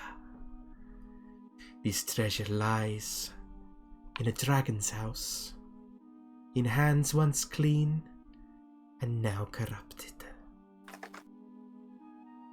Ugh, so much scribbling. Pitch would react more to that one than any of the others. And he kind of like, his hands bunch up at his sides, and his jaw clenches, and he just says, "Keep going." She then looks to the bottom card, and she picks it up. This card sheds light on one who will help you greatly in the battle against darkness. She then places the card upon the table. The Joker. She kind of starts chuckling, and it's kind of a horsey chuckle with a slightly croakiness to it. Look for an entertaining man with a monkey. This man is more than he seems.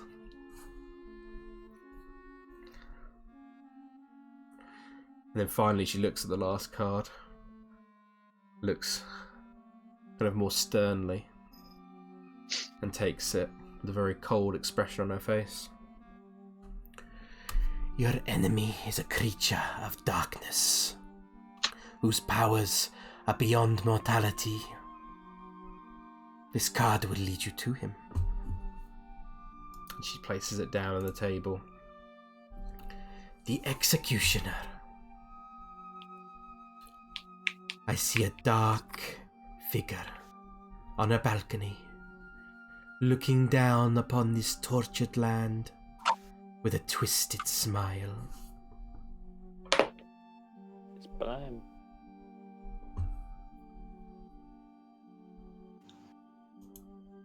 Pitch kind of like reaches out towards the Avenger card and goes to like touch the edge of it. As you do, she reaches her hand forward and she places it upon yours Twitch. I think it was you Twitch then. Twitch! On yours Pitch. And her face is like before has been quite kind of very mysterious and confident. But as she does place her hand upon yours, things go a bit sort of sour for a second. Good. She kind of like brings her hand back fast from yours. And she looks shocked and... My eye did not see this. You are touched by her. She starts heavily breathing. By who? You are touched by the mother. You should leave. Please. I was not prepared for this.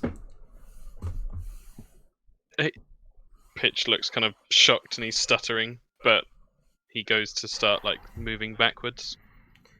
I'm sorry. Please leave. I was not prepared for this. Pitch pushes past everyone and stumbles out of the tent. And is just breathing heavily outside. The rest of Neville you. takes a swig of his drink and she's like, can you do it again? I didn't like that one. She kind of steadies herself for a second, closes her eyes, and Grimace has this grim expression on her face. And then kind of shakes her head slightly and regains her previous composure. The carrots lay as they fall, Mr. Daggerson. Well, can't you just pick them up again and do it again? Your fortunes are told. Fate But guides you. Where's the one about gold or love or something, you know? Your future does not lie in either, Mr. Daggerson. At least, not in the immediate future. Perhaps if you follow this fate, it would lead you to which you desire. All right then, I'll do that then, I suppose. She smiles once He more. leaves. It's like she opens her mouth and it's kind of like a few teeth missing at the back and a bit of a toothless grin almost. Farah just gives this woman an untrusting glare and just walks out. Yeah. I assume Nigel and Helen follow Pitch. Yeah, Nigel would. Yeah. Okay. I'll take you back to the encampment. Oh, that was boring, wasn't it? You all leave the tent. Pitch, you breathing heavily, feeling almost touched by some kind of darkness. Feeling very uneasy. You feeling alright, Pitch? Do you need a drink?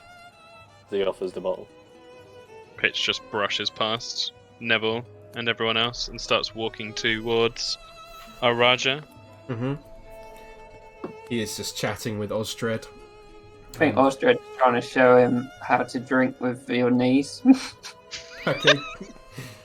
Yep, he's playing along quite merrily. Pitch walks like right up to him. He's not stomping, but it's like a walk of determination. Yep. She said I was touched by the mother. He kind of looks at you like, "Excuse me, sorry, Mr. Surathos, yes?" Who is the mother? Who does she asked me to leave. Madam Ever can talk in mysterious riddles. Her eyes sees all. The mother, I'm not sure which he speaks. She said her eye did not see this. Interesting. Perhaps you are touched by something darker. Pitch is trying to read his expression as he's just smiling at him. I guess this kind of open smile, and it's kind of like, do an insight check for me. It's not high DC. It's not like anything super. Yeah, you'd be able to tell. He's got this kind of slight expression. It kind of looks slightly mocking. That's the way I describe it. I know not, just the one. Yeah. Yeah, not like outwardly sort of being horrible or anything, but just kind of slightly like, yeah, you're in for shit time sort of thing. Yeah, unlucky buddy. Yeah. Pitch would then move over to the storyteller. Okay, and she is now sort of talking with this man here, who's playing, and she's kind of trying to gather the children a bit, but eventually she sort of turns around to you. Madam Eva, she said I was touched by the mother. She asked me to leave. Oh, please, what does this mean? She's gonna do an intelligence check. Give me 1 second.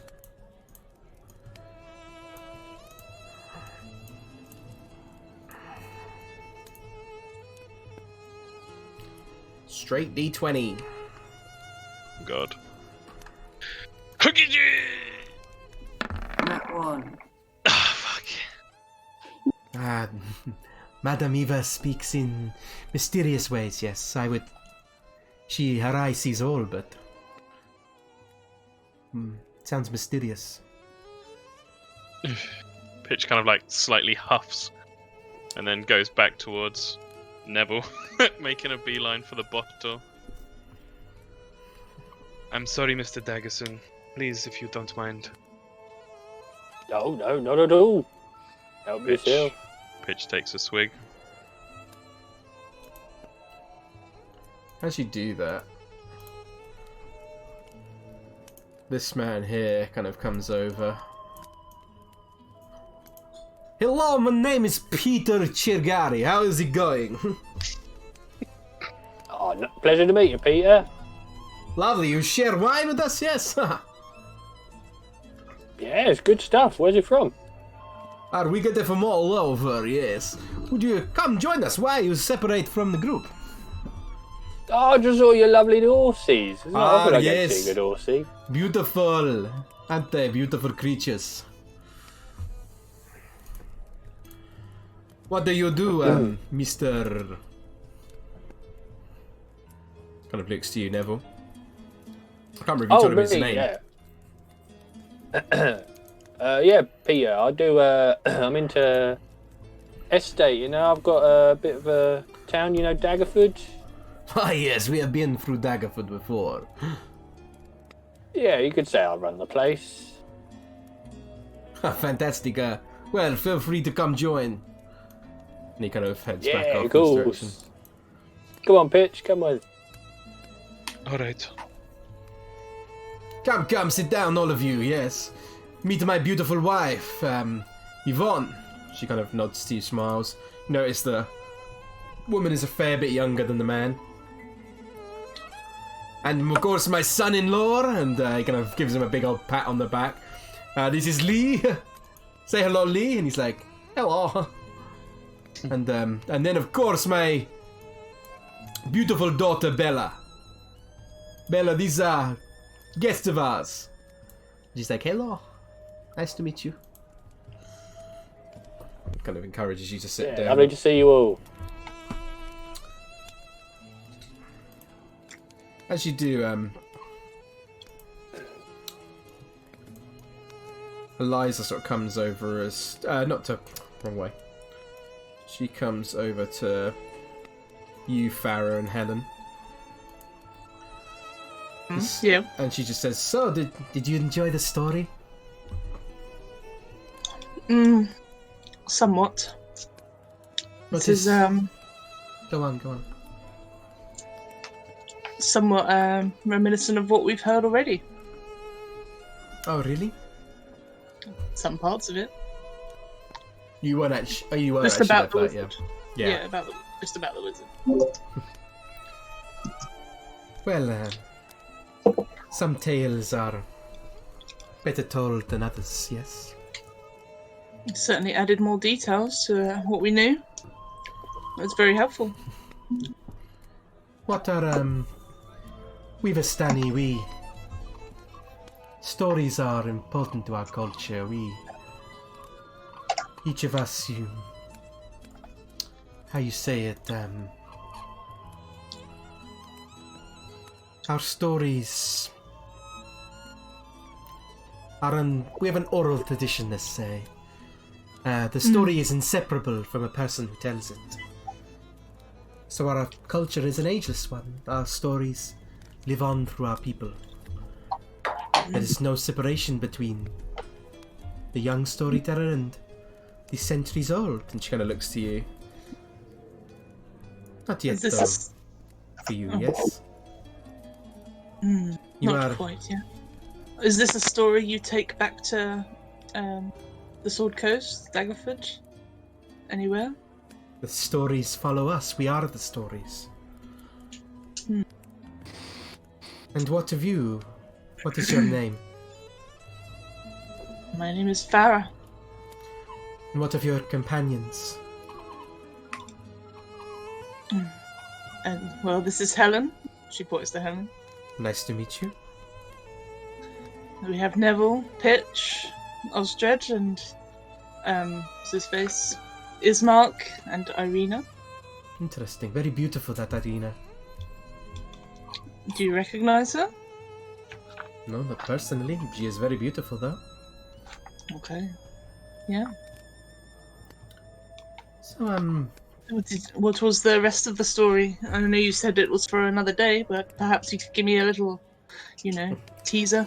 How about we swap stories, yes?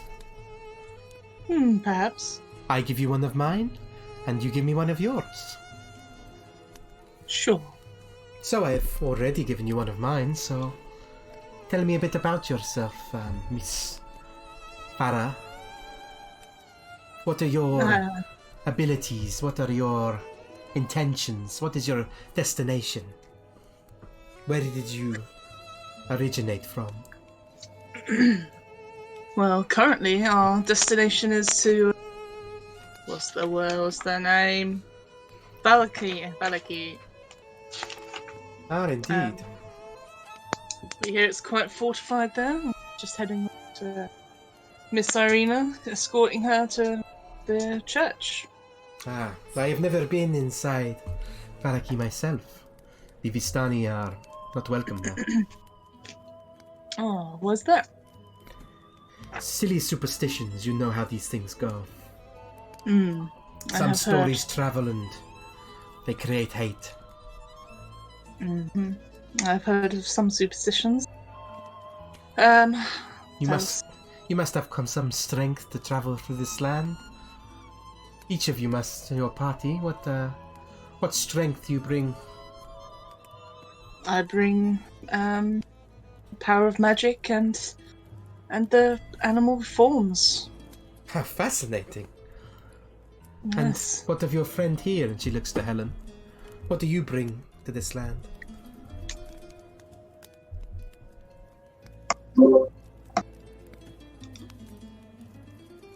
Go on, Helen. Oh, I don't know. All I could think of is that she'll do some like street carding moves, but that sounds kind of stupid. Oh, I love it. No, do it. I love it. She I imagine her just jumping up and like kicking some ink off the back of this sort of display behind her. Yeah. And then there's like a satisfied look afterwards. A woman of martial capabilities, I see. And what of your other friends? She looks to Pitch first. Does he bring magic too? You will have to ask them yourself. Well, you are telling me the story now, so share with me. I'll show you the story of myself, but my companions will happily show you if they would like. Very well, if I won't push. And you say you are animal magic. Where did you get this magic from? That would be from my parents, as I'm sure most of us druids do. Very interesting. And where did you get such martial capabilities, Miss Helen? Oh, very far away. Did you learn it in a school or a... Something like that. Although really, they were inside me the whole time. Very well. Very interesting. A story for a story.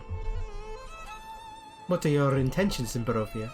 To just simply take this Irina girl to Araki and live there forever? Currently, that is our only goal. Lion. Do a deception check.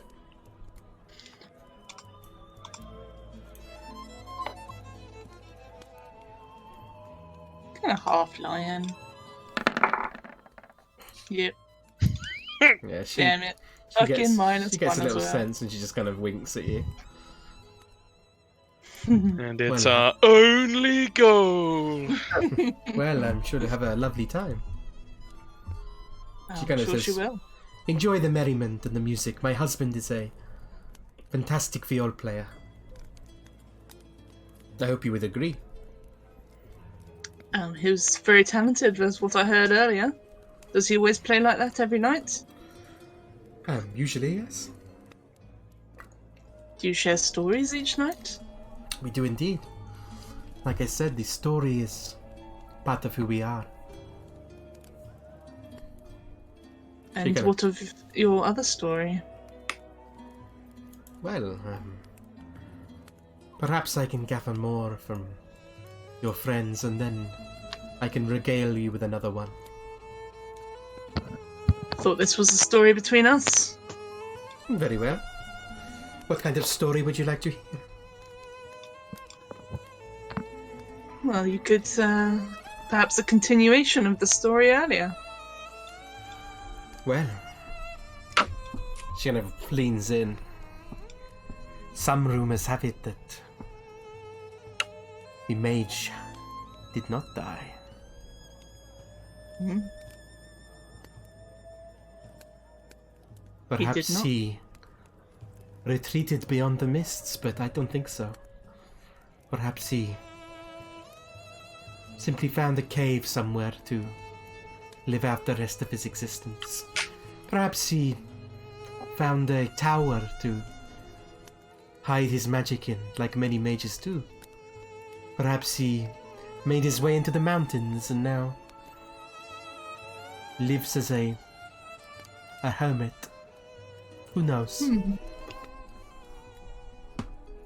She kind of smiles and winks at you. Says, I hope you enjoyed the story. It is interesting. Especially as you saw it with your own eyes, which would be your guess. Indeed. And she's just gonna enjoy the merriment. She's gonna walk over here to Pitch and Neville. Farah just turns to Helen. She was weird. Yep. Hello, love. Care to join us? Of course, are you getting well acquainted with Pietro here? I hope he is not treating you with too much of his charm.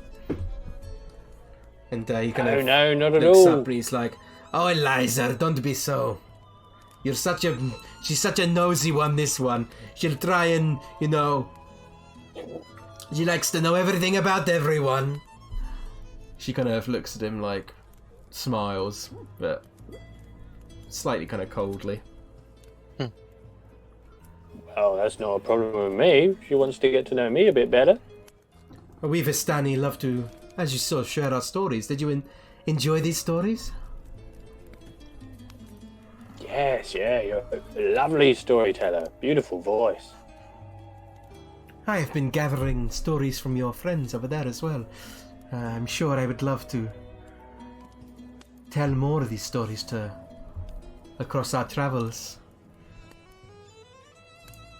Perhaps Well, you have a story to share? No, not me. I'm not much of a storyteller myself, really. Just little lad underdog who came into a bit of money and now he's living the high life here with you lot. As he raises his drink. Oh, very nice. A self-made man, then, yes?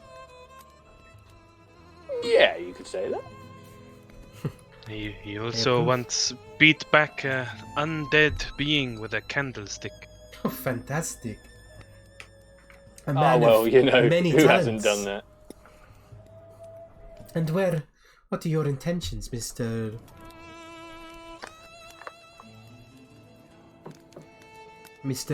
Daggerson? Daggerston, is it? Yes. And Mr. Mr. Jackson, yeah. But you can call me Nevs. Nevs, okay. Very nice. What of you, Mr.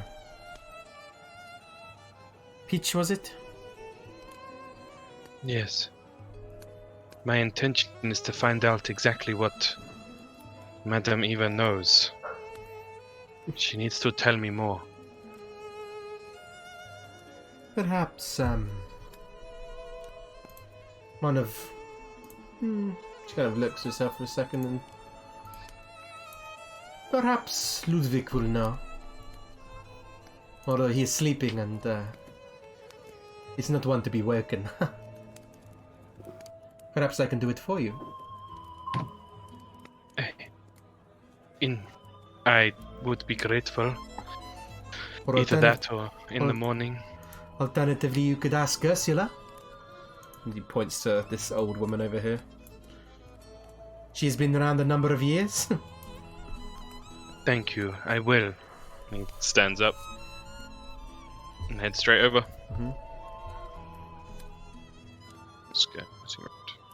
This woman is going to make her way around to Nigel as well. And then eventually Strahd is you as well. She's going to ask you similar questions of trying to share stories. I'll share her story. Okay, yeah, go on. It's like, once in my land, long ago, it was a legend. There was a lonely mountain. And in that mountain lived a mighty king. And the dwarves of that mountain were greedy, and they dug too deep. They found the heart of the mountain, which drew unthinkable evil. She's very intrigued by this. And he sort of stopped halfway through and laughed. I see a man of stories yourself, yes. The dwarf. I have story. Ah, come, Mr. Woundcaller. Although you wouldn't have told her that, actually. So no. Mr. Weak Nigel, come here. Mhm. Wait, have I come to the right place? Yeah, that's fine. Yeah, sweet. Come, tell us your stories. Once upon a time, there two people, opposite tribes. Man, human, lady, Goliath. They not even meant to say hello, but they fall in love. And then they have baby. But because baby is half and half, he spent half year with his daddy and half year with his mummy. And he grew up as fine young man, human man. He meets the daughter of one of his father's servants, and they fall in love too.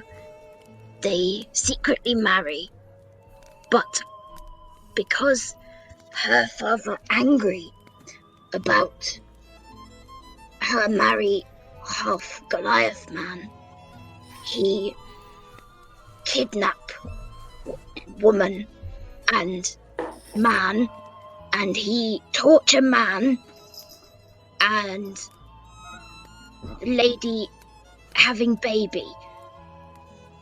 But he... Oh, shit, where am I going with this? That's good, I like it. But, man is tortured so bad with his mind that he lose everything he know. He becomes stupid and he not talk like man anymore. But he still know he love his wife. And when her father finally let him go, he go to find his wife and child, but he discover she died giving birth to baby, and baby is nowhere to be found. And so he wander around the world looking for baby. He don't know what they look like. Jesus, this is really killing my throat.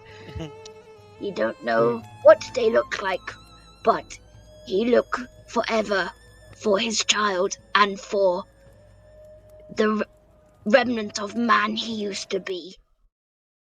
She kind of puts your hand on your arm and she's like, A very sad tale. Strahd says we'll find him eventually. You will. I'm sure of it. And she nods to you both and then just sort of heads off back over here. Pitch.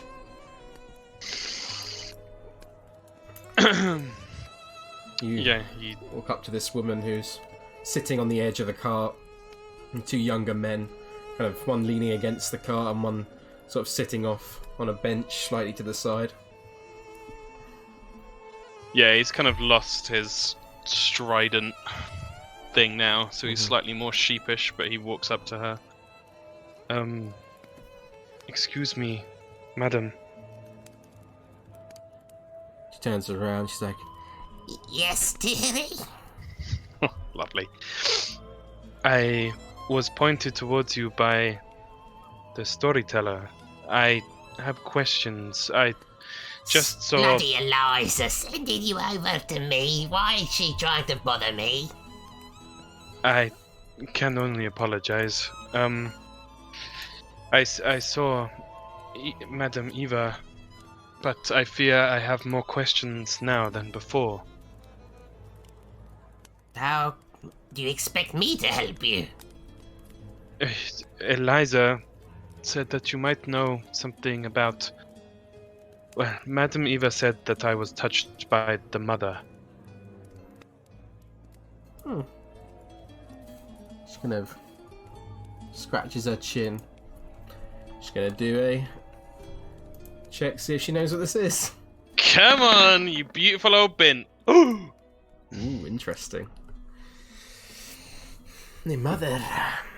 The only mother I know in Barovia is Mother Night herself. I see. And is she terrible? Awful? The Madame Eva recoiled from me when she said this. She is the Lady of Punishments. The Lady of... Just make sure I'm getting this right. 1 second. Worries. I'm on my 6th page of notes for today. Oh, all shit. right. Damn. You can feel her presence between dusk and dawn. She is a deity of death and fear, curses and shadows. I see. I know little more, though. I am not a religious woman myself. Thank you. That is already a lot. I do not wish to... Well, thank you. Yes, go. Yeah, I'm he gonna shoes you away. backs off and just in a bit of a daze kind of wanders towards Nigel and just sits down next to him and like plonks his head on his shoulder or like the side of his arm and is just kind of staring into the fire. Okay. It's probably been about, I'd say about an hour or so now. Maybe an hour and a half, so probably about probably 3:30, nearly 4 o'clock. It's still light out, but it's very dim. And as the fire burns around you, you're taking a little moment of reprieve whilst you transport Irina and Ismark on the road to Valaki. And your fortunes and fate lie ahead of you as the wise old woman, Madame Eva, told you some very interesting information. And you shared your stories amongst the Vistani as you sit and enjoy both the warmness of the flames and the beautiful music that surrounds you. And with that, we'll end the session. Woo! That was awesome. Jeebus. Having a That was party. Fucking hell. God. These Vistani are suspicious. I was super surprised when Pharaoh started telling them about stuff. I was like, what if they're just scouting for Strahd? They are. And Pharaoh's just like, well, I've got these powers and these powers. And She wanted to get the story from them more than hide Oh, her like- powers, but like she a assumed that bargaining he's seen chip. already. Yeah, pretty much. yeah, that's also very fair. And Osdred knows nothing about the Mimic Den. Yeah, very interesting. Oh, God. Hitch's brain. God, you guys got a lot more done than... Well, luckily I planned this far ahead in the end, because I wasn't going to, and I was like, they won't make it this far in one session. Always underestimate the players. And you made it pretty damn far. I've got some fucking planning to do next week now, which is good. Nice. Where did you think we'd spend more time? I thought you'd be more time in Barovia, the village. I thought maybe you'd all go visit the shop, maybe, and go witness Bildrath for yourself. I thought Neville would go in and be. I thought Neville would have the reaction that he did, and I thought the rest would be like, Neville, he can't be that bad, and then they'll and then go visit and be like, no, but Neville was right. He's that bad. Oh, Ismark gave us a load of stuff, so He did, yeah, Yeah. very kindly. Oh, I did want to go to Fucking the hell. shop, but yeah. Yeah, very very interesting session. Very interesting. I'm so glad I got Ismark to come along. You're drinking, Oh, bro. I don't know. I think the village of Barovia is going to be fucked now. Yeah, they were already. that was a very high DC here. That was a DC 18. Yeah, but you know, Sim. Nice. her dad's funeral, no one bothered to come except us. Yeah. True, true, true. Very very They're all insightful. under Maybe they're all under mind control, though. Are Well, Are they? Some of them are. they? You Are they? don't think you've had information to gather that. Well, didn't he say something about them being something? I can't remember. Maybe that's Not what it about is. being under mind control, no. He I said don't think so. the devil had the ability to dominate your mind with Yeah, see? with a look. He specifically said if he looks at you. Okay. So Well, we don't know. yeah, if Farah thinks that's fine, but I'm just saying. She does. What a fucking roller coaster. Jesus. Yeah. Uh, Yeah, I hope you all enjoyed it. there's a body. Oh, and it's Kendall. Yeah, I was Yeah. looking forward to that reveal for a little while. Oh my god. I have so many questions.